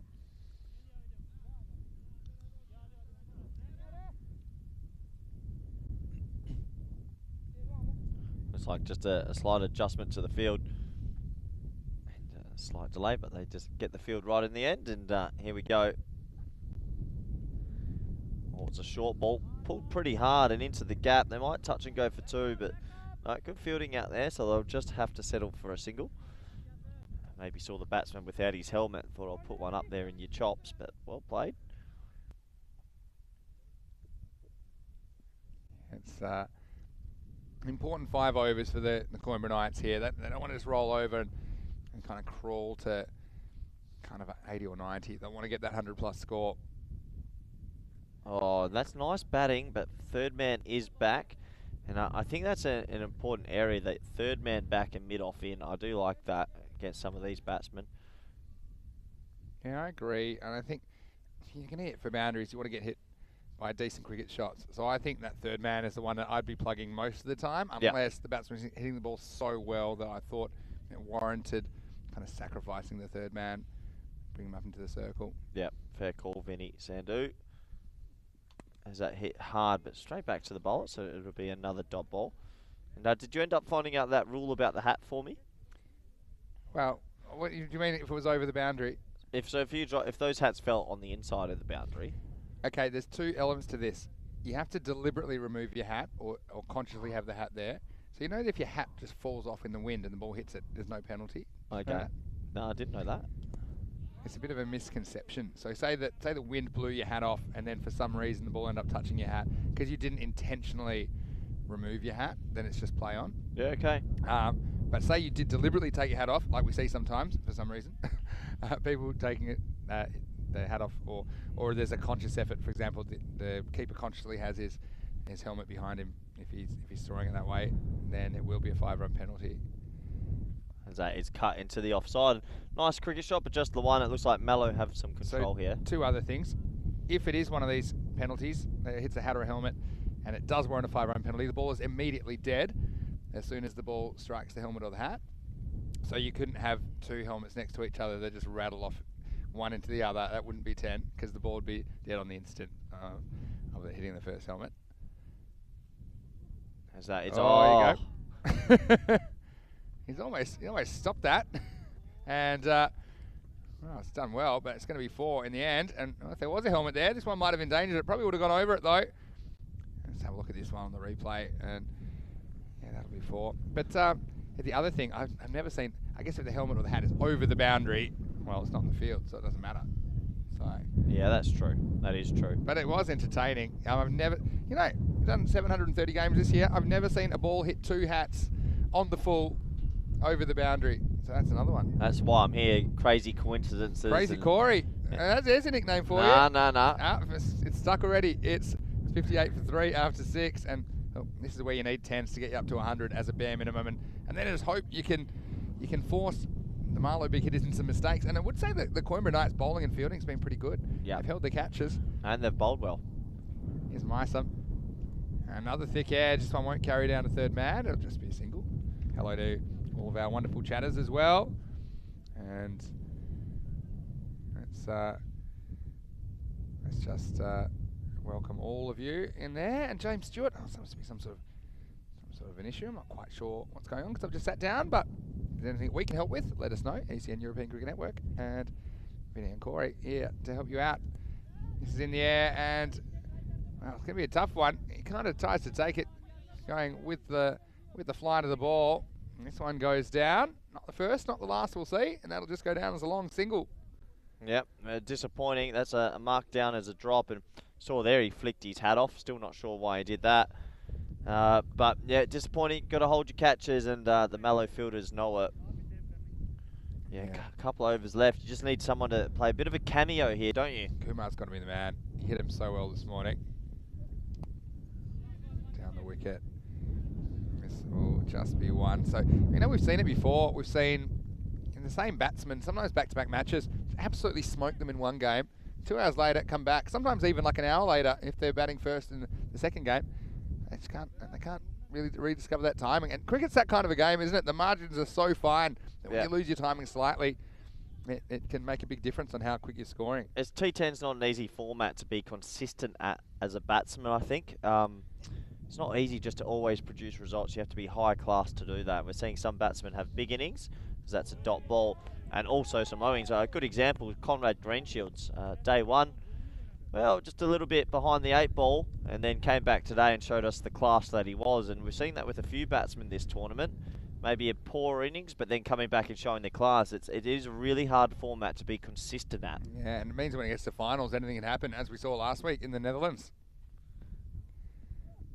It's driven down the ground and push, but they'll just get the one here. So, you've watched every team now? Every team's registered a win. Yeah.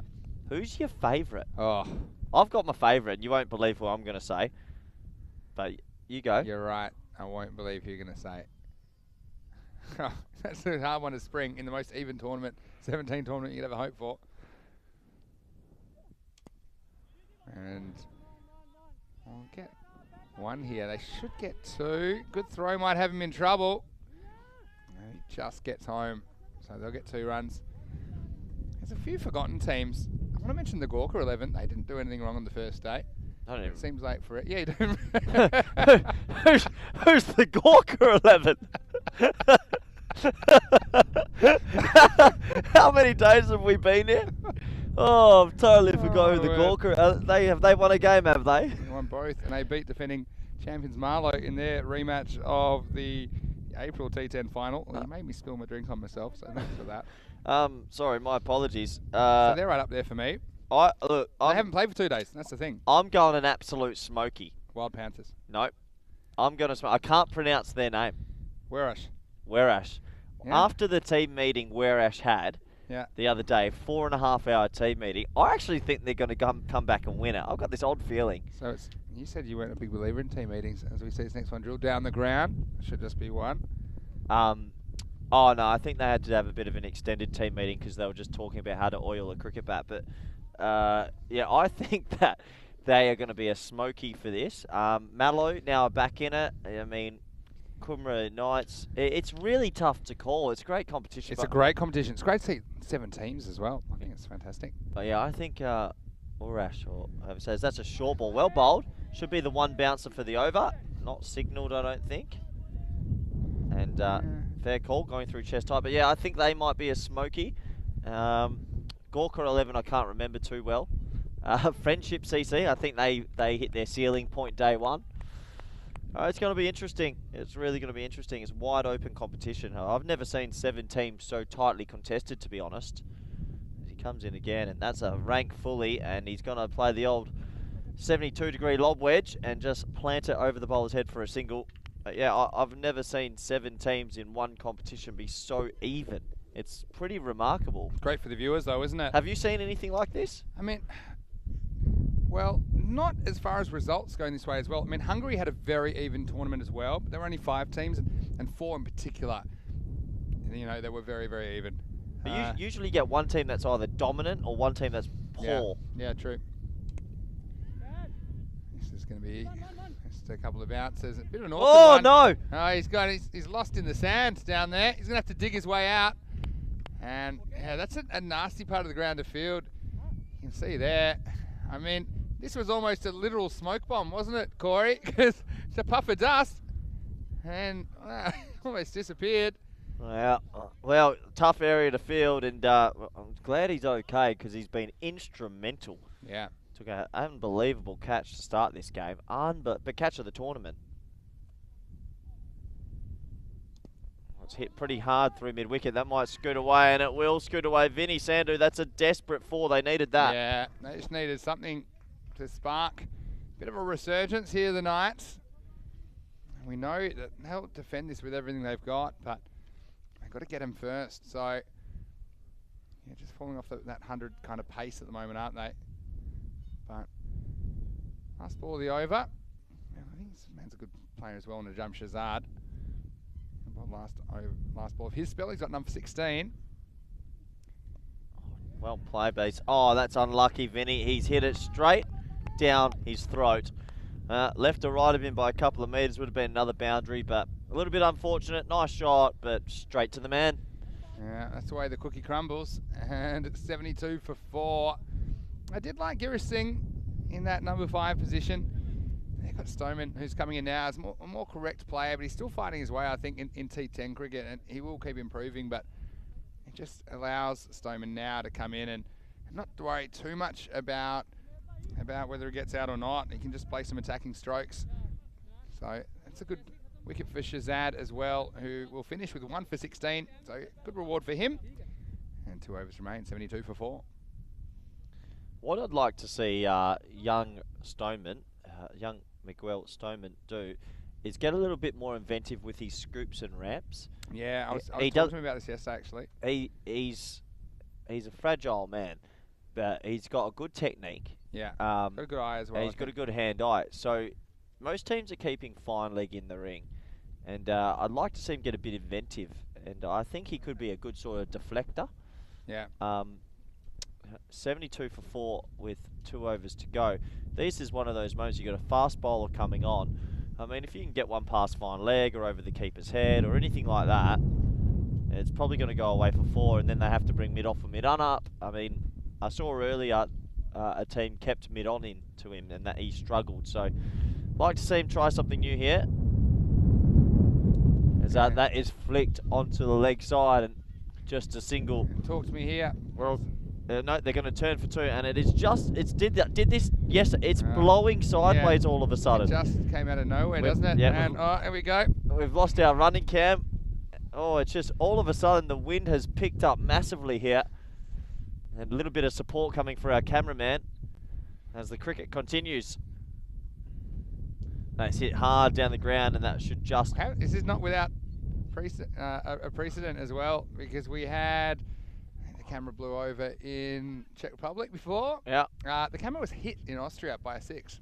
Main camera. Oh, no. Knocked the lights out. Anyway, that was an expensive one. That's a risk we take here.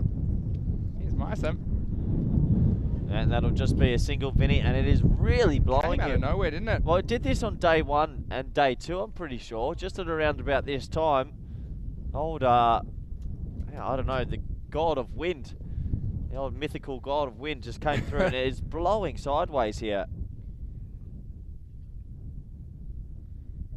And that's bowled. And so this is a great example. I don't think even if he connected would have gone. See, he could have got under that, maybe played it behind himself, but well bowled. And, well, the brakes are really being applied here to the Knights. Yeah, no doubt about it. And this is a good place to be. And Stoneman just loses his shape there, doesn't he? And, yeah, you miss, I hit. And 5th wicket goes down. The Knights 76 for 5. Yep, 76 for 5. They need to get this score to 90 to 95 if they can. A lot of pressure coming out. Who would you love to see if you had 8 balls left in the T10? Who would be your finisher in T10 cricket if you had to choose from anyone in the world? Curran Pollard. Really? I just like him. He's just seems like he's too big to play. Like he seems like a kid in under 14s who's already a man. Again. Yeah, okay, yeah. I don't know. Something about the way he bats. I mean, the 6 sixes he did recently at a real crucial stage of the match where it wasn't an easy situation to come in. Yeah, he's a freak, and that's well bowled, and that's just going to be a dot ball. So really, really good bowling by Mason, and well, the breaks are truly and firmly in. It's one of the sledges I heard. Apparently, he was in a one day or I think it was a T20 international, and he was saying to the batsman, you could hear him saying, "Come on, it's not a test match. It's not a test match." And the batsman said, "Oh no, it's not a test match. You're here." Oh, rough. It's a good one though, isn't it? Yeah, that is good. And he comes again, and that's going to be wide down. That is good. Yeah, cheeky. It's good batting, by the way, Fro Bashir, because we see sometimes batsmen getting caught up and getting hit in the pads with these ones, but take the run, take another delivery. AB de Villiers says run up Pillay. Yeah, oh, I can't argue against that. I'm a huge fan of AB. I'm probably going MS Dhoni. Oh yeah, Because he does it under pressure. true. Oh, what a shot that is. How's he done that? That was almost a Yorker, and he's just... Oh, he's got his batter and he's spliced it. Yeah. That's the old off the golf tee. It's just gone right, and it's just flown for six. This was my golf, and that's where I'm normally playing my second shot from, up there. Now, that's an unbelievable shot. I have no idea how he got the ball that far. He got caught up in the breeze. That's the wind, though. Yeah, it's all the wind. The wind's right to left, and it's blowing now. Yeah, 83 for 5. But what a shot for 6, and they really, really needed that. They went miles. How entertaining. I'm loving what I'm seeing.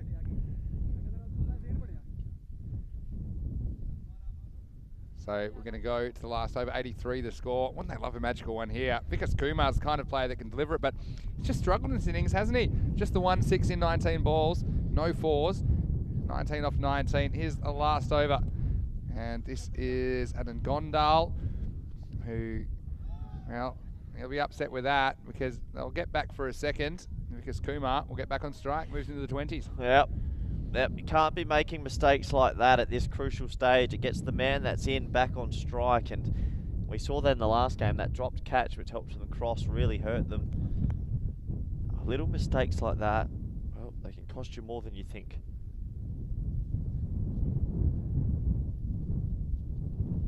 That's, oh, well, it's not going to cost them too much. What's your thoughts on the keeper wearing a helmet standing back? Fan or not a fan? I don't discourage it, and I'll tell you why. I have seen some injuries. Normally they're second bounces where balls can come up. So I will never discourage anyone to wear a helmet if they feel that it increases their confidence. That's my full answer. That's hit in the air. It could be caught, Vinny. Yeah, it is caught. Amir Zaib, you can't keep him out the game. Good catch. Yeah, and it wasn't the best roll back in, but it was a good catch. And Amir Zaib, such a key player, isn't he? And I always love watching him go about it. He bowled well as well. Only 8 and 7 coming off his overs. Had to come in, bowl the second over after the first one was magical. And so this looks like a very competent and assured cricketer. Yeah, he does, and he took an absolute screamer before, catch of the tournament. So it's funny we end up having about 6 catches of the tournament, don't we? Because they're all so good. Yeah, we do. We do. And, but he kept both his shoes on. That's why for me, still maybe not quite number one. Also pretty impressive. As, well, the Kumra Knights, they got 20 off the first over this game, meaning that in the last 8.2, which is 50 balls, they've only been able to make 65. Yeah. So the brakes have been applied. But Mallow, well, we said their tournament life was on the line about an hour and a half ago. And they've taken that momentum into this game, it feels. Oh, he's going to get lucky there, Vinny. It's off the gloves. And look, they've got the 2 deep fielders there perched pretty fine behind the keeper. And I think that's an indication they think, you're going to go short and we're going to protect against that little deflection. Gondal went for plenty in the first over, but the old top and tails here, the bookends, bowling the first and the 10th.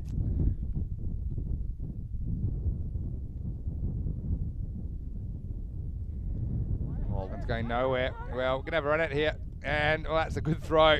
And again, that's one you should get, but also I think this is good running from the batsman. I think it's worth trying it. Might get a run. You might even get an overthrow if he misses, but Gondal, he held his nerve and he hit the target. Yeah, you've got to hold your nerve there, and he did. They had 3 stumps to aim at, and well, there's a lot of pressure there, because if you miss that on live television, your family members might be sending you a little video clip later. Yeah, well, we see those missed all the time. It wasn't like he was just 2 metres away. We even saw, I think was it last week? Were you with me when the keeper missed the stumps when he was holding the ball? Yeah, I was. Rafael Alphonse. Yeah, Alphonse. That's right. And then so he missed from literally point blank range. Anyway, so last ball, and let's have a look at this innings. It's just decelerated. 50 in the first half so far, just 36 in the second half with a ball remaining. So here's the last ball of the innings. And, well, this one might have got him. And I think they'll just be able to get the one here. Man. So, that's a pretty famous number in Australia. They're going to finish on 87. Don't say it, Vinny. Well, let's see, because they will be defending for their lives, won't they, the Knights? And they'd love to get one over Marlow. They do have a score on the board. And Marlow, I'll be pretty confident knocking these off. So anything can happen. Let's take us through some of the highlights of the first innings. And, well, in the end, let's have a look at the batsmen who are pretty happy. Yeah, you think that they'll be pretty happy with that, and well, they got 20 off the first, and it was all the captain at the start, Mr. Andrew Winter. Look at some of the shots here. Played absolutely beautiful in these first few overs, and nice little picking up off the legs, and he got the motor running early, and that was really important. That was a lovely shot. I've never seen so many sixes after over the offside, actually. And just watch here, watch his hands. Bang, a little bit of a cavalier swing after that.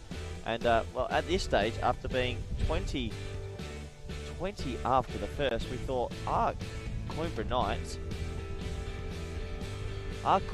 going to make an upset? But that was the big moment. So he gets caught, and unfortunately, after that, it was all she wrote, really. This was an unbelievable snare. Watch this. Ahmed Zaid, his teammate holds him in, touching him as well. If he had gone over the rope, that would have been comical. But a really good catch, and then he came back on. He goes, no, I'll take this one as well. So he ended up taking a whole 3 catches in the innings, maybe 4. I'll have to double check the scorecard. But he had an absolute doozy, and unfortunately for the Coimbra Knights, they just couldn't find that mojo and get that rhythm back in the innings. That was a lusty blow over the leg side, and there was just few and far between boundaries and runs in between. A lot of dot balls crept into their innings, unfortunately. And there was a little bit of luck there, a little top edge over the keeper, who decided to wear the helmet just in case in this innings. And there was some good fielding overall, and besides 2 drops, I think Mallow fielded probably the best they've fielded in the tournament so far. That was a nice shot through the leg side to pick it forward. Stoneman, he'll be disappointed to get bowled early, just lifting his head there in the stroke. And a bit of work to do for the young man, but definitely has a lot of talent and one to look out for the future in Portuguese cricket. So early into the highlights, as there wasn't many boundaries overall, they meandered themselves along to a score probably under par, but we will see 87 for 7. And yeah, it was only 3 men that got themselves starts. You would say 22 for Andrew, 21 for Vikas Kumar, and 19 for Girish Singh.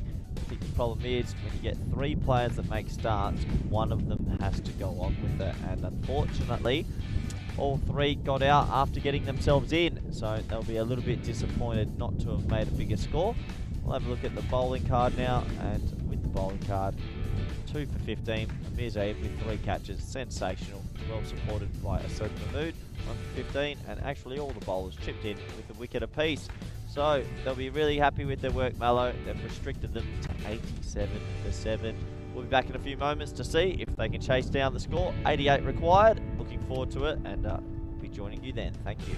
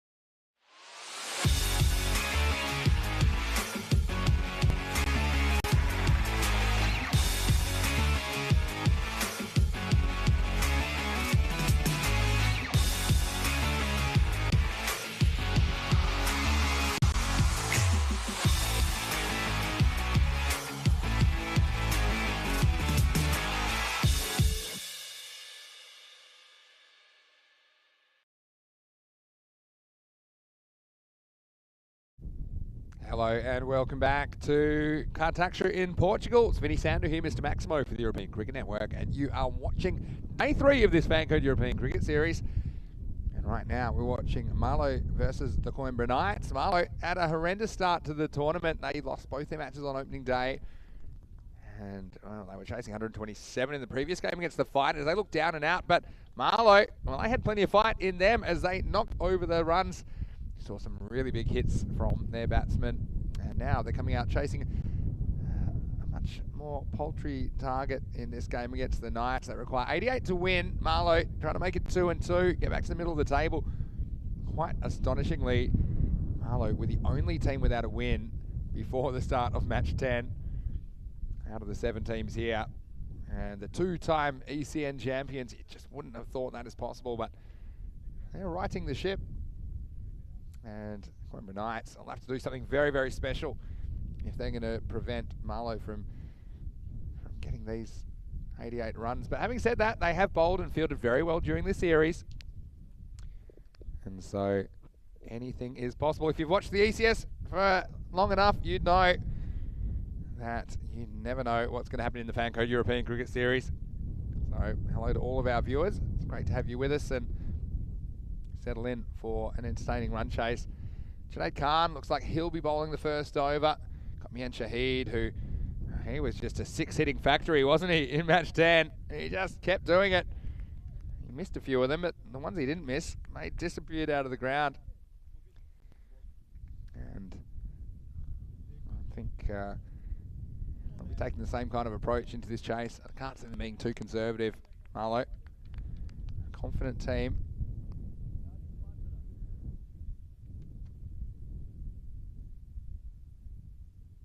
So here is Junaid, and all set for the chase. Can the Coimbra Knights pull out something special?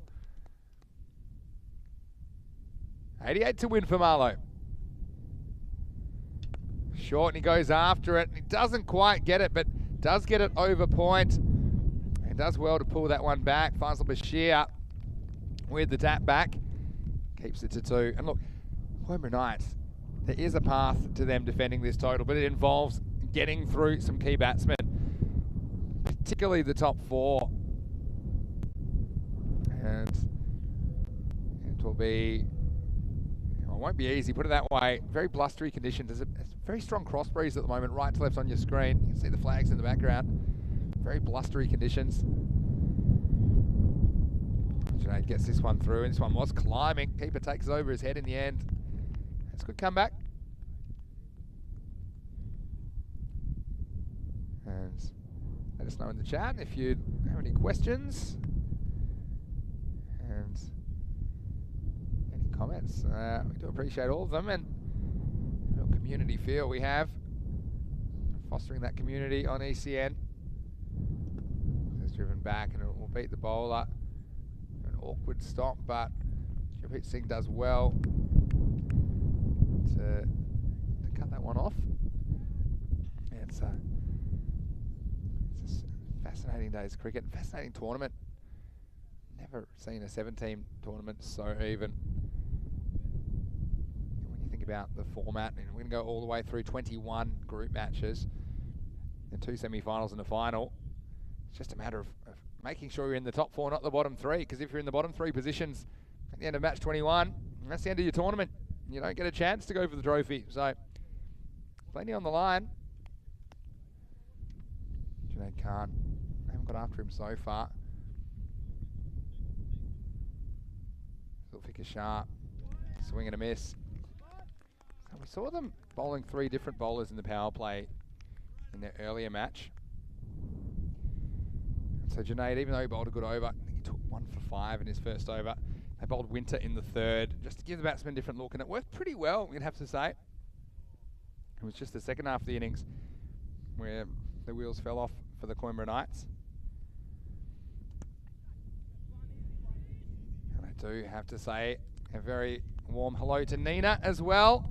Nina, I know you're watching, can't be at the ground today, but sending all our positive thoughts towards you, and I hope you're enjoying this telecast, as many of you are.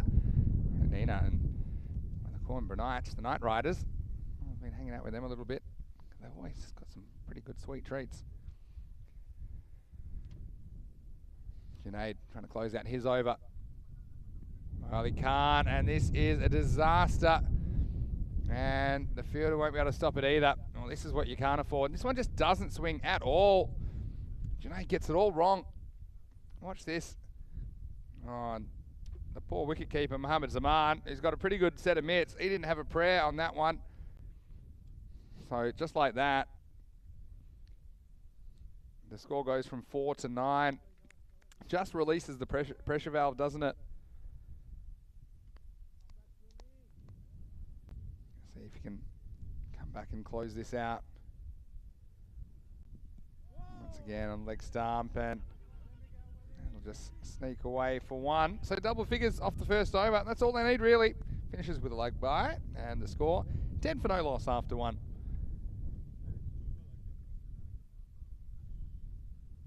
Yeah, so Junaid will just be upset about that 5 wides, because it should have only been 5 off the over once again, just like his first over in the last game. That's the way it goes though.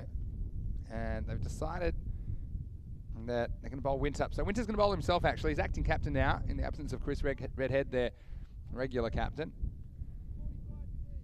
And he's just setting his field. Now Winter's been good this series, and it's not easy to drive.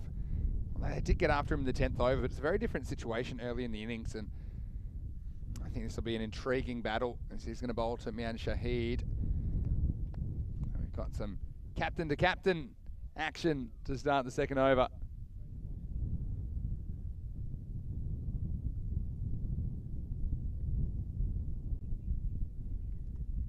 Now, this is the leading edge, and it should be caught, and oh, he's dropped it. Oh, this one, it was a real steep play. And this is the wind at play, because it carries it a bit further than Junaid thinks.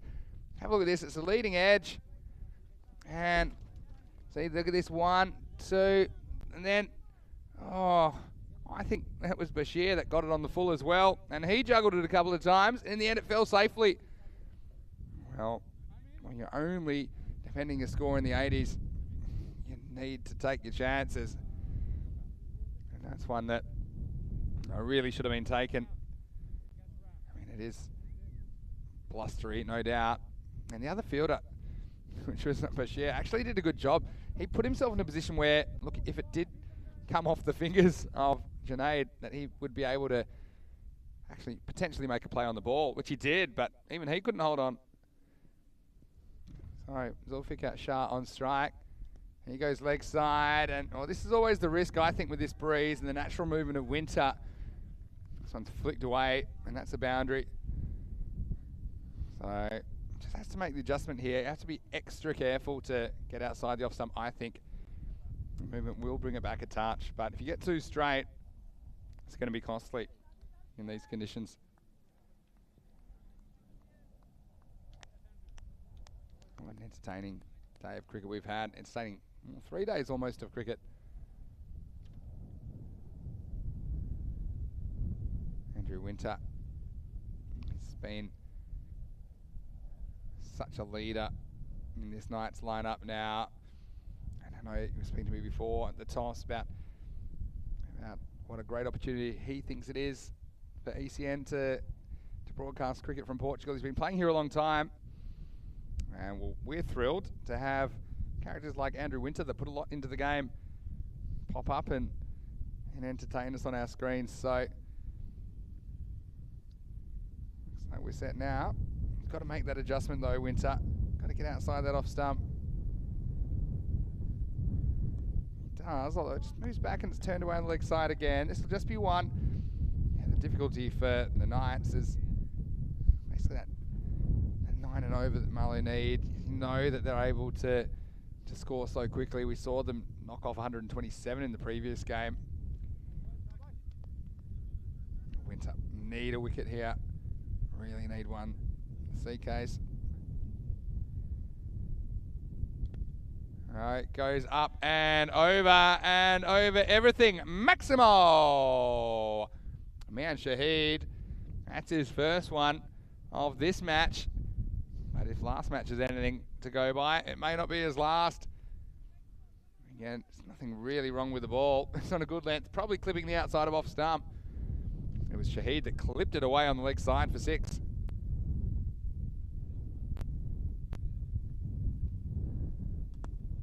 one's pitched up and driven down to mid-on.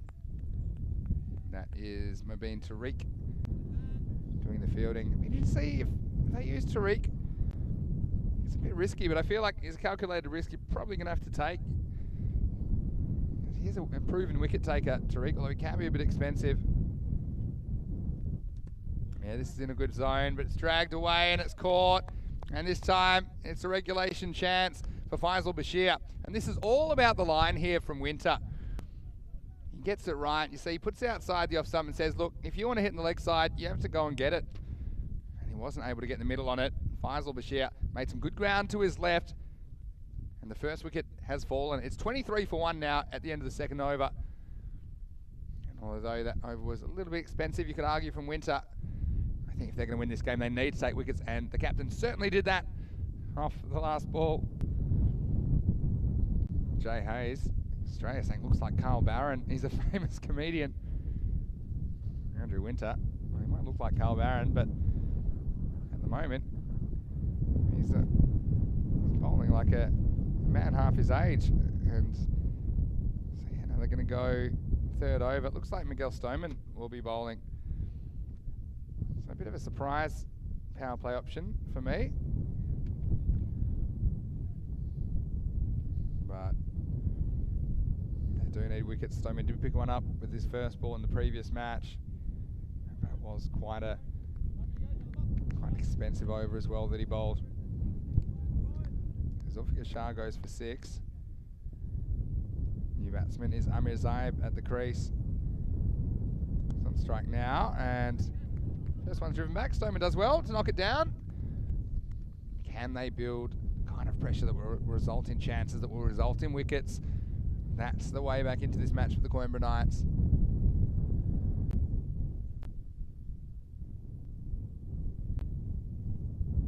This one leans on.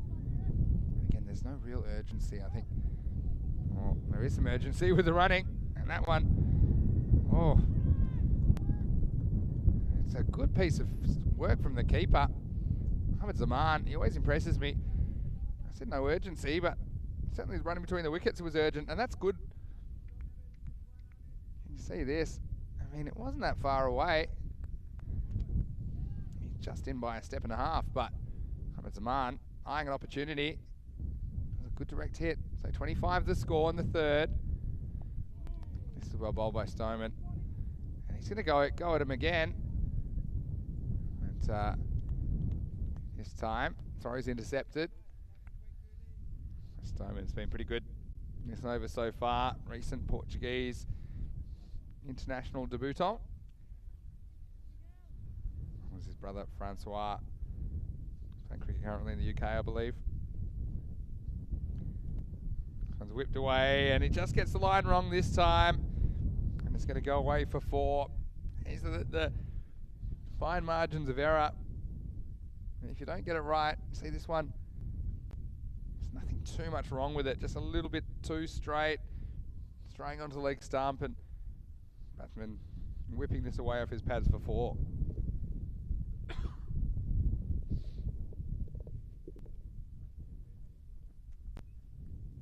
Renaud Pillay asking his bowler related to Francois Stoneman. Well, that's good timing, isn't it? I was just mentioning Francois. Yeah, they're brothers.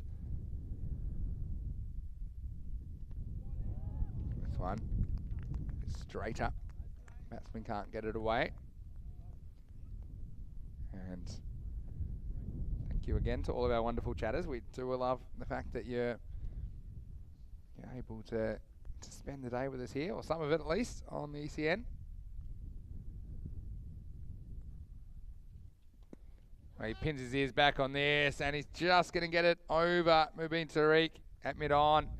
Mid-on up in the circle. We're still in the power play. That was last ball, but in fact, it goes for 4. Shahid moves to 19. The score after 3 overs, it's 34 for 1.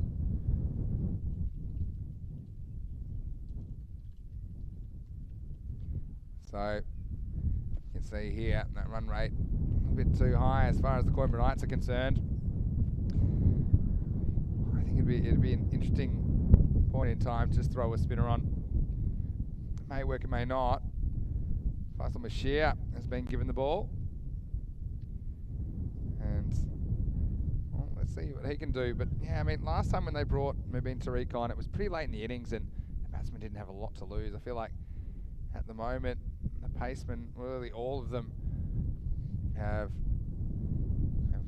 copped at least some damage. Had 10, 13 and 11 of the first 3 overs. So sticking with seam though. Here is Faisal Bashir. Pretty well timed and pretty well placed. This is going to be 4 and this is a class shot. For me, it's all about the footwork here from Amir Zaib. Just look at this back foot. Look where it ends up. You see, bends that back knee.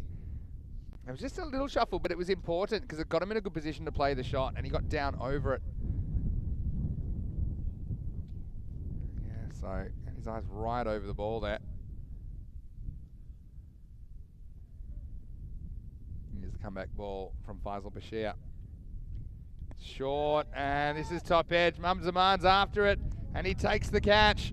Well, he's a very safe pair of hands. It was a bit of a gamble, wasn't it, from Faisal Bashir.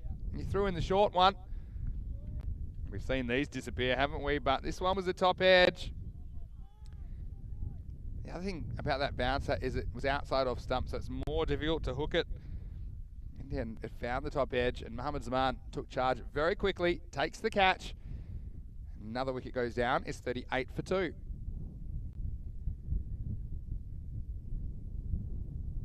So the decision to stick with seam paying dividends for Coimbra Knights skipper Andrew Winter. Again, that's one of those kind of challenge deliveries, I suppose. Does give the batsman the opportunity to strike a 6. But if you don't get it right, and you top edge it, ball flies in the air, and it can be your demise. And so it transpired for Amir Zaib.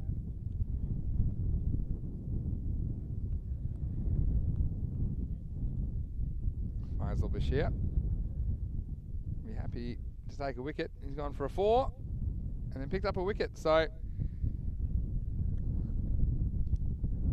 getting ready now. We're going to see Mian Shahid on strike because they crossed while that ball was in the air. And that is a rule, if you've just joined us, that from next week, in the ECC onwards, if you cross and the ball is caught, then you have to go back to original end. So in that situation, the new batsman would be on strike. He goes short again. This one, I think, will be over the shoulder. I think the one before wasn't adjudged as one over the shoulder. It was touch and go, but the umpires, well, they're in a pretty good position to see those ones. That means that he won't be able to bowl another ball over the batsman's shoulder for the rest of the over.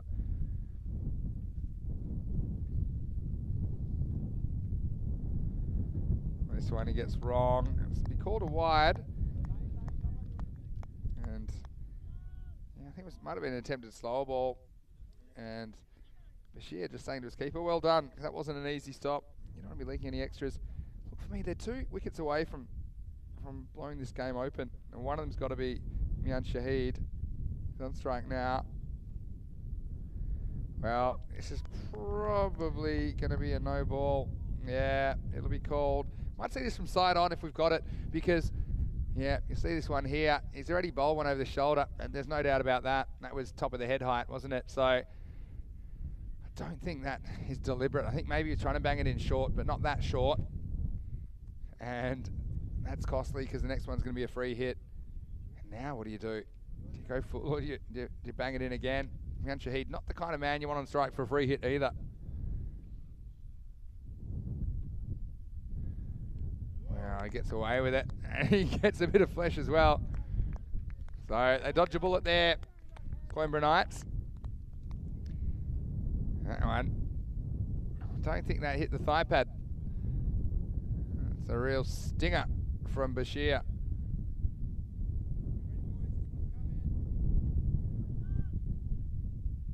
Interesting little period in this match. Bashir. He bangs this in again, and oh, it's a drop. It was a top edge in the end. And a nice bit of fielding to try and get it back initially, but it was Bashir that had the opportunity to remove Mian Shahid, and this is a big moment in the game. They have generally caught so well. You see here, gets it wrong, and Bashir, he was pretty quick to get over there, but just got away from him, didn't it? And then this one, improvised kind of throw from Stoneman, but batsman scrambling back for two. Yeah, I would say even live, it's not always easy to pick up the ball when there's a bit of cloud cover. Hitting the ball so hard, so fast. But there was no doubt that Bashir saw it. He got over there but just couldn't take it on the move. So Mian Shahid gets another go. And he's going to make him pay. It's back, it's back, it's out of here. Maximo! Drop him at your peril. You find out the hard way what Mian Shahid is capable of. That's the end of the fourth over. It's 48 for 2 after 4.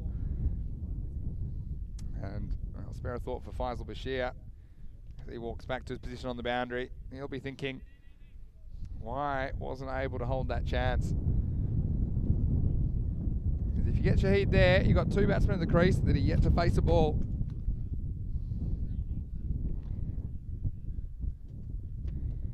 And after 4 overs, here's Marlow. They're in a pretty good position, going at 12s. Required rate from this point. They just need 40 off 6 overs, so 40 off 36 balls, under 7 and over. And wind picking up again. It is gusty, isn't it? It's just surprising us at times. It's surprising the crew as well.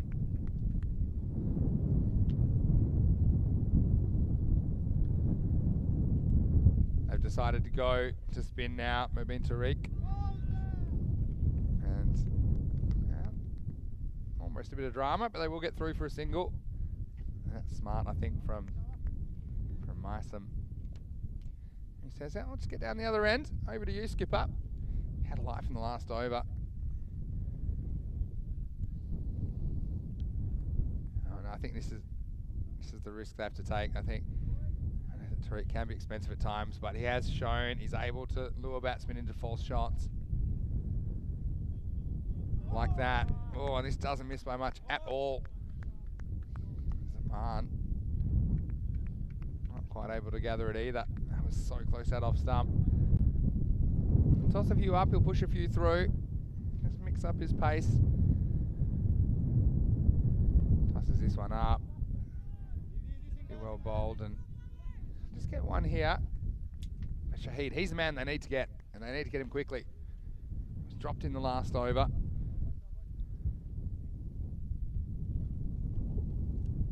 Mysam though, this time on strike.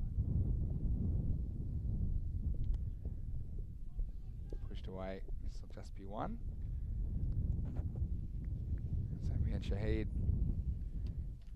Oh, I think he's going to go after him. I know part of you'd be saying, oh yeah, Wayne needs 7 and over, no need to do anything destructive.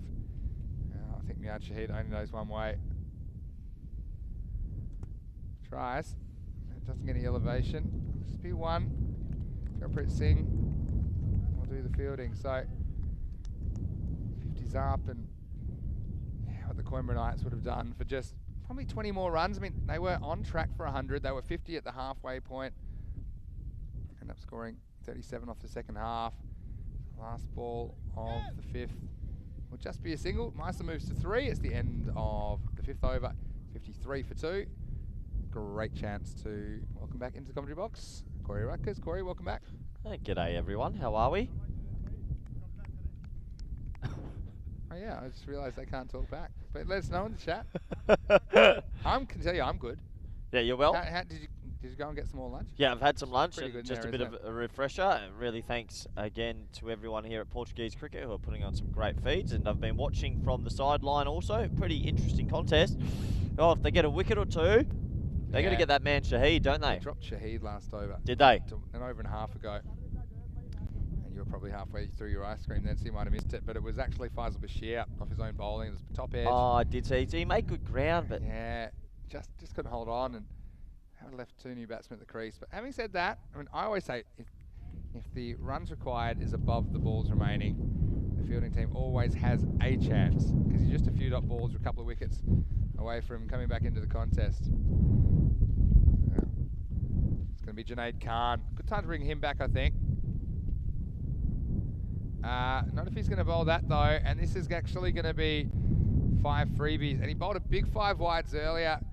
This one, it's new ball of a new over, first ball of a new over, and I mean that's miles over his head. And for Zaman, if you want to answer your question about should a keeper wear a helmet back, I mean this is one instance where you'd want all the protection you could get. Well, maybe there's a bit of bad blood. Has he gone the old beamer? I don't think that's intentional, but That's a game killer almost, that 5. Well, Mohammed Zaman puts his hand up to say sorry, but I think the apology should be going the other way. This one just slips out.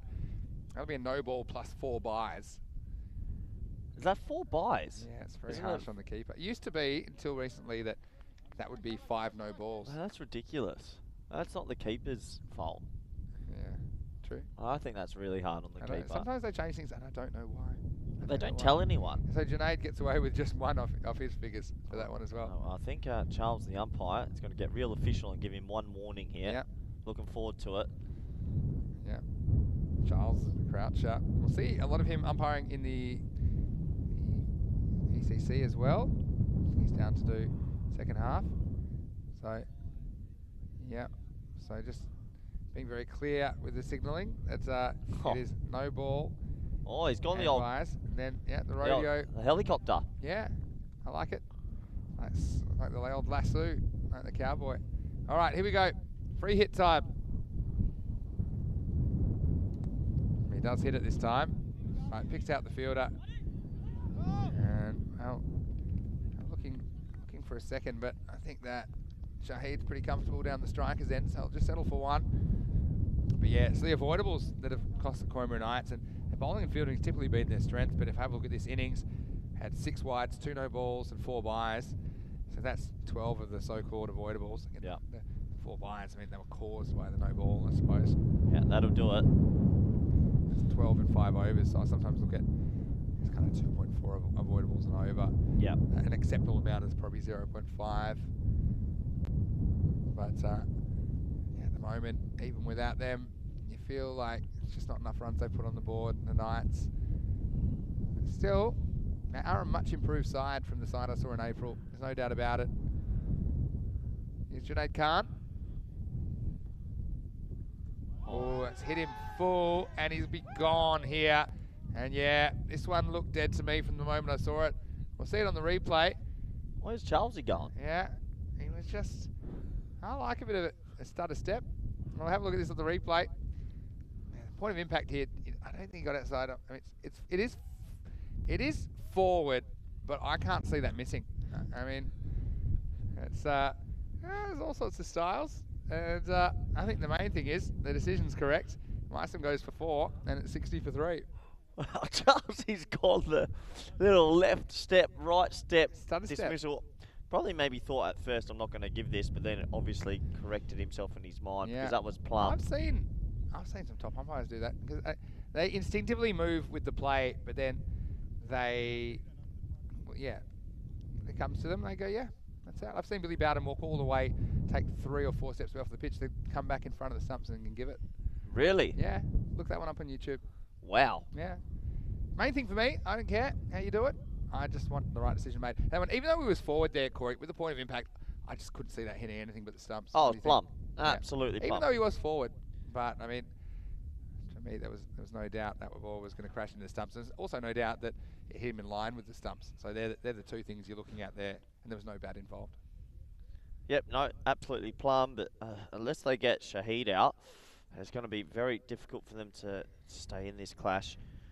Reynolds Play's got a question. Does the bowler get a warning in this series? Yeah, for those high full tosses, if they're above the waist, if you bowl one in a match, then you're on a warning. If you bowl a second one in the same match, then you're not allowed to bowl anymore. It does happen on occasion. He's going down leg side. Oh, wait for the decision. No. Hold on. No, it's not really. Hello, Charles, if you're watching this back. So, yeah, I mean, and that's a pretty standard rule now. It's for safety, and not you I don't think I've ever seen an intentional high full toss bowled, but I have. it's just not in this series. I was going to say. I think I've seen it in In the World Cup. Wacko Eunice. Wacko Eunice to Andrew Simons, tried to lit him. And then Simons charged the mount. Yeah. Yeah. Now this one's worked away, and there's been ones in this area today. It'll probably run down the hill for 4. Shahid showing he's not all power. He can be a little bit of poise as well as he uses the pace of Junaid Khan. Again, that's clever, the way he just kind of manoeuvres his hands and gets that one away for 4. Into the 6th over and 65 for 3 with 23 runs required off the last 4 overs. So they've got it down for a below a runner ball for the first time in this chase. Yeah, and that takes control of the innings. And, well, Mello, coming back here, look at some of the bowling figures You'd there. read them off. I didn't write them I off. thought in the start of the chase, you said that's it I said, in the last game. I said, if they don't turn up now, they're done. I called their tournament off, but I said that.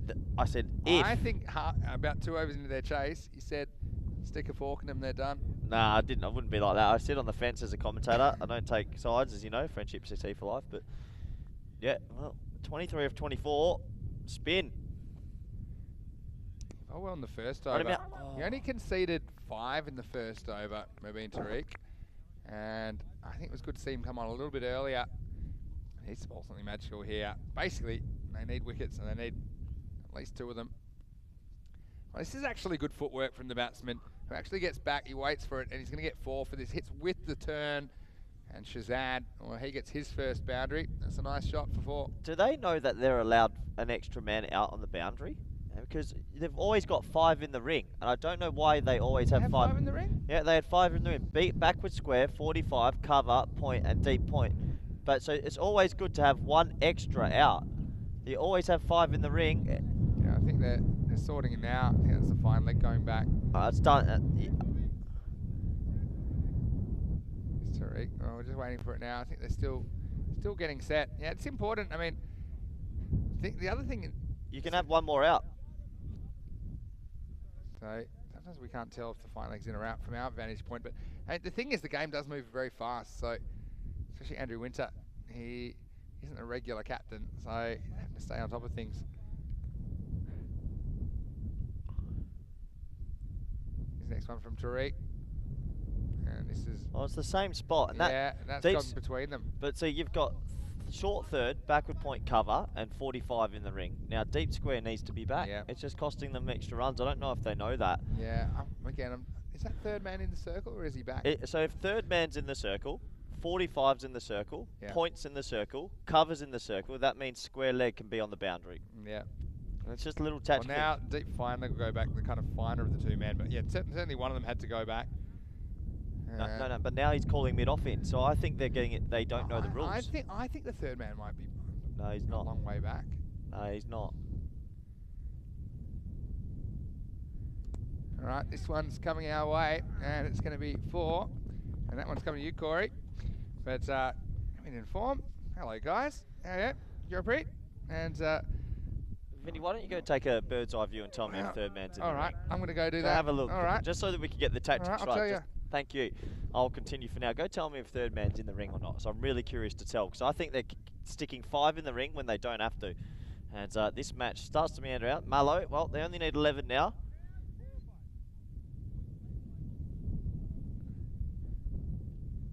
And it looks like they might be fixing it now. Here comes the off spin again. That's short and well fielded. But yeah, maybe a few tactical errors, because they've had 1 person extra in the ring all tournament and no one's told them. So it's flighted again, and that's a nice cut shot. That's in the gap, and oh no, brilliant fielding. Gets down, they'll jog around and just get the single. Running back. I don't think it's all tournament. It's probably just this game, and particularly it's over, I think. I think that, yeah, maybe just a slight miscommunication between the Coimbra Knights. But regardless, that's the end of the 7th over. 78 for 3, so just 10 to win off the last 3 overs. Still 1 more game to go today, Corey. And this is one that I'm really looking forward to. Werish versus Fighters. Both these teams, well, they'll be desperate to win in match 12. Werish got off to their first win, first thing this morning. Greenshield's hitting his straps with the bat. Also, Narayan's been important for them. Joundrup with his 50. Wasn't that a lightning innings? But Fighters, they put a good score on the board against Marlow, and they were the ones that Marlow essentially hunted the runs down off them with a handful of balls to spare.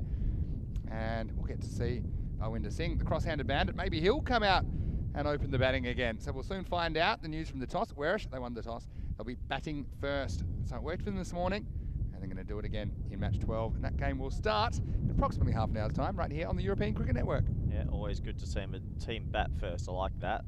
Here we go. And oh, what a shot that is. It's over deep extra cover, but he's picked out the man on the rope. Oh, you've got to feel stiff as a batsman. And, well, there's a consolation wicket. Yeah, it is. And again, he hit it pretty well, didn't he? It's always hard going over the offside. And, well, less than a metre to spare, but he does take the catch. That's the 4th wicket down now, 78 for 4. And Shazad, well, and a little contribution of 14 for him. He hit 3 boundaries in his innings.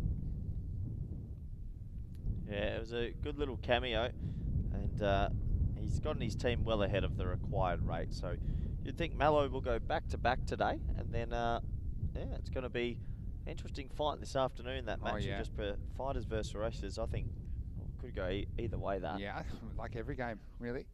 It's what's so great about this tournament. Everyone's loving what we're seeing at the moment.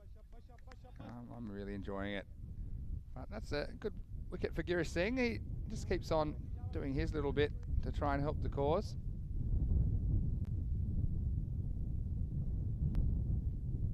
Here he is again.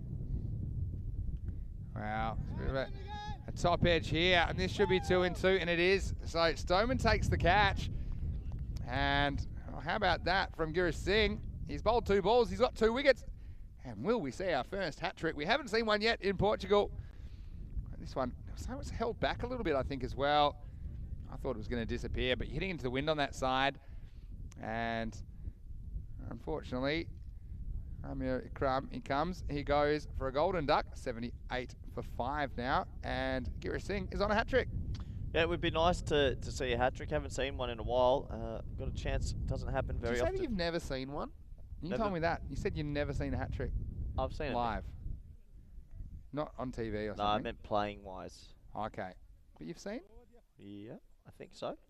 I believe so. I don't believe you. Regardless, it's always exciting when someone is on a hat-trick. Oh, he's not going to get it. It was well bowled, but pretty respectfully played. So let's want to make sure they don't have any more hiccups in this chase, and look after their net run rate as well a little bit. That's the other thing, because with these games being so clustered, this table being so clustered, net run rate's really important, because there's just a higher probability that teams will finish on the same amount of points. So we could have a situation where 3rd, 4th, 5th, 6th could all be on the same amount of points, and the teams with the best run rates will go through. Well, trying their best to work their way back into this game. Still 9 runs to get. This is Junaid Ali, who is batting now, and Mian Shahid, though, with him there, you'd think this would be child's play, getting these 9 runs, but anything can happen. It's been a good mini spell from Girish Singh. This one's hit pretty well, and this is going to be 4. That's a pretty good stroke from the new batsman. Junaid Ali comes out and just throws the hands at this one. Cracked into the gap for 4. Yeah, nice shot. Got a little bit of width, but you still got to put the ball away, and he's done that. Really good shot over wide extra cover. So this game coming to a conclusion, but I'd say now Mallow, well, they've done what they need to do today after a poor day 1. Yeah. A great day 3. And they'll go home tonight pretty happy, smiling again. Yeah, I think they will. And they're scratching their heads. An 18 and 3 record in ECN T10s before Monday, where they lost both their games. So 5 to win now. Still 5. And maybe it'll be 4 after this, because they're going to get a bye. Probably not the worst bye, because they'll probably keep Mian Shahid off strike. But still, he's hunting for every run. And Junaid Ali will be the man to face the start of the 9th. At the end of the 8th over, it's 84 for 5. Yeah, well, you could say that was maybe a tactical buy. Yeah, you know how I'll give it one for you. You know, in baseball, sometimes you walk a batsman. Yeah. Here, there's times you'd want Well, to. it happens when you try to give a purpose one to one of the batsmen. So Yeah, but how purpose can you be? well, put the keeper on the ring and let him run through. Yeah, or just like then just throw it for no reason. But then also the batsmen don't have to take it. That's the difference with baseball and cricket. I reckon the batsman naturally and instincts would take it. Yeah. So if you just put the keeper on the ring that last ball, I think it's a situation as well. It doesn't matter who faces now because it looks like they've got the game in hand. But if they had more to get, I'd say if they needed still, say 20 to 25 at this stage, and they probably don't take that single, I think. yeah. Stoneman, he comes. Stoneman, he goes. Maximo, Junaid Ali finishes game 11 with a bang. And Marlow, they're going to do this with 11 balls to spare. Well, that's some good hitting. And I think I'm seeing from Marlow that they've got batsmen up and down the order that are capable of clearing the boundaries. Disappointment for the Knights. They walk away from day 3 without a win. And really, they have to start looking at their situation because after winning that first game, they're 1-3 now. And they are just falling off the pace a little bit. But they still have 2 games to turn things around. But congratulations to Marlow. They are the winners of this match. Match 11. They win 90 in 8.1 overs to Coimbra Knights 87. And Junaid Ali, well, he sprayed a couple early. And from this ball, the first over was pretty good. Andrew Winter, we know how reliable he is. This one probably should have been taken. And look at this. They all had a go at it. Yeah, look at that. That's what happening when you were eating your lunch. Eventually that went down. Spilt their ice cream. And earlier on, it was the left-hander Zulfikar Shah who was out there. He ended up going for 6, but Mian Shahid, he's been a man mountain today for Marlow. Once again, he's undefeated in their innings. 35 not out, and that was a pretty good contribution when you consider that he made 53 not out in the previous game. So he made 88 not out today off 50 balls and basically engineered 2 successful chases. You can't ask for much more than that from your captain. No, well, it's one of those days. It's moving day in the tournament, isn't it? So you want your captain and your inspirational leader to take you further. And we said before, Mallow, reigning double champions who had lost twice on day 1, had to come back strongly, and this was the final icing on the cake to make sure that they did. The other thing is, we said it the other day, you don't win tournaments on day 1. So, you know, if they're playing their best cricket, they'll be right in the mix come the end of the week. And certainly, with some of their big hitters, if they come off, you feel like no score's safe. Junaid Khan came back, and this was LBW, which I think was a good decision. But just running out of time, running out of chances, Coimbra Knights. So they tried valiantly. I liked the bowling of maybe Tariq. I think he came on and kept things tidy. Only conceded 5 off his first over. Second over wasn't quite as lucky, went for 13. But ultimately the Knights, you know, like I say, they're a much improved team from the team I saw in April. But they weren't able to hold this strong Marlow team at bay. No, they weren't able to do it, unfortunately, and they'll be disappointed to be 1-3 now, and they've had moments and glimpses, just like that catch there by Junaid Khan, of quality, but also, unfortunately, mixed with a little bit of poor performances.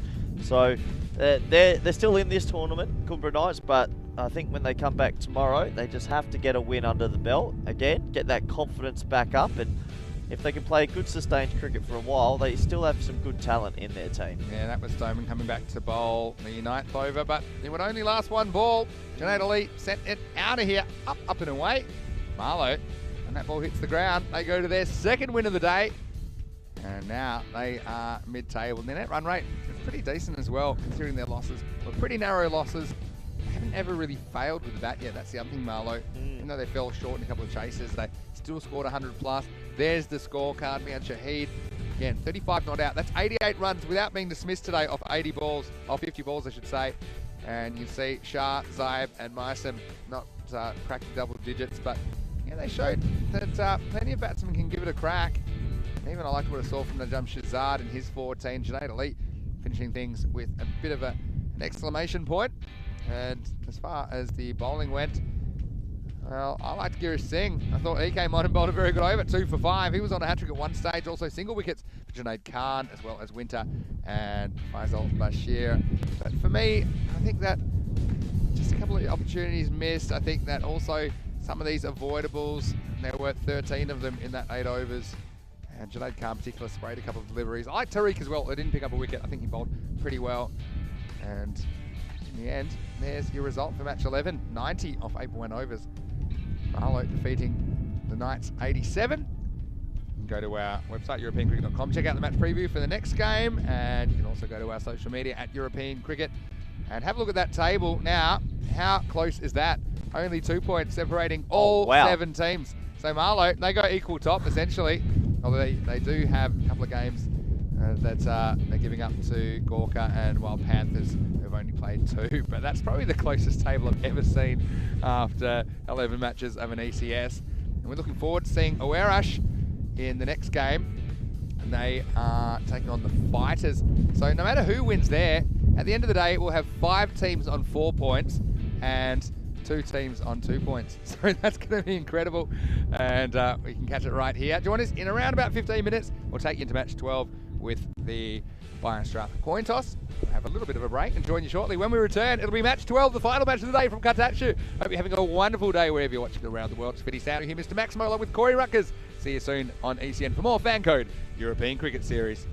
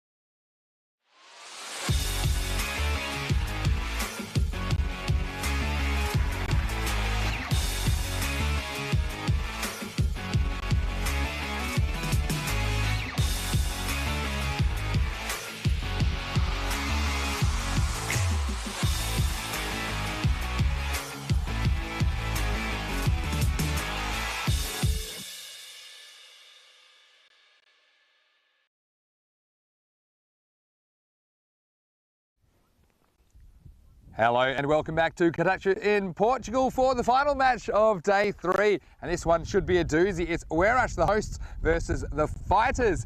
Well, both these teams had an interesting day so far. Werash, they got their first win of the series. The Fighters, well, they got a good score on the board, but in a dramatic chase, Marlo knocked the runs off, so they'd be keen to walk away with a win here on day 3. And I want to thank Biostrath for their support of European cricket. Biostrath support the coin toss for match 12. So let's head over to Charles Croucher, the match referee, who's with the two captains from Werash and Fighters CC for the Biostrath coin toss. Up and up. As far as Fighters CC, they go, look, they've got Balwinder Singh, the cross-handed bandit, who's going to be opening up for them in the second half of this match. And look, they've got the kind of firepower. They can probably fancy themselves to chase down whatever Werash set them. So I think it's going to be a high-quality game in match 12. Corey Rutgers is on standby. That was the Biostrath coin toss, and Corey is a man. Well, when he's on the Biostrath, he is unstoppable. Thanks again to all of our partners here on the European Cricket Network. Over to you, Corey. Let's get ready for match number 12.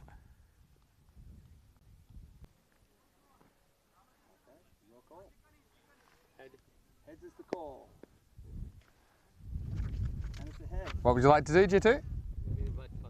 Batting first. So Werash, they win the toss and they elect to bat. They'll decide to put the score on the board. Look, Conrad Greenshields hit his straps with the bat, didn't he, in that previous game? But, well, I think, you look at the way that both their batsmen in the middle order hit the half centuries. I think that they're a real dangerous threat batting first, and then they can defend it. So watch out for Werash. I think they're on the up and up. As far as Fighters CC, they go, look, they've got Balwinder Singh, the cross-handed bandit, who's going to be opening up for them in the second half of this match. And look, they've got the kind of firepower. They can probably fancy themselves to chase down whatever Werash set them. So I think it's going to be a high-quality game in match 12. Corey Rutgers is on standby. That was the Biostrath coin toss, and Corey is a man. Well, when he's on the Biostrath, he is unstoppable. Thanks again to all of our partners here on the European Cricket Network. Over to you, Corey. Let's get ready for match number 12.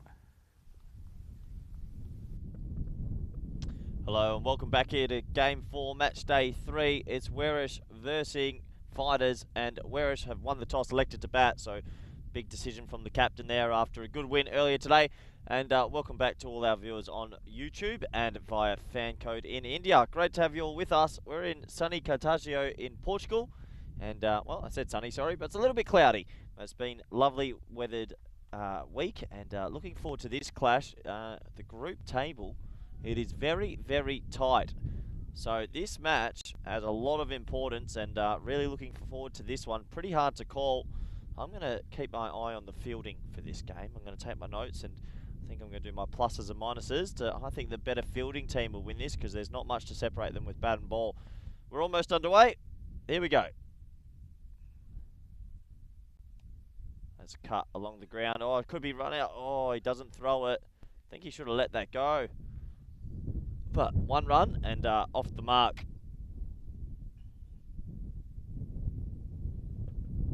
So great to have you all back. Great to have our knowledgeable viewers all in the chat. Please feel free to get your messages and questions in. Corey Rutgers and I'll be with you for the remainder of this game. And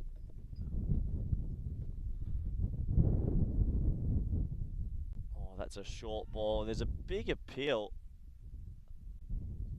I reckon that was over the head high. It could have been called a wide, but it's just been given one bouncer for the over.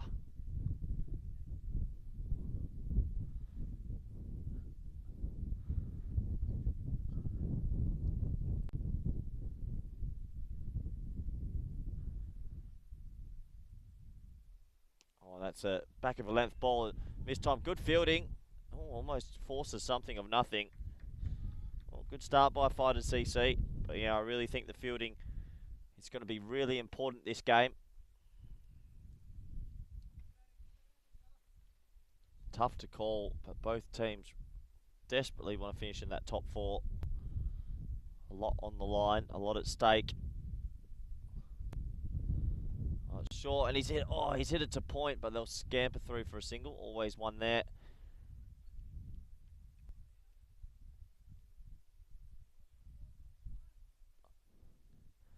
So, not a bad start by Fighters CC. Haven't conceded a boundary yet. They'll be happy with that. And what can Singh do here?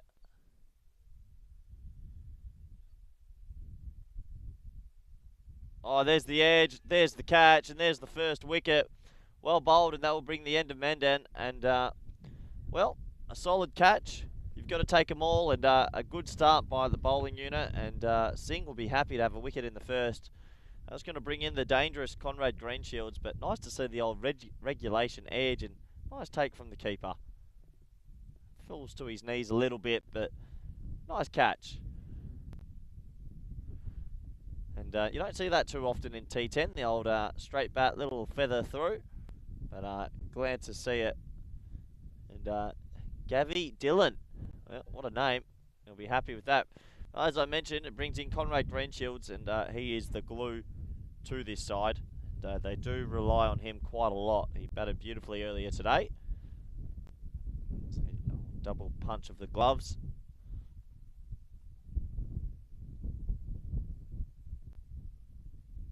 And Balwinder Singh with the wicket. You should see how he holds the bat later as well. That is a spectacle to behold.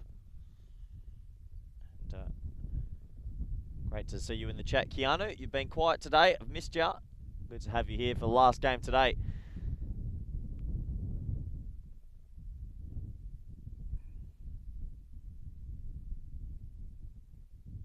Oh, it's in the air. Oh, it's in the gap. So Conrad Greenshields will start with a 4. Yeah, short and wide, and he made sure he latched onto that. You see here, it's a short, wide ball, and cuts it viciously through the gap. Half a chance, but I don't really think so. 7 for 1 after 1.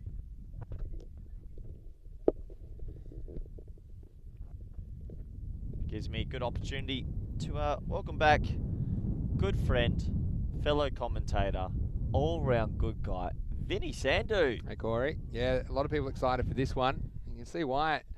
And not much between these two teams. Not much between any of these teams. We're going to have an extraordinary situation here where at the end of today, 5 of the 7 teams will be on 4 points and the other 2 will be on 2 points, which I've never seen anything like it. So just do a gigantic super over with every team. Yeah. 7-team super over. Just golden balls. Day of golden balls. All right, here we go. It's Mandeep Singh, over number 2. Well, cut hard into the offside and well fielded. And no mistakes in the field yet. I'm going to be monitoring the fielding big time this you've game. got the ledger out, don't you? Yeah, I haven't done it yet today, and I'm going to be eagle-eyed on this fielding. You're going to do minuses and pluses depending on fielding. Yeah, and catches. And, yep, catches versus opportunities, right? Not so much the opportunities, just catches dropped and what they're dropping the player on. Yeah, oh, okay. Now, I'm getting vicious with it now. Yeah. It's a bit like when Simons was doing the Big Bash, Andy Simons. Ended up being quite, he had half chances column, he had a quarter chances column. I don't know sure if I could go half chances column, because we're dropping the good chances, so. Yeah, but it's more if you take a half chance. You know, that's that can be significant. Oh, and they're just changing the bail, it looks like. Yeah, just doing that for luck. I saw it played in that last week or the week before. It's Chirambura, I think, Patient Chirambura. He just swapped the bails over just to reverse his luck. So obviously just the bail at the non-striker's end took 7 balls for the umpire just to know. It must have been the wrong way around. Just to make sure everything's good, which it is Mandeep. That's a nice shot through wide extra cover, and the fielder's coming round to it, Vinny, and just the one. It's important that you have your best 2 fielders out on the boundary, or your best 2 outfielders out in the power play, even if it is square of the wicket. And we know that Ravi, pretty good fielder, looked pretty assured there. We'll probably see him bowling some spin a bit later. There's a bit of wind going on as well, and yeah, it's just been one of those days. I didn't think it would have this kind of feel to it, but it's a bit cooler than I thought. Still a lot of wind around, 26 degrees, so pretty pleasant. That's a nice drive wide of mid-off, and pretty safe fielding so far. Greenshield's gotten off to a good little start. Now, Fighters have had an interesting tournament, haven't they? I mean, they basically lost their first game on the last ball when a 4 was edged. If you remember that one against the Wild Panthers. Heartbreaking. That was an entertaining one. Oh, that's a lovely shot over wide extra cover for 6. Well, Horatius. Oh, that wasn't right. That wasn't a Horatius stroke. Oh, Corey, tell you what, I'll tie your tongue. I can tell you what that was. That was outstanding batting. And, yeah, Awaris, they'll want to... Say it for me once more, Vinny. Awaris Whereas. I think I'm getting it reasonably close. OEIRAS. If you take the vowels individually. What a word in Scrabble. Oeras. It's not a great word in Scrabble. There's too many vowels. There's only 1 point. It's true. Oris. Get you out of a jam. Now, that's going to be a no ball. Yeah, signalled straight away. Oh, no. Really good keeping. Just a small fact. Good keeping. These are hard because you have no idea as a keeper how high it's going to bounce or if you'll keep your head. Oh, it's a big fully. And oh, yeah. This is probably over his head. What's that? Neck height. Teeth height. The jugular. Yeah. So, anyway, that will be no laughing matter now because that'll be first and final warning for the height no ball. And the next ball coming out will be a free hit. We haven't really seen the free hits ever cashed in. Apparently not. Here we go. Oh, well bowled. Well, is it? Yeah, he's gone the he's gone the ridiculously slower ball. This is a wide, I think, if he misses it. Let's have a look at this on the main camera because... Oh, yeah, it's absolutely wide. Look at this. Look at this. Oh, you're kidding me. Well bowled. That's off the pitch by the time it reaches the crease. Oh, no. And he can't believe it either, can he? Couldn't go out. He sucked him in with the slower ball. Oh, it's Green Shields miscues a pull shot, and they should scamper through for a single. Good fielding. And could we make up a nickname for the Aureus? The Swans. Yeah, the Swans. They are the Swans? Yeah, they're the Swans. Okay. Yeah. And, keeping your finger on the pulse. It's good. Oh, Aureus stroke though. That was my favourite. I've had a few clangers today, that's for sure. I enjoyed it. I haven't. End of the second over, 19 for 1 after 2. Still finding my boots as a commentator, Vinny, as you know. Very new to the role and trying my best. I think we're really enjoying it. A lot of people maybe appreciating your experience as well. I mean, I don't mind if you butcher the English language now and then. But I do speak fluent English. Yeah, your English is coming along slowly. I know you spent a bit of time in the country in Australia. That won't necessarily help. But anyway. There's a slight delay as Mr. Greenshields wasn't quite ready. It is quite blustery all of a sudden again. That wind just picks up. So, interesting one to call this. Really tight fixture. Yeah. No errors in the field yet. We're into the third. Yeah, that's good. Here's Barwinder. Back for his second. Oh, you can't bowl that to Conrad Greenshields. That is a long hop. And just the swivel pull goes for 4. Yeah. And so Greenshields played himself into a bit of form this morning, didn't he? This one just is asking for trouble, isn't he? Short in at the body, and unless you got some real pace, I think on this surface, the batsman picks it early, picks up the length, and that was a very, very safe shot from Radders.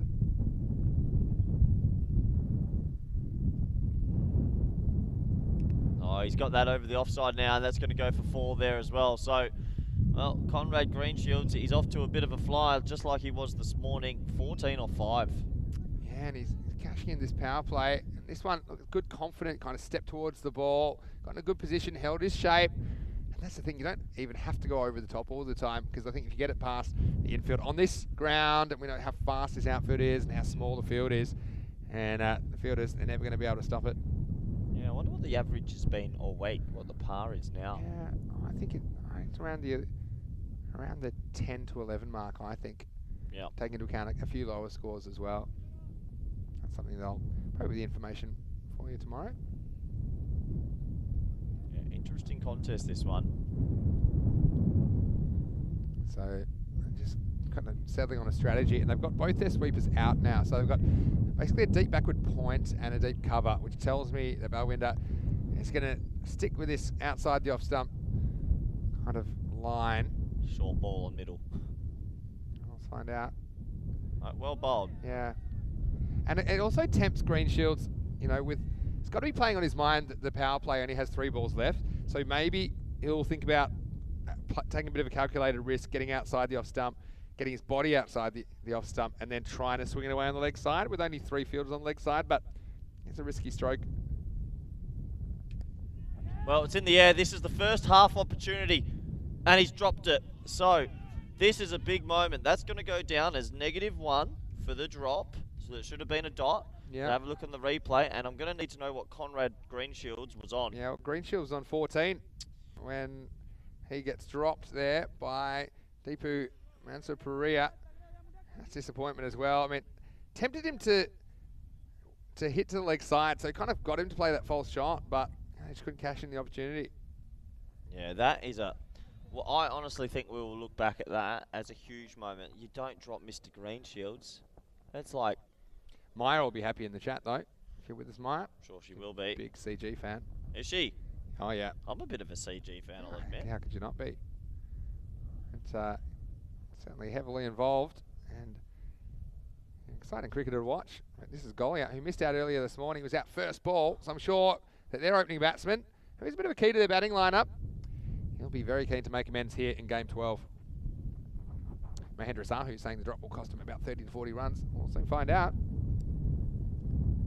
Or slight inside edge. And well, it ends the power play pretty evenly. 28 for 1. Even Stevens? Yeah, I think if anything, it's probably fighters who are happier after that power play, because I do think probably 35 or so, 35 to 40, I think is what you'd want to concede. Look, only the one wicket. They missed Greenshields, that leaves a bit of a bitter taste in their mouth, but I think that they have held them so far. It's just a matter of where I should get away in these middle overs. Keanu's saying, we love Conrad. Well, you're not the only one. I love Keanu. That's good. We love all our viewers, don't we? And they are integral to what we do. We appreciate the support of everybody that has made this project so successful over the last year and a half. You know, it's about 18 months since our first ever European Cricket Series. It's Mandeep Singh, the captain now, has come in and just a little punch into the offside.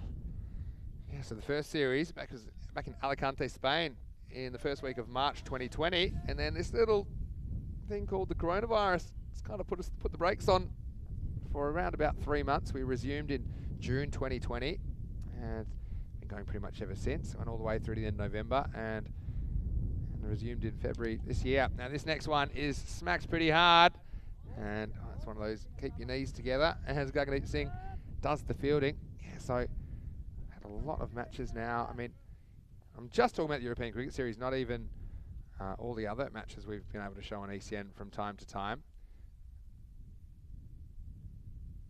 Oh, it's a full toss, and Greenshields, he gets most of it, but doesn't split the gap. A little bit of a slip, but good recovery and a nice arm. Oh, he's got a cannon. Yeah, you like it? Yeah, good fielding, good shoulders go a long way. But did you know, including the 2020 European Cricket Series, Talk to me. we've had 1,331 matches. What? That's insane. It really is. Oh, that's it hard, dead straight. Well, should get around to it though. He does, and they've been pretty clean on their ground fielding, so if they almost throws it into the hat. He's a good fielder. I know he's missed a couple, but I mean, that was a good one bounce throw.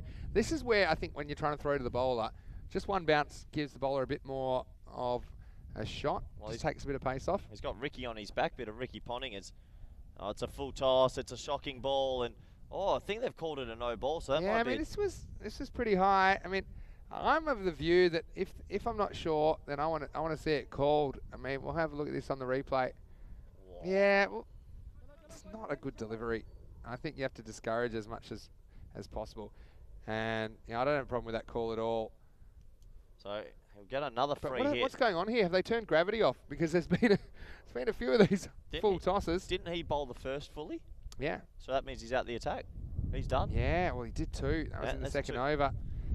It's a big moment in the game. Yeah, they'll call it now. We have 2 balls left as well. Yeah, because he's this one does hit. Look, I'm the first to admit that one's borderline. But I mean, the umpires are under the instructions. If you're not sure, you should call them, because even balls that are fractionally below the waist, they're not really in the spirit of cricket. And Mandeep's going to have to walk here with 2 balls remaining. That means someone's going to have to finish his over. Well, what a time to come in and bowl.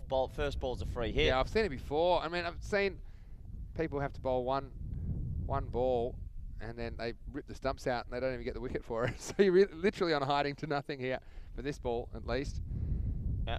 Well, and yeah, they're going to give the ball off, and we'll see who they get to finish the over. Well, they have to give it to a part-timer, surely. It's the first time we've seen that in this series. I don't think we saw anyone no balled out of the attack last week either. I mean, Mandeep, he'll be upset because he'll feel that it wasn't that high. But the umpires, remember, they have a fraction of a second to make a judgment. And I think, look, if it is debatable and it gets called, I don't have a problem with that. And we've seen quite a few of them this year.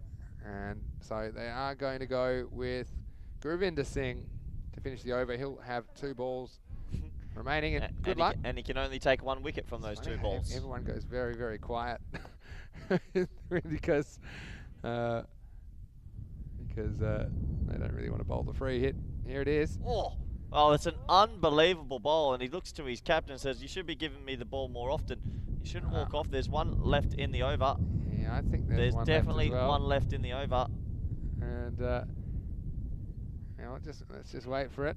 And yeah, they're just talking, having a little bit of chat. What'd you have for tea and whatnot?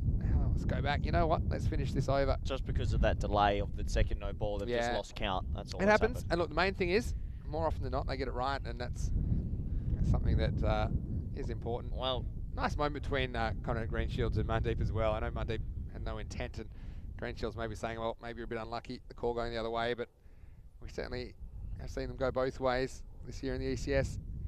This means maybe basically Gurvinder is auditioning for another over. That's a pretty good start. Oh, it's going to be towed, and well, he's got maybe more than a toe. That's gone through extra cover for 4. Didn't sound great off the bat, but hey, maybe a big toe in steel cap boots, because this one was whacked, wasn't it? And I agree, it didn't seem like it was off the middle, but certainly the pace at which it left the playing arena, that was pretty impressive. And it's the end of the 4th over. It's 38 for 1 after 4. And just a reminder that this game is brought to you by BioStrath. BioStrath contain over 60 of the essential 100 nutrients you need to feel your best every day in perfect balance and harmony. Find out how you can feel better every day by going to biostrath.com/cricket. They ship to over 100 countries, scientifically proven to get the most out of every day. Thank you very much to Strath for their support of European cricket. Yeah, unbelievable. I know I had mine in the morning, evening, and dinner time. Felt like you needed a bit extra this morning as well. Yeah, I did. A bit of extra pep. Almost got taken down. So let's have a look. Mr. Mensura Pierre. Oh, that's a nice shot from Greenshields. So far, Vinny, I don't know if I'm disappointed or happy, but I was doing my fielding notes, and they haven't. It's been sensational. They're only at -1. Ravinder Singh, did you get extra points for those shoes? Because they are bright. Yeah, they're you highlighted yellow. Yeah, we call that good wheels. It is good wheels. A lot of people chatting about the ECC in the chat as well. Talk about that in a second. It's a nice drive. And that shot of the day for me. He got a lot of that. Well, lovely shot from Goliath. He gets a wide half volley, but you still got to put it away. You see what they're missing from Goliath this morning, because he got out first ball, and you're seeing some of the quality from him right here. And this is all timing. He didn't rush the stroke. Just look at him. He just kind of holds back and lets the ball come through to him. He's in a position, and then there's just a moment where he's ready to launch, but he just gets the bat arc just right, doesn't he? So he moves to 20 in quick time. But a lot of people talking about the ECC, and Mahendra Sahu's there. Luke Belgium's there. Looking forward to seeing the first ever international T10s next week. Oh, there's an opportunity here. Oh, it's the old Bermuda Triangle, you like to call it. Lands in no man's land. There's 3 of them looking at it, but they fell in between all of them. So tell me some of the teams, and you guys in the chat that have watched a lot of ECS this year, tell me some of the teams you're looking forward to seeing, and maybe some of the players that you're looking forward to seeing in the Dream 11 European Cricket Championship next week. Put it in the chat, ECN European Cricket Network. Have a bit of a discussion about that as this innings goes into the middle overs. And I know so many of our viewers enjoy just following these players and teams. I can tell you one. The man that hit the ball right now, Conrad Greenshields, we'll see him for Portugal in week 2 of the tournament. And that's coaching. I think he's in the squad. No, he hasn't qualified just yet. Is that right? Okay. Well, yeah, we'll be seeing him then. Yeah, he'll be there. But he won't be playing. Okay. Yeah, he's there in a coaching capacity. He's doing a lot of work with the Portuguese national side. So that's not good for him. So good little partnership building here. But the rate's under control. Even game. Really even game. And just a little underneath edge. So they just can't break away too much, and the fighters are fighting here, buying some pretty decent balls wide of the wicket, and asking the batsmen to hit them through the offside, not letting themselves get hit over the leg side much, and I do like that. Yeah, well, I'm just going to look through some of the squads, maybe for week 1, and I'll see a few names we can pick out there. Oh, that's Vinny. That's going to hit the equipment. One bounce, 4. Oh, and Vinny with the long barrier. Great fielding. It's not getting past me. Oh, that's hit you straight in the leg. That's okay, because my pants, they're cricket ball proof. And I had a good time to come back to us here. And that one was absolutely smacked, wasn't it? But have a look, this is how to do it. I got down there and late decision. I didn't have to go long barrier, but it was an unpredictable bounce, and that's why I decided to get my body behind it. That does take us to the end of the 5th over. 49 for 1. Werash. And I'm going to go through the Spain squad, and Kuldeep Lal is one that a lot of people would remember from earlier this year. What's he do? Oh, a bit of everything. He's a pretty good seam bowler. Can bat anywhere. Can even wicket keep if they need an extra keeper. Always Ahmed, though, Spanish international wicket keeper, is in that side. Hit an absolute crackerjack 98 not out earlier in the season in the ECS, and he just was hitting them further and further every time.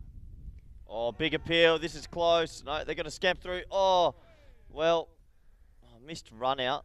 Oh, I'm going to have to mark that down, I think. You think? As a missed run out. It's an opportunity because he had 3 stumps to aim at. Is this a half chance? Or I think this is a full chance. It's not out. Good down decision leg from side. the LBW. Yep. If you watch this, he's picked it up. And he had 3 stumps to aim at on a pretty reasonable angle. I'll let that slide. no, I think you're going to let that slide. Oh, but that is one. Well, sorry. No, he touched it. I mean, he does well. That could have gone for 4. That was hit really hard. This is Varun Devirik, who gets what's one smashed back at him. What's he dropped him on there? I'll tell you in a second. I just want to see the replay. Bang. Take that. Scolia dropped on 25. That's a nice cricket shot, that, but it should be just a single.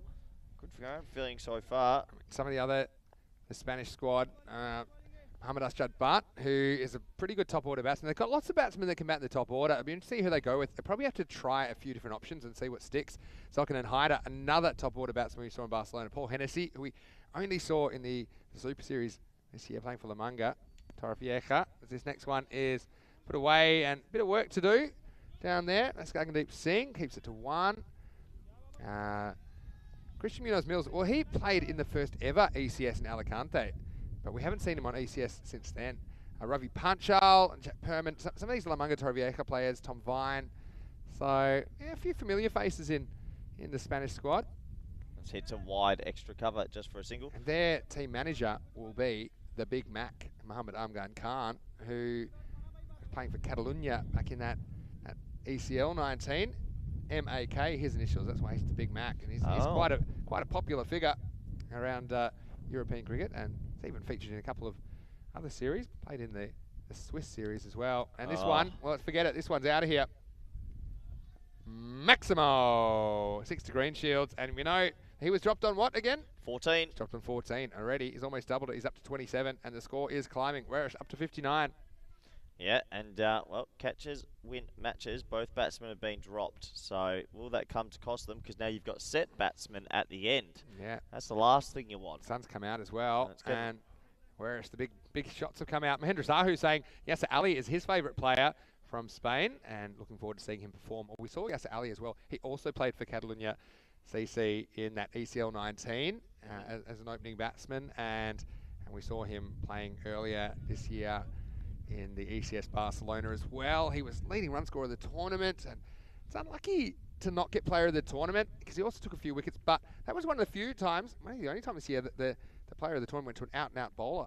Nice. Mayavanchi, young left-arm spinner, only 18 years of age. It was very close between him and Yasser Ali, but it was nice to see the bowling getting rewarded. It's something like 20-plus wickets over the series, which is good, and he did it against some of the big hitters. So yeah, that's my take on the Spanish side. Give us your thoughts. Mohamed Asjad Bhatt, he's another one to look out for. A bit of Whippington on that one, and should just be. Oh no, here we go. There's our first real clanger, and well, it should have just been 1, but a fumble will take it to 2. A little bit disappointed there, just the fumble on the boundary, as you can see here, but just does enough to pull it back. Yeah, so 4 overs to go, 6 over check-in time. I mean, you can see they're right on target for that 100 at the moment. Catch it. Oh, it's just over him, so another good shot for 4. Well, this partnership's starting to balloon out of control, and with 2 set batsmen and only a few overs left, they're going to go at every ball here. Yeah, and this was all about the placement. Often if you aim kind of in the direction of the infielder, there's gaps over their head. So this one runs away, and I'm pretty happy about that. I want to go through the Belgian squad in a second. Oh, Corey, and I've seen it. yeah, you can bring it up here and you can give me your thoughts about maybe 1 or 2 players to watch. I know that you're an expert on Belgian cricket. Deepu Mansafaria has the ball in his hand, and this one is in the air, and this one really should be taken, and it gets spilled. Well, put that one in the book, Corey. This is one where the wind is not as much of a factor, and that's Golia, who gets dropped on 33. And really, this is one you expect it should be taken. The fighters, they put down the dangerous Golia for a second time. And it cost you a run as well. Yeah. This would have been a valuable dot ball, so, well, fielding errors are starting to stack up a little bit. They need to just get a wicket here just to keep themselves calm. It's not bad bowling, but it's gotten through, and oh no, I'm going to have to see a replay. I might have to mark that one down. Nice shot from Conrad Greenshields. As you can see, just splices it through the gap. Give us your verdict on that one. Oh, I'll give him benefit of the doubt. But the fielding group, just got to stick with it here. 10 overs isn't a long time. Yeah, well, here we go. Have a look at this Belgian squad. I know that Aziz Mohammed's in there. We saw him last week in Capella, right? Yep, can play. He's one to watch. Faisal Mahmood is in there as well. Played last week as well. Shiraz, yeah. So Sefat as well. Yeah, quick Shagari bowler. Sefat, yeah. Look, they've still got talent, the Belgium team, but it's. I'll give you my honest opinion. So that's pulled high, handsomely, and that's all the way for 6. Well, what a shot from Greenshields, and those drop catches are really starting to hurt them. Just with the Belgium squad, that team's still very good. I think that team will still progress from the group and shock a few people. But some of the names to miss out are purely based on, how do you say this, favouritism and poor management. People like Ashi Kulasei, Khalid Amadi, Hadsidullah Tarakel, Burhan Niaz have all missed out, and it's just pure favouritism. So disappointing to see that, but Conrad Greenshields is disappointing to see. A big 6 over deep mid-off, and what a lovely shot, Vinny. Yeah, well, that is whacked, and that will take us to the end of the 7th over as well. So this, the wind's assisting players that can hit the ball in that arc, I think, from straight to cover. And so it's 82 for 1 after 7 overs. Just a reminder, we have more cricket coming up here, right here in Portugal tomorrow. And well, I've highlighted one match there, Corey. You can see which one it is. Oh, we're no. Be here, 8:30 a.m. GMT, 10:30 in Central Europe, and 2 p.m. in India, matches 13 through 16. And you can see the match I highlighted. It's just a regular group match, but it's going to be friendship versus fighters for the first time in the ECS. Good versus evil, black versus white, Batman versus Superman. Indoor soccer versus indoor cricket. I don't know, just keep giving me options. The other one I'm going to pick out there, Gorka 11. We might have to read up because they're playing the first 2 matches Who are they again? of the day. Well, we haven't seen them since Monday, but they've got a couple of tough games. They're all tough games, really. While Panthers, we'll see them again tomorrow. Fighters have the 2 games. Friendship, just the 1 game. Wild Panthers, I'll play twice as well. So please join us for day 4. And it's going to be a crucial day because it's really where the rubber hits the road as far as the top 4. Yep. Teams will make a run. Other teams, they won't be able to until Friday. So stay tuned. Ravi into the attack, and Ravi's going very far-y. That is a big shot for 6, Vinny. Yeah, just gave him the length to work with, and he whacked through it. And yeah, this one, again, see, not a lot of foot movement, but it's all timing, hand-eye coordination in the hands, very good.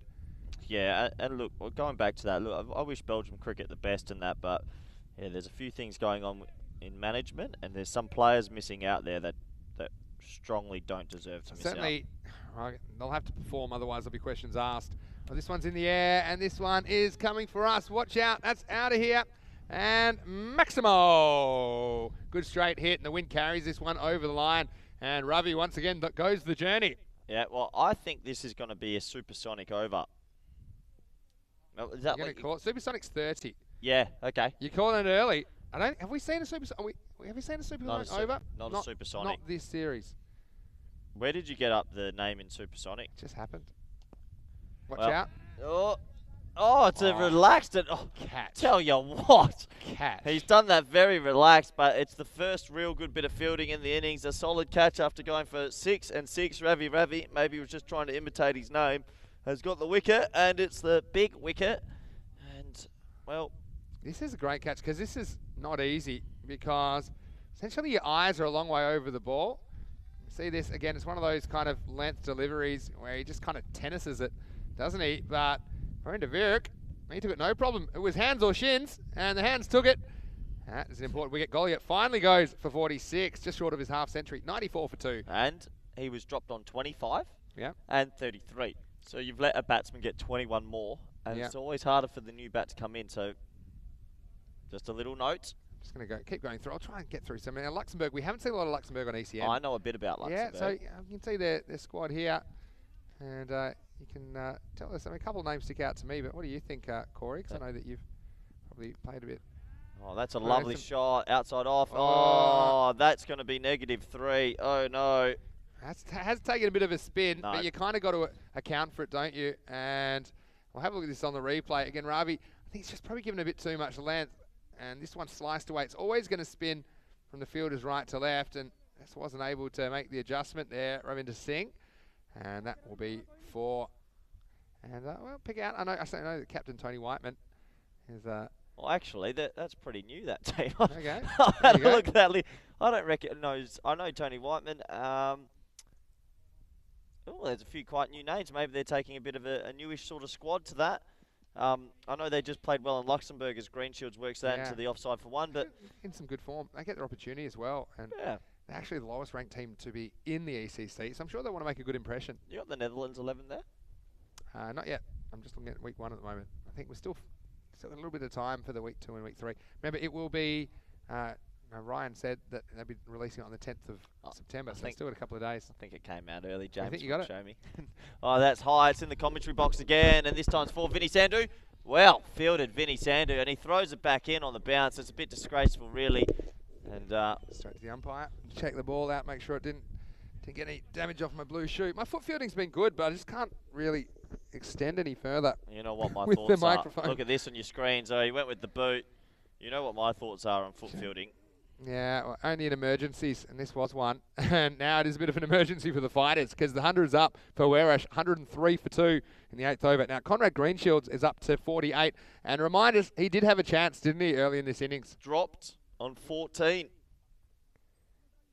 Yeah, so there you go. There's 34 runs. I mean, even I guess if they'd taken it, someone else would have come out. I understand that. But, I mean, certainly on the face of it, you don't think they would have conceded as many. But now we're going to see Gagandeep Singh with the ball. It all happens in the 9th. And, you know, these two, the old crew are back together. It's the Blues brothers, Greenshields and Janjat. They both scored 50s this morning. And Janjat probably won't have time to score 50 this time. But it was a quick 50 off 16 balls. So they're both capable. That is hit through backwards square, and that's going to be 4 more. And 50 for Greenshields. What a day for him. Back-to-back 50s. Essentially, it's a bit like scoring 100, isn't it? Because I don't think he was dismissed in the first game, was he? And this one, again, it's just asking for trouble, isn't it? It's the line, which is all wrong. And Conrad smacks it. In the first game, Conrad Greenshields scored 56 not out. And now he's up to 52. So that's 108 runs in the day without being dismissed. Oh, and that's just a freebie, really. Oh, you can't be bowling that to anyone, but especially Greenshields. And he'd be disappointed with that. Deep square leg was in the ring. So yeah, I mean, even with fielders back, I think that's probably going the journey. But I think now, I mean, you know, don't want to set a fielder bad bowling, but you've got to put at least one of them back. I think a smarter option would be just try and get up there in the block hole and just get the length right. So, I mean, fighters, we saw them batting well before. I mean, they won't be out of this chase if it's around the 130 mark or so, as we saw Marlowe do to them before, but that's a lot of pressure. And you consider some of the bowling, and I know Greenshields didn't quite get it right before, but he's a dangerous bowler. If he does get it right, here's the angular run-up. I don't think anyone was expecting that. Conrad says, give me a chance. let me know you're serious. I like it. I like the option. The old angle run up. Indoor cricket. Yeah, you would have loved Abhishek from Hungary. He had the most angular run up we'd ever seen, and that's why I called him the protractor, because he was all angles. He's almost running in sideways. He's a fast bowler. Oh, and that's just butter for jam. Wide half volley, and well, when you drop the big fish on 14, it's like he had the bait, and then the fish just nibbled off it, and the fish has gone swimming away because the fish is now in the 60s. Yeah, he is. And he's just seeing how many balls to go. He hopes there's plenty, because he's enjoying this, and that one's right in the slipstream.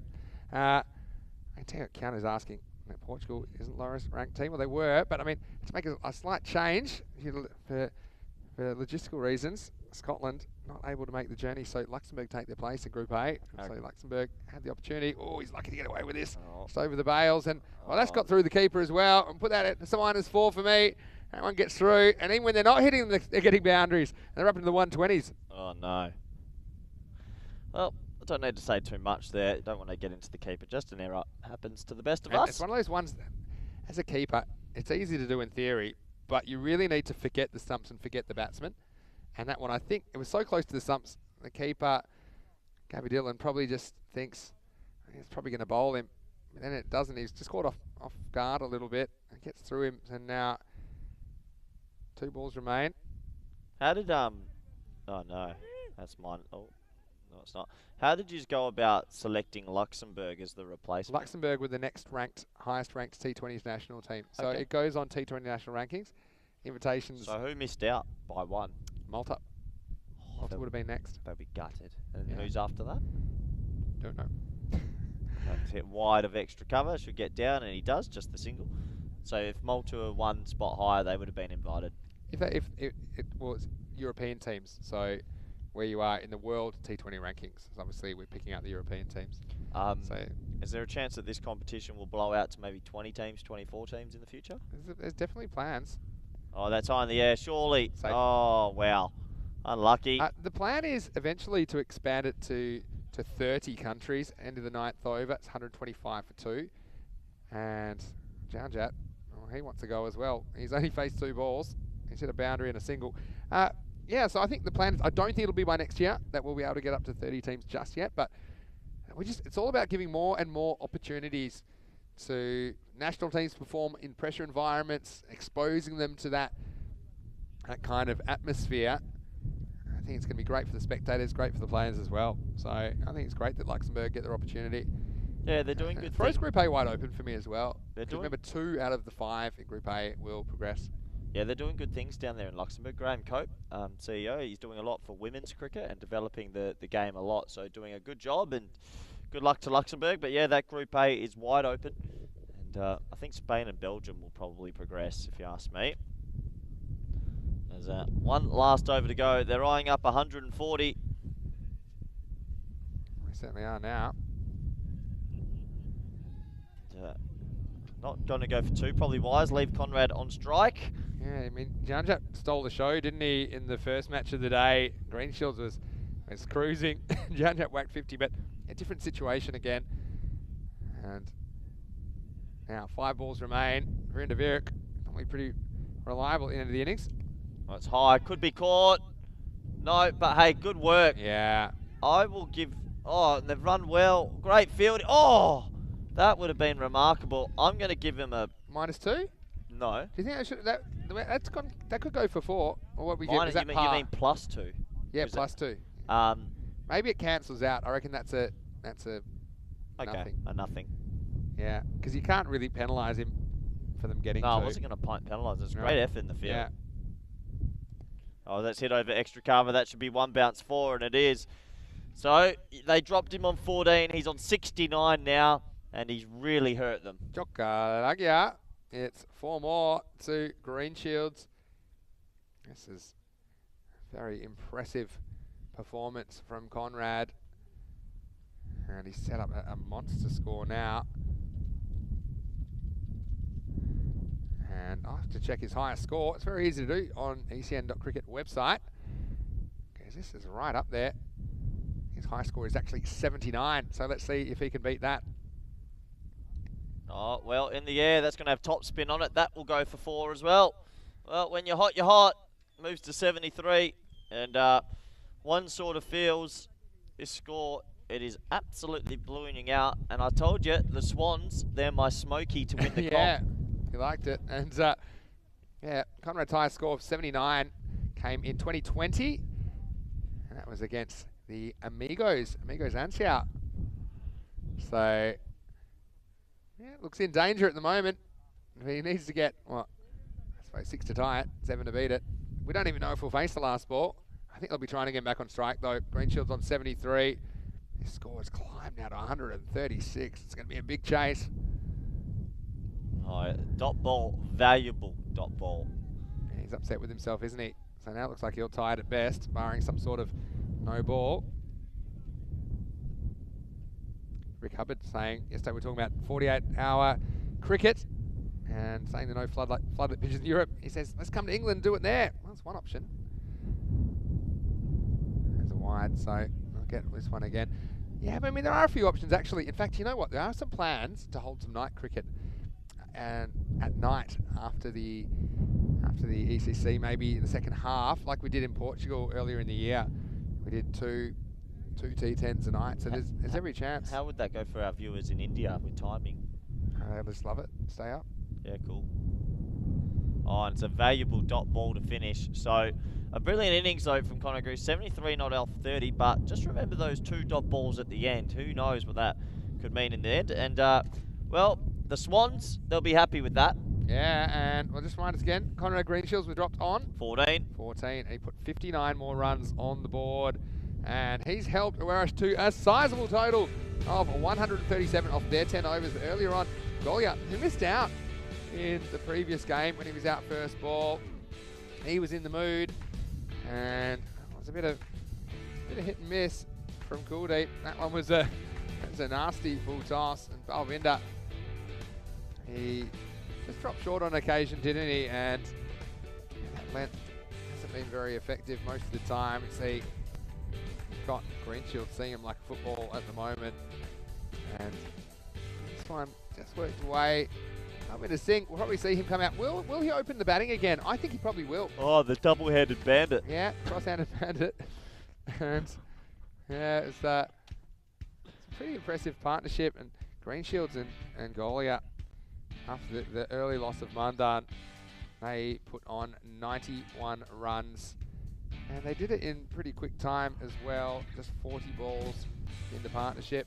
And you see here, this particular zone has been pretty effective, going from that kind of mid-off to cover region, and the breeze is assisting it. So if you can get it up high, it typically carries the boundary. That one was a spicy one that Verinda Virak couldn't catch up with, but he'd get another opportunity to catch one down at long off. Ultimately, those missed opportunities did cost the Fighters, and this partnership grew and grew.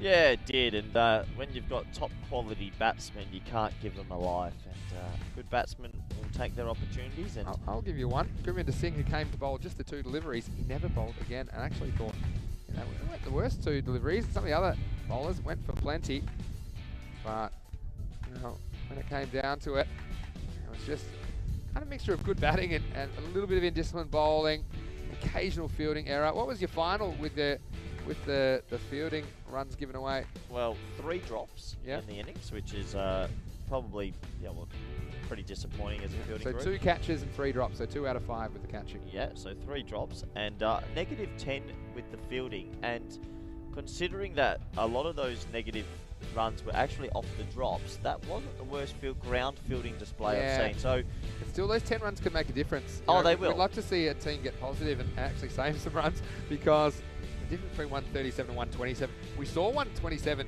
chased down by Marlow earlier in the day, and well, this game it'll have to be a good effort from Fighters chasing down. That was the one Virak did get. It was shin high and was travelling. Ravi came out and bowled this length where the batsmen were pretty comfortable hitting on the offside. That one unfortunately got away from the outfielder, Ravinder Singh, having some issues out there with the spin.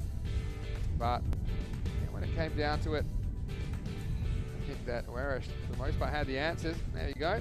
Oh, it's on fire in the field today. Yeah, The blue shoes not really enjoying it. They don't really like getting hit by the cricket ball. But yeah, this wasn't a great phase of the game where Gagdeep Singh came out and has bowled a couple of half trackers that were just easy pickings, and the score was climbing, and they reached 100 with a couple of overs to go, 2 or 3 overs to go, and Radders almost threw himself off his feet, putting everything into that pull shot. But yeah, this is some nice through the line hitting, and ultimately he came to try and shut the door in the innings, but he went for a dozen in the last, but 3 magical overs in a row. 7, 8, 9 went for 23, 21 and 22. Really? And when I have a look at the splits, they were 49 in the first half and then 88 in the second half. And that just shows you how much Werish were able to pick up the pace. And they could do that because they had the set batsman at the crease, batsmen that had been missed earlier in their innings. Yep. Well said, Vinny. I don't have to touch too much more on that. Let's have a look at the scorecards. And as you can see, it was a 2-man show. 46 off 26 for the opener, Golia.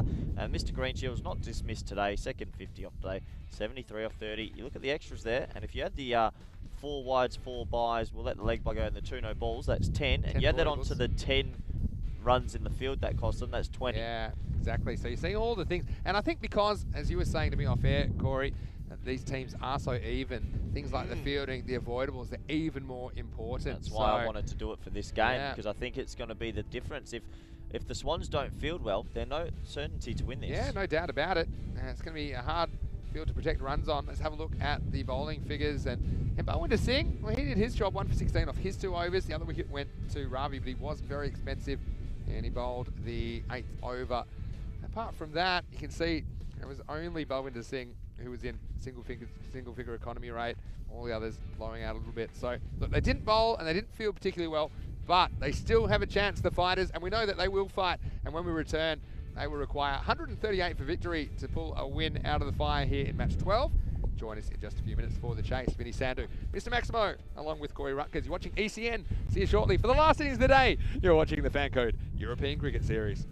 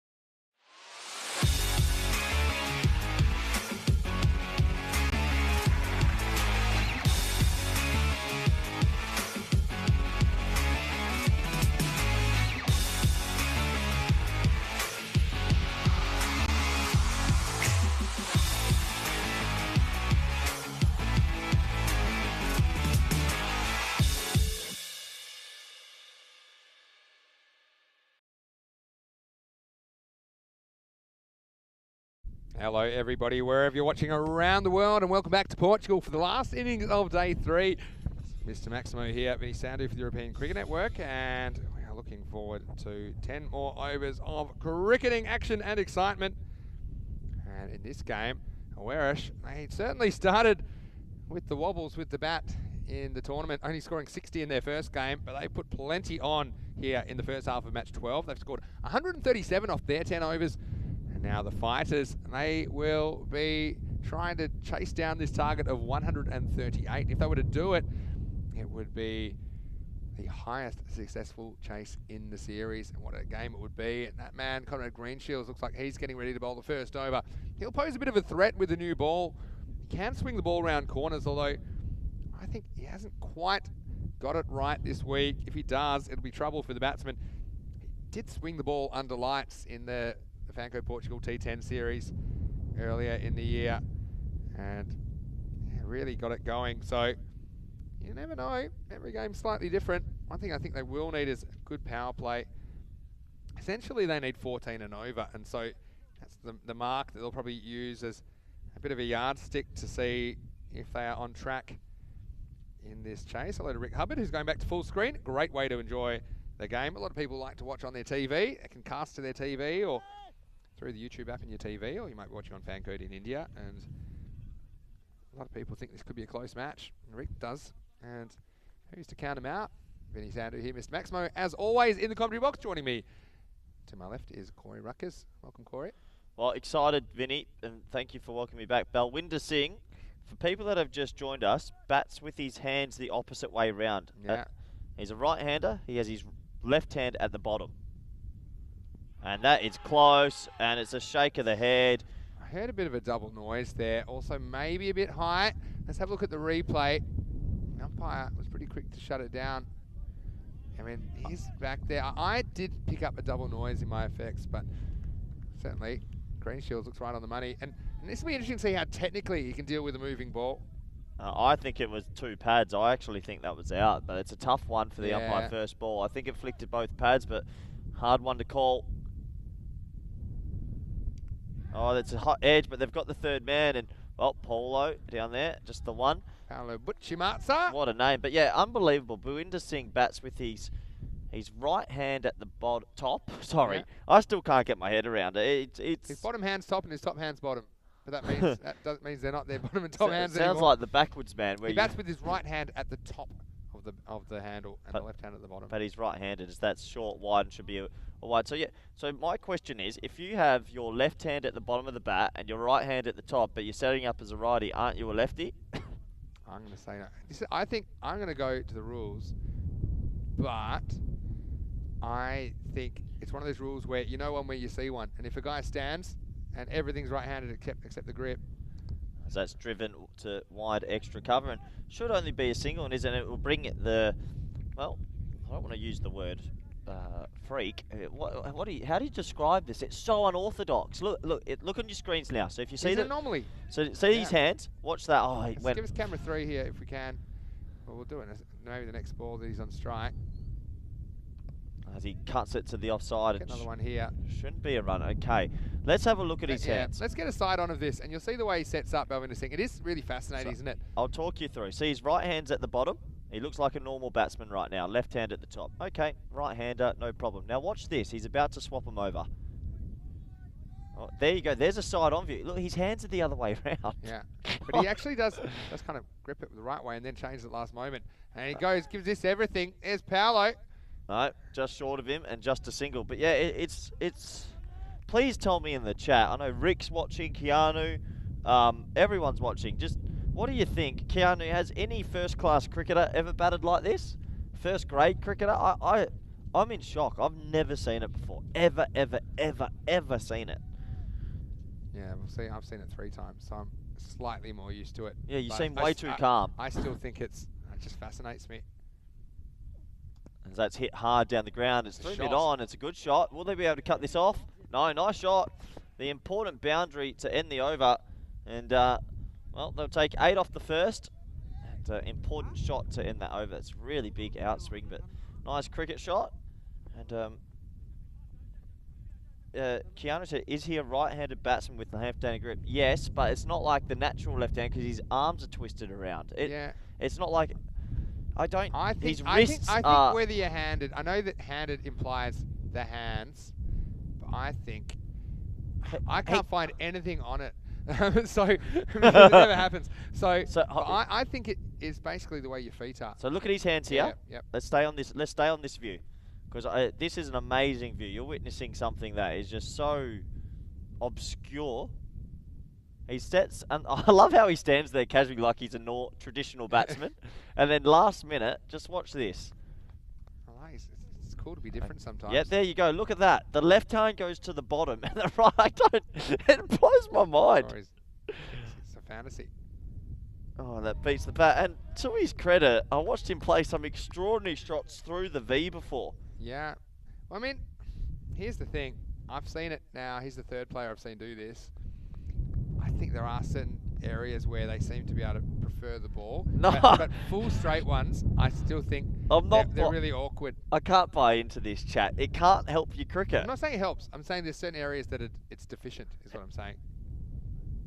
So he hits that hard straight to mid-on. And watch out. Oh, could be a run out. Oh, he's missed. So that will be. And I'm going to have to mark that down as a missed opportunity. Oh, yeah. Oh, you didn't mark down the other run out. No, because that was a difficult one with the keeper's gloves on. That's 3 stumps, and that's Conrad Greenshield. He's further away there. I mean, I think you're hitting the stumps 50% of the time from there. Sawa on 5. But yeah, unbelievable technique. Oh, well, I don't... What a shot. Oh, Vinny Sandhu, it's length. They love length, these cross-handers. No, you can't give them length. It's not a thing. I'm in a dream. Again, I'm not... It obviously works for him, but my point is this. If I'm bowling Yorkers. I'm bowling Yorkers because it's an awkward swing path. Rick Hubbard's come in and said, batsmen switching from right to left and batting vice versa is common these days, but Rick, this isn't that. Rick, look at his hands. He's batting right-handed, but with his his hands are the wrong way round. Oh, well bowled. I don't know. It actually done you, hasn't it? I can't get my coaching brain around it at all. I just can't. It's phenomenal. It's ironic. No, that's not the right word. It could be moronic. I don't know. It's well, it works for him. It's the way it feels natural to him. It's not for everybody, or even many people. And this time it's going to be a top edge, and this one really should be. It's blowing around in the air.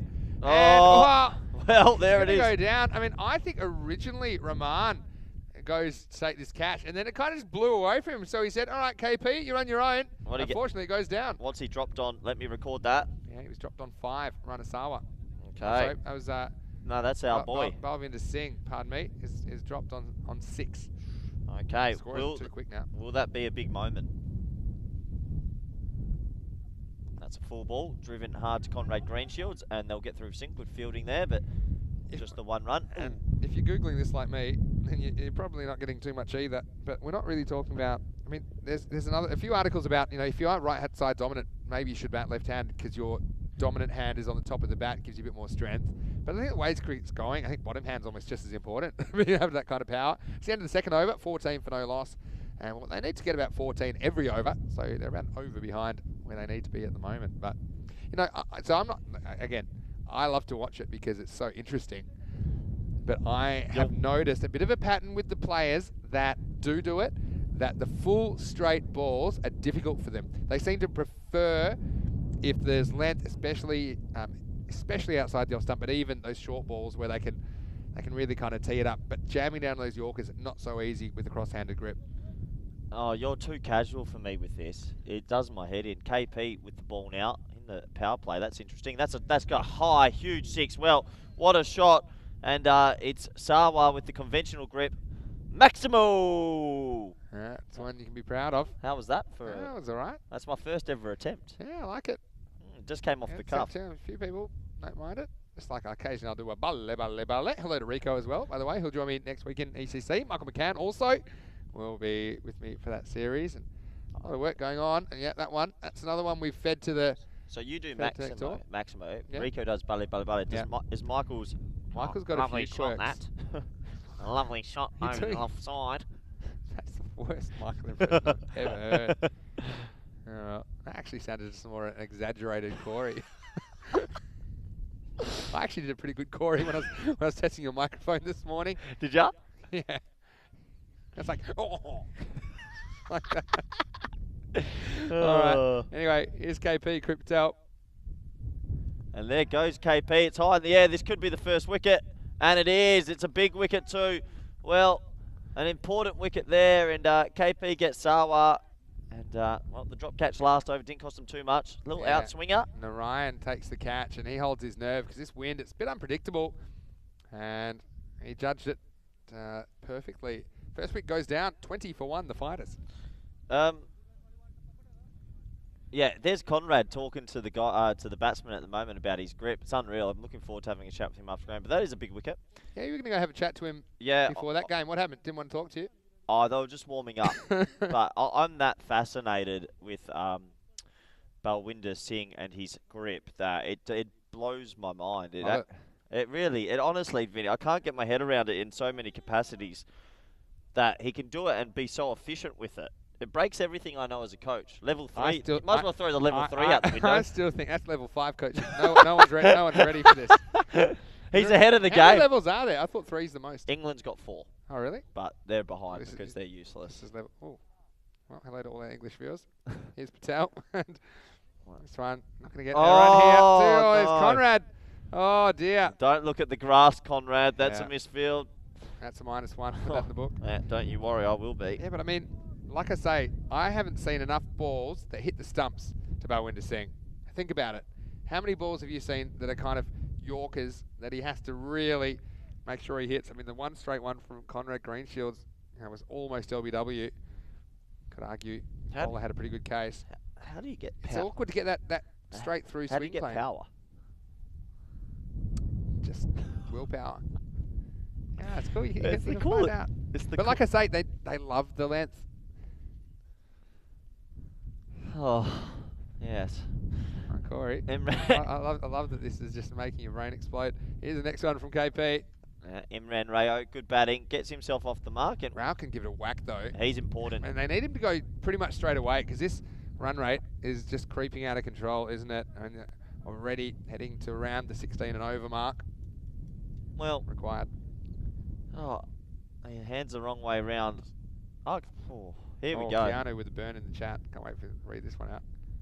Oh, he's got a piece of that. And is it going to go over him? I don't think it is. Oh, it does. Oh, that's well. It's gone for 6, I think. Yeah, that is. Well, that's an... Is that a -6? It is a -6, What's our actually. first -6? It's a -6 because it's he's a -6. Because I think it's catchable. He gets 2 hands to it. I know it's awkward because look, he's stretching and he's kind of off balance, isn't he? Shahida Rahman. Hey, you got to put it down as a -6. Well, you know what, buddy? That's already 3 drops. Dropped on 8, by the way, and that'll be another one that I think you got to put at least -1. Wait you for think the signal. so? Yeah, what's a buy? It's one you're meant to stop those. I'm sorry, my apologies. Job of wicket keeping. But look, did you put down Balwinder? He was dropped on 8. Dropped on 8, so he's been. Now he's on 14. Yep. That's good because we get to see him keep batting. It's the end of the 3rd over, and it's 29 for 1 after 3. Well, so still, I mean, they get enough off that over. They got 15, but they're just basically 1 over behind. Yeah. What I mean is that they need about 14 and over, and they've pretty much only got 14 off the first 2. Keanu, I've seen you've retracted your burn, so that's appreciated. appreciated. No, that's no good. But Keanu, I'll read it out. Question. He said. No, you're right. All right. Keanu, question: can you please find out if any first class or first grade cricketers have batted like this ever? Surely you've never seen this before. No, I don't think you'd see it. No, I've seen it in indoor cricket. I've seen it once or twice. No, you as haven't. Well. I have. Vinny, you see it in an 8-year-old that you got to correct as the new bowler comes in now. Maybe everyone else is wrong. And well, little inside edge, and that will just be a dot. So, can the Fighters get themselves in this chase? This is the partnership that need to do it. They're basically 2 maximos away from being back at the rate. That's the way I'd be looking at it. There's still plenty of time in the innings. And, yeah, I mean, I want to do something soon. Sunil Kumar with the ball. Oh, no. Oh, dear. Oh, that should be no balls. Well, let's have a look. That should be no balls. Let's have a look. Well, we'll have a look. It's going to go for 5 wides. Let's have a look, though. Well, give them a chance. We'll have a look on the replay. And the umpire, if it bounces off the surface, this one, I think that's off the surface think because of the deflection. Nah, that's a no you're ball. right. Yeah. To be honest, that's a rule I don't like. I'll be honest with you. I think because it shouldn't be given wides. The batsman, that has to be a no ball because then you get the free hit. Yeah, they would get free hit. And free hit's no good for the batting team anyway. They never score off them, so maybe a better for having a normal ball. That's true. As that's full straight and it's an edge. And oh no, he's dropped again. That might be justice because if that one gets caught, then it does come back to be a bit of a controversial moment. He's dropped on 14 now. He spikes it when he throws it back in as well. Not happy about that. Narayan sets high standards for himself. So, yeah, he's dropped again. And this one, again, that Rao dropped off his very first ball. Oh, that's a chance. Oh, no, it's just short this that's time. Well done. No, that's Balvind, actually, who was dropped on 14 that time. And I think he's actually landed on the ball here. Oh, Have a look at this. And walk it off. This is artificial hip territory because that ball is really hard. I might see a replay of this. I don't know if we maybe get it on camera 4. Or whether oh, there he goes. He went straight on it. And then you have to dig the ball out of the ground. Yeah, he'll be right. Bit of the magic spray. Move on. I was worried about the fielding being influential, and they're lucky they hit so many because they aren't fielding too well at the moment. And look at that grip. Come on. Oh, wow. Tell you what, you're going to have to watch them all week, right? So, to desensitise you. Kumar. Well, you said he can't play straight, Vinny Sandhu. He's just murdered one straight. How's he doing it with that That's grip? Great shot. Great shot. For me here, though, it's not tested for pace, so he's not rushed. Yeah, Corey's trying to do it. Have a look at this. Don't get a side on of that shot while we're getting the ball back because we might see exactly how he does get through the ball. Surely he's the only opening batsman that's ever done this in serious cricket, though. I've seen 3, and they've all batted well at times. I can't wait to show you some more footage. Well, that's 4. He's got that outer edge again. That should be 2, I reckon, if they run hard enough. Oh, will be more than 2. Oh, yeah, Ooh. bit of fancy footwork. And it is going to be just 2. So How many times has Balwinder been dropped so far? He's on 21. 3 times. Twice, sorry. Twice. So, You're in luck. yep, can he take full advantage of it? Rates getting up there. And that's towed, and that should be caught. That's another opportunity. Nah, safe. Oh, it's just landed right in the gap, and just Butchie's finally moved himself from 3rd man. Yeah. We've got him in our same zip code. It's about time. Good effort, but landed in no man's land. That's in the end over, Corey. And it is 43 for 1 after 4. And just a reminder that we are very, very happy to have Biostrath on board as a supporter of this, the final game of the day, match 12. And Biostrath, they also have special formulations for kids, for pets as well. They ship to over 100 countries. Go to biostrath.com/cricket to find out more. Find out how you can get the most out of every day with Biostrath. And we appreciate the support of all of our partners here at the European Cricket Network. And stay with us. We have plenty more cricket come this year with the support of partners like Biostrath. We plan to bring you over 1,000 matches of T10 cricket in 2021 on the European Cricket Network. So Balwinder Singh, he'll keep the strike. He's on 22 off 17. He's fast becoming my favourite cricketer. Yeah, why not? I mean, it's just surprised you. It's almost like, you know, if a guy went out to bat with 4 arms or something, that's the kind of level of mesmerisation that he's got you going. Can't bowl much down the leg side here. It's down the leg side. I'll show you. Well, it's just with the field setting, so that's gone for 4. So I'd be disappointed with that start, but the ambidextrous, orthodox, unvariable, I don't know, just keep making up words here. He gets another boundary. Yeah, he's an oddity. Oddity's a great word. That's what he is. And look, they got 14 off the last over. Like I say, they are basically 14 behind where they need to be. They'd want to be about 70. They need to start creeping up on it, and you know, they just need that magical over, I think, to catch up those runs. Well, they've certainly had a good start to this one. You know how we were talking about my level 3 coaching and before and about what I was taught. I'll be storming into the offices soon and telling them that everything I've taught might as well go out the window because They didn't prepare me for this, Vinny. 99.9% of the world are holding the bat the wrong way, maybe.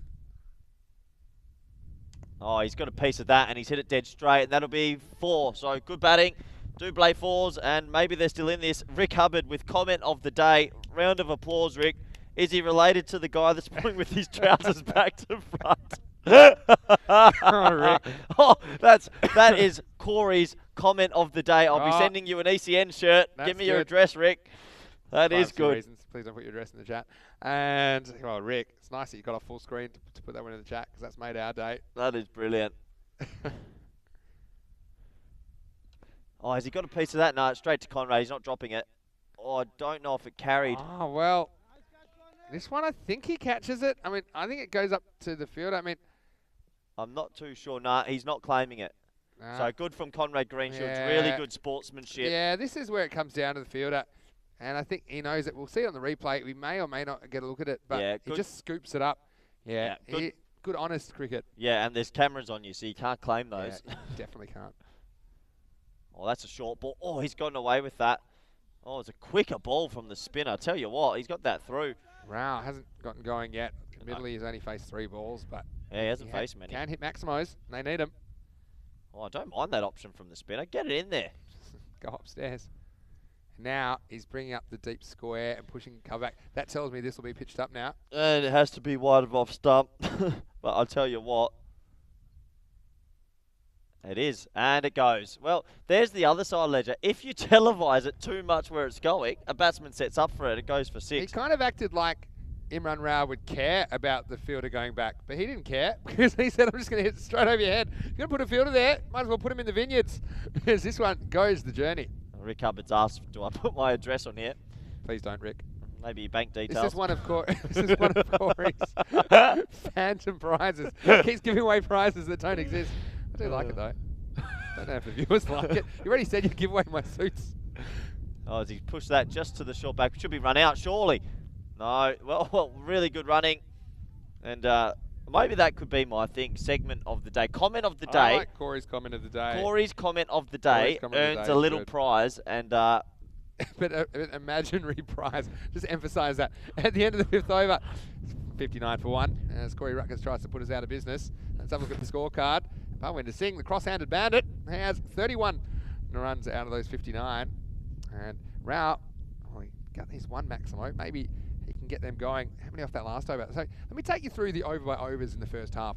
8, 6, 15, 14, 15. So you can see they've got the 14 or 15 they need in overs 3, 4, 5, but the first 2 overs only getting 14. That's why they're behind essentially by about a dozen runs. And they can make it up with a couple of swings of the bat. This is Shahida Rahman, who's coming in to bowl over number 6, the left armour. Shahida Rahman hasn't had a great tourney with the ball. He has to click now. This is an important stage in the game. Interesting to see he's got square leg in the ring, so he's got to get this right. Oh, he just gets the single to that square leg. Don't throw it. Good boy. Good boy. Don't throw it. Not many P's.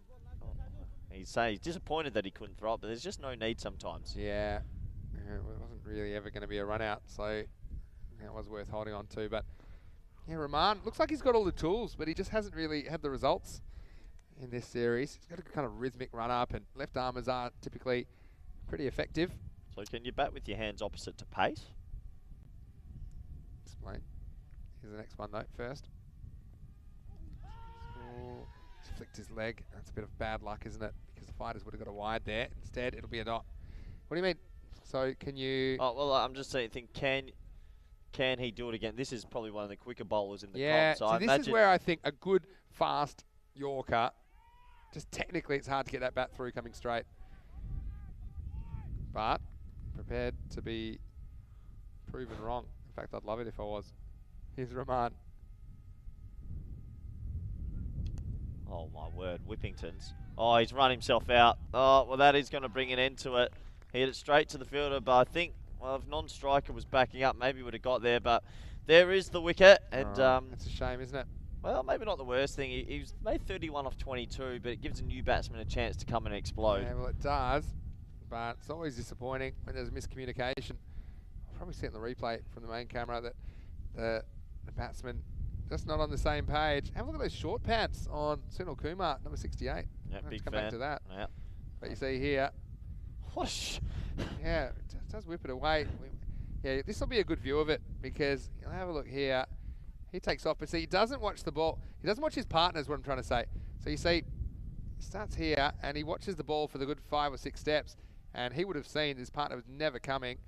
And technically, that is his partner's call because it's behind the wicket. So Balwinner has to go. His innings ends after a very entertaining 31, and now it's 60 for 2. Yeah, that does bring an end to the excitement. And, well, fighters, they are behind the rate. They need something pretty amazing from here. Keanu's saying can't find anything about first-class batsmen batting like this. Oh, I think it's because they haven't. That's why. Haven't tried, maybe. Yeah.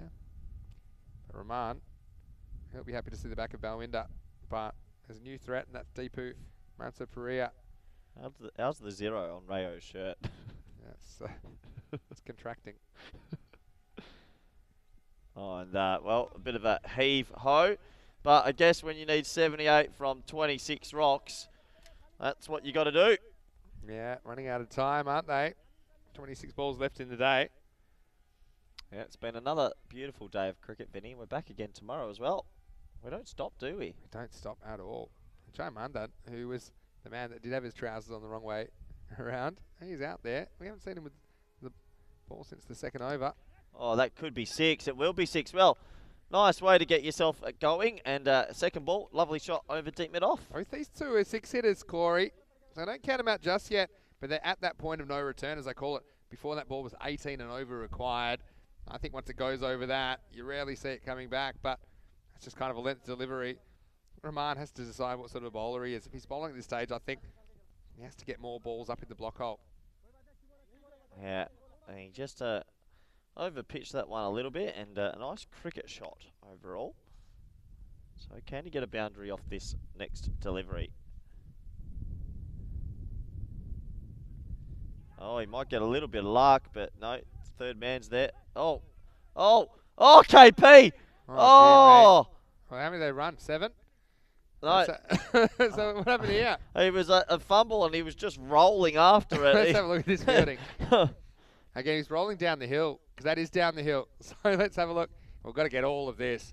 Don't stop this till we tell you, because this one, there's a lot of action. There's the first one.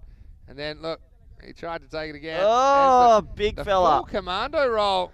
There's a bit there of, you go. Nice one. what was the man from Bermuda? The flying... Dwayne Leverock. Dwayne Leverock. There's a bit of Dwayne Leverock in that. And he does the job. Now he's been handed the ball well. Yeah, keep it. Yeah. 68 for 2 after 6 overs. Yep. What's that? 70 off 24. So 17 and a half.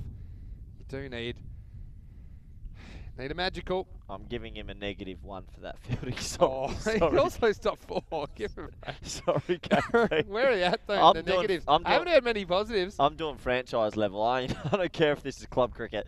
Well, don't get extra points for the roll. Oh, well, KP! he's not dropping this. No Nah. way. Nah. Give him that -1 back to a +1. KV takes the catch of his own bowling, and that one hurts Rao. Goes for only 10, 68 for 3. And really, with him walking off, you feel like the hopes of the fighters might walk off with him. Wrap it up, warm the van up. I think that's going to spell all she wrote for the fighters. It's going to take a minor miracle to come back from here. And, well, KP nestled that one in like a little baby there. That was a really cozy little catch. Warmed his body up, just got accustomed to the grass, rolling around in it the last ball. Yeah. And Rao, unfortunately, that's the end of his day. He'll be disappointed, and he just didn't wait to have a look at KP, but maybe you don't have time to have a look. Had to take the shot on, but mistimed it, and that's the risk in this form of the game. That was well held. He got over there pretty quick. Don't be fooled by his size. He can move, big man. Big men usually can move quite quick. I remember, who were they saying? Mark Cosgrove was a lot quicker than what people knew. As that is a full ball, and that's hit straight in the commentary. That is a great effort, but it's -3. Oh, that's harsh. Well, This is harsh. I'm telling you, I'm doing franchise level. He gets a hand on this. I mean, I'm happy to walk away with my teeth from feeling this, because this is an unpredictable part of the ground. No, good effort by the fielder there, and almost a brilliant bit of fielding. Let's go my Rohit at long off. We're hoping to stop the next one. He's got no idea how that ball's going to bounce. Has he got his hands the right way? As he hits that one. Do you think everyone's starting to My do eyes are starting to... Was he... No, in all seriousness, are his hands the right way? I think so. But now you got... definitely. I've gotten a little bit too much sun today, I Vinny. think you have. And Oh, no. In a bigger shade for you. Yeah, it's been another beautiful but long day of cricket. Can't wait again for tomorrow. Yeah, it's really tomorrow's going to be crucial. 5 teams will be tied on 4 points after this match. The other 2 just 1 game behind. But now, just tell you what, that's why I often say you will never see anything quite like the FanCode European Cricket Series, no matter where you've watched cricket or how often you've watched cricket. It's unique and highly entertaining. So it's hit out to deep square. That's actually landed in the gap and That's will 4. go for 4. Great effort from Conrad Greenshields. But that will go for 4. And hey, good to see the fighters not give up the fight. Yeah, and well, they're still in this. I mean, I think it's just crept away, but they will need a huge over. They will need Magical over. But you know, speaking of magical overs, 7, 8, 9 in the Warish innings were all magical. 23, 21, 22. Difference here, I suppose, is that Mats Pereira has made a good start. You know, Mundy, the captain, coming out, they're only facing 1 ball. So yeah. I think Mats Pereira is the one that has to do it. Last ball, the 7th coming up. Well, here comes the thing. Interesting, the keeper moved back for that ball, Yeah. so that's why he charged it. Yeah. That brings an end. 78 for 3, Vinny. Let's have a look at what's coming up tomorrow. And Corey, talk us through what we're going to see on day 4. I'll preview match 4 if you do the first 3. At Gorka 11. Well, they are finalists of the T10 tournament we had in April. And they knocked off Marlow. They started the slide of Marlow on Monday morning. And they'll be playing the Wild Panthers in game 1. Then they'll play Fighters in game 2. Wild Panthers versus Coimbra Knights, who make their only appearance of the day tomorrow in match 15. And then match 16, the final one, the one we've all been waiting for. Well, make sure you lock in for that one. Friendship versus Fighters. Dad versus Mum. Nighttime versus morning. Cats versus dogs. Cats versus dogs. Batman versus Superman. Good versus evil. Black versus white. Clash of the Titans. Friendship CC up against Fighters CC. Who also wanted to be called Friendship. Tell people, yeah, tell them the story about. Oh no! I'll tell it quickly. We've got Greenshields coming in and trying to shut the gate in the 8th over. Oh, that's a lovely shot. Jeez, they're hitting some nice straight cricket shots and Great well fielding. fielded. That is +3. Yeah, that's a really good bit of fielding. I don't do it often, Vinny, but that's a +3 in the field. Yeah, I mean, I don't see any suggestion that he steps on the rope here. I saw it live. We had a good view of it, didn't we? But yeah, really good work. And so, it's nice to see a plus.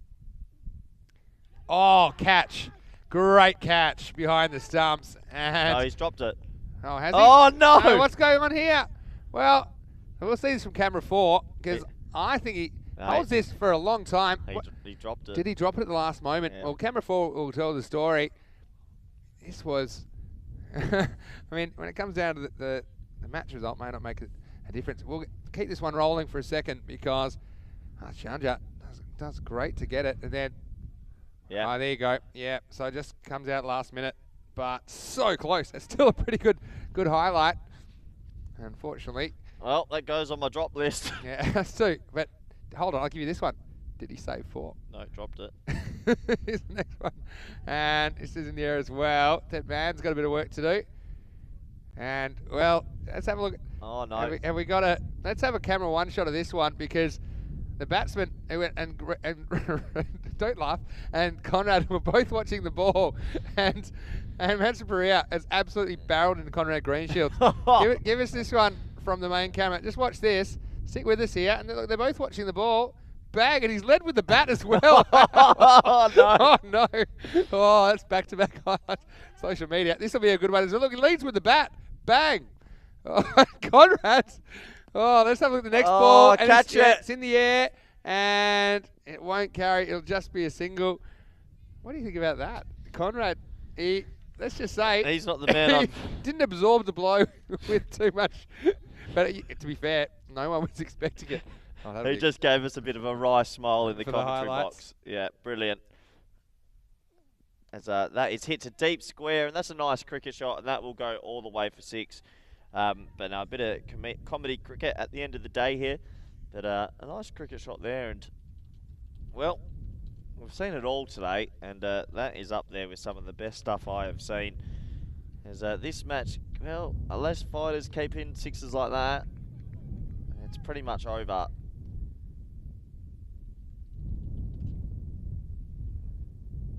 He swings himself off his feet. And that will bring an end to the over. 87 for 3 after 8. 2 to go. And that will wrap up day 4 after these 2 overs. But game 4, sorry. But do remember, tomorrow is day 4. Day 4 coming up. 4 more T10 matches. And you really have no idea who's going to miss out. I mean, I know that 2 teams only have 1 win. It'll be the Fighters and the Coimbra Knights. So, I mean, they're already playing catch-up. But again, if they have some better results in their last couple of matches, they could be in the mix. And so, you know, there's a lot of teams fighting for a top 4 position. And really no team feels safe. I think that's what I'm seeing. They'll all want to be chasing that 3rd win, which I think will secure you a top 4 position. And this is going to be Shahida Rahman bowling over number 9. 2 overs left in the day. That's a good bounce, isn't it? And now it's just gotten out of hand, hasn't it? And where's it gone wrong for the Fighters? Because they had a good kind of over 3, 4, 5, but apart from that, they just haven't been able to produce enough runs. I don't think they were ever really in it. They just couldn't get going at any stage, Vinny. And yeah, it just sort of feels like the engine just never got started. Yeah, fair call. Now, just trying to smash everything, but highly entertaining day's cricket. Haven't we seen some highlights in the day, Corey? I mean, every day he brings the highlights. Well, ECS always bringing it. They started early this morning, that is for sure, and have continued through to the end of the day. But yeah, very exciting day again. Action-packed, that's for sure. County saying Conrad would have played rugby before, so he'll be fine. He is fine, thankfully. Chopped on. Yep. And yeah, this is another one of these big swings. And Rahman, well, he gets a bit of reward, and I think he's bowled pretty well so far. Only 9 off his first over. A couple of swings and misses. And this one, just a little inside edge down onto the leg stump, and that's the 4th wicket to fall. 87 for 4. 87 for 4. Another big wicket, and well, it is basically all she wrote. It's been an interesting contest, but good bowling from the young men there. And well, Vinny, what will you be up to for your evening tonight? Just enjoying watching some of the highlights? Or? Yeah, I'll probably also. I'm pretty busy getting ready for ECC at the moment next week. Yeah. And, you know, it's going to be a great production, ECC. Not that this isn't, but, I mean, we've just got a few more resources at our disposal with it being an international competition. We'll have a bit more of a formalised 3rd umpire. We'll have, you know, a lot more cameras, lots of angles, and obviously the standard of cricket. We're looking forward to seeing the international standard cricket in the T10 format. I think it's going to be great. And so, I know a lot of work's been going on during the week at the ground, putting up tents and the infrastructure to turn that Costa del Sol home ground into Cartamania. And yeah, a lot of people are putting a lot of work behind the scenes to make the ECC a success. So yeah, looking forward to this. This is 2 runs as we get to the last 8 balls of the day. But you know, you've got the fan zone down there. You can still check out how you can get involved, ecc.cricket. And the Sunset Beach Lodge. I'm really looking forward to staying there. As you will be in week 3. And you're helping out. And week 4. Yeah, from week 3. Yeah, looking forward to it, mate. It's pretty exciting and very honoured to be there as a coach and to help out in the last week. Dare say you might see me down by the pool relaxing in between, but excited to see some. I think you got it made. I do, and excited to see some. Coach remotely.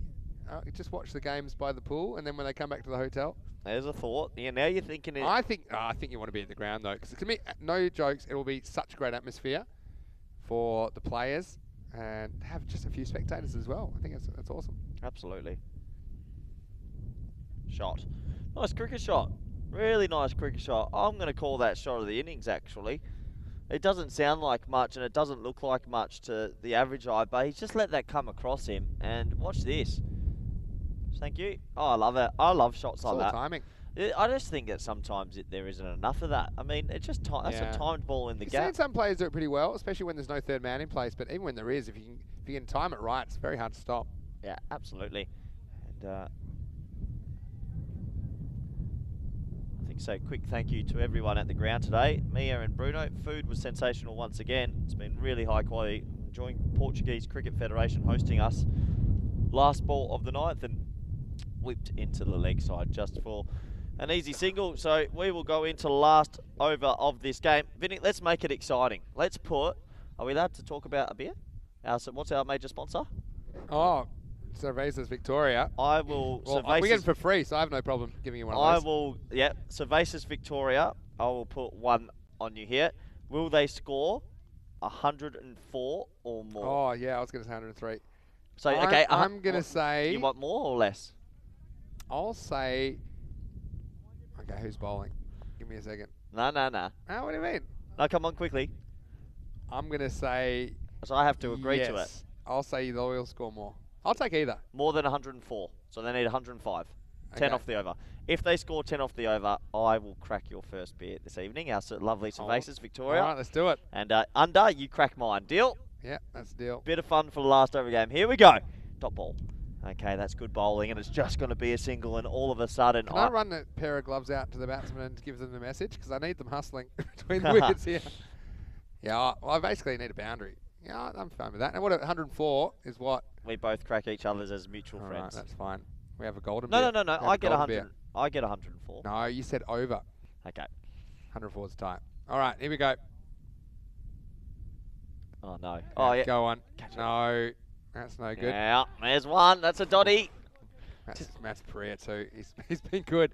Well, luckily we haven't changed the rule yet, so they did cross. So Veer could be on strike. That's a rule that will be changed from next week on the ECN, that if the batsmen cross and a catch is completed, then they have to go back to the original ends. I think everyone's very, very happy about that. Hello to Rick, and Rick's going to go get his Chinese dinner. It's on the way. It says, thanks for the laughs, another great day's cricket. Well, thanks to you, Rick. Thanks for joining us, and to everyone that's joined us today. Luke Belgium, and there's a lot of... Rick Hubbard. Yeah, Rick Hubbard. Rick's great. Great to have Rick with us. Top ball. Oh, it's spliced away. That could hurt me. Will Paulo get Paulo?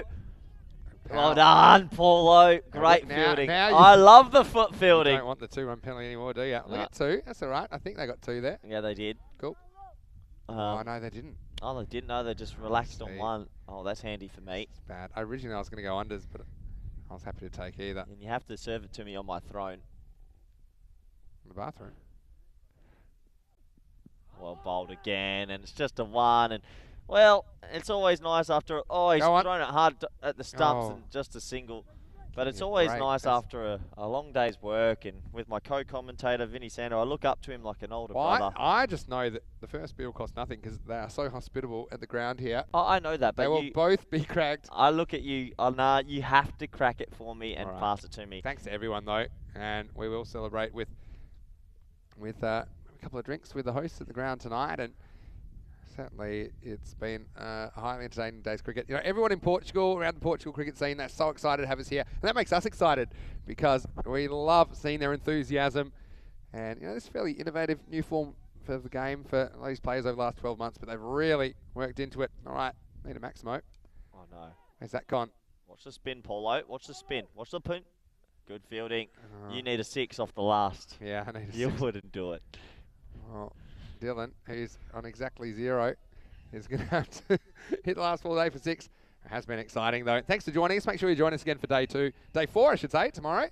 4 more T10 matches. Tomorrow's a crucial day, Corey, as far as how the table's ending up and who the likelies and the slightly less likelies are for the final 4, which we'll know on Saturday morning. No. Oh, he's almost got a big piece. He's tried it, and look, they're gonna get through for 1 in the end, unless, well, I think he might be out there. No, I think he's just made it, so they will finish with 100. But I made a bit of a fist of this chase. We'll have a look at this on the replay. Yeah, you see, he does get home, but they cracked the 100. So I'll be cracking your first beer, and hopefully you can all join us tomorrow for another entertaining day's cricket. Thanks to all the crew, thanks to all the officials as well, all the players, all the spectators, everyone that helped out. And this is what cricket's all about. It's a community feel, and we're loving being in Portugal. We're loving the weather as well. It was pretty kind to us. Let's go have a look at some of the highlights of this, the last innings of the day. And Greenshields, well, could have had that one first ball. Yeah. And it was definitely an umpire's call, but we saw this man Bowen sing the cross-handed bandit. And how about that? Some of the shots we were seeing, it was incredible stuff. And we had Mamdan, who finally finished his day with his trousers on the right way. I'm sure he'll get a bit of ribbing tonight from his teammates when they watch the first game back. But in the end, when you think about it, and you mentioned the fielding being important, you mentioned taking your chances being important. I think that was the difference in this game. That's exactly what you talked about. They dropped Green Shields, ended up making 23. Basically, he batted the fighters out of the contest. He did, yeah. So I think he was dropped. Let me just have a quick check of the notes. He was actually dropped on 14, Vinny, and I think he went on to 60. 773. That's huge. So Yeah. I mean, for a player of that caliber, he made that 73 off 30 balls as well. So he exploded after that drop. Give us the plus minus on Awarish in the field. Actually, on the ground fielding, Yep. it was even. Yeah. Yeah, because of there was a freakish +8, so there was actually -10 each. But Hold on, what was the +8? No, the -8. Oh, -8. Yeah, Off one ball. Off one over, sorry. Oh, so there was one one over, ball okay, went for gotcha. -6. Yeah, I sorry. don't remember mate. anyone dropping one for an 8. But the thing was they they dropped him and he went on to capitalise Green Shields and he didn't get out today. Man of the day, really. No doubt about it. And when he gets it right, there's no one really better in Portugal cricket. So as far as an all-round performer. I know the highlights are rolling and I hope everyone, but let's just talk quickly about the overall scheme of this table and everyone winning. What are you thinking, Vinny Sandu? Oof. As every team's got points, it's a log jam. I think Marlow have been scared straight, and they Good call. Good call. and I think they are right back in it. And maybe they're the losses they had to have to wake themselves up. I mean, we're gonna have 5 teams all on 4 points at the end of the day, and then the Knights and the Knights and the Fighters only 1 game behind. So, Thursday's gonna be huge. Friday's gonna be huge. Really, all the matches are. And Friendship, they had such a good start. Well, they're in some trouble as well because they don't play the games till later. They play Thursday, tomorrow night. Last game they play the final group match, so they could be under pressure to win. Do you think that's good though? Because in a sense, you know if you have to win or not. Yeah, but sometimes you're always trying to win. The pressure of having to, it becomes a bit more of a pressure cooker. I think maybe that can make you bottle up a little bit, especially if the other team aren't under that kind of pressure. I wouldn't be surprised if the Kumbra Knights as well steal another win from somewhere and just affect the table a little bit. And no doubt. I mean, the Fighters, who you just said have lost only won one. Yeah. They lost a game through an edge off the last ball. Yeah, that's and right. they had Mallow on the ropes. Yeah, they so did. They should be. They gave up 126. They could be 3 wins by the flick of a switch. So if they were 3 wins, they'd be top of the table right now, and that's the difference. You know that edge for 4 in that game against the Wild Panthers has blown it. That is huge. That's what we love. How about that one? And then this one. Watch out for Conrad. Poof. And down. And the umpire had to give him the standing 8 count. Well, he wasn't standing, but he got back up, finished the over, and almost that outstanding catch behind the stumps by Janjat. He just dropped it at the last moment, popped out of his hand, and in the end, you see Rahman came back, got a bit of a reward as well, and he ended up with the 1 wicket, 1 for 17. Ultimately, it was again just Warash who batted the Fighters out of the game, and they win this one. And it was 137 to 100 in the end, so the Fighters making 100, but just shows you, I know teams want to chase in this, but it's hard. If you don't bowl and field well, you put a lot of pressure on your batting unit, and that was the last ball of the day. It did bring up the ton, but it wasn't enough, was it? As Warash win this one by 37 runs. Let's have a look at the batting scorecard.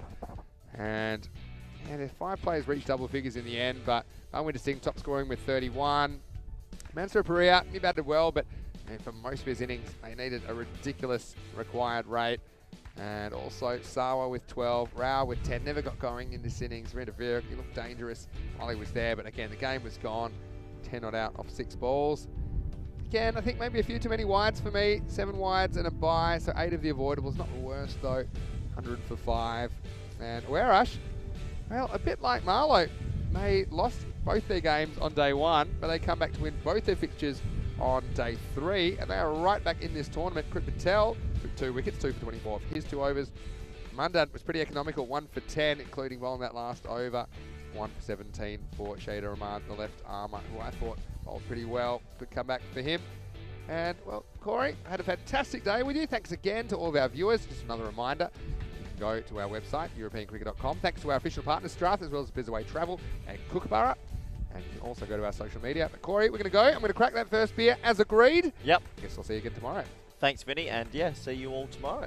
Yeah, so from everyone here at the European Cricket Network and the European Cricket family, hope you have a happy and safe evening. Thanks so much for joining us. We couldn't do it without you. We have the best viewers on the planet. See you tomorrow for a huge day 4 in Portugal. A lot riding on it. But until then, it's Vinny Sandu, Mr. Maximo, along with Corey Rutgers. We'll see you tomorrow for more action on ECN. Stay safe. We'll see you tomorrow for more FanCode European Cricket Series.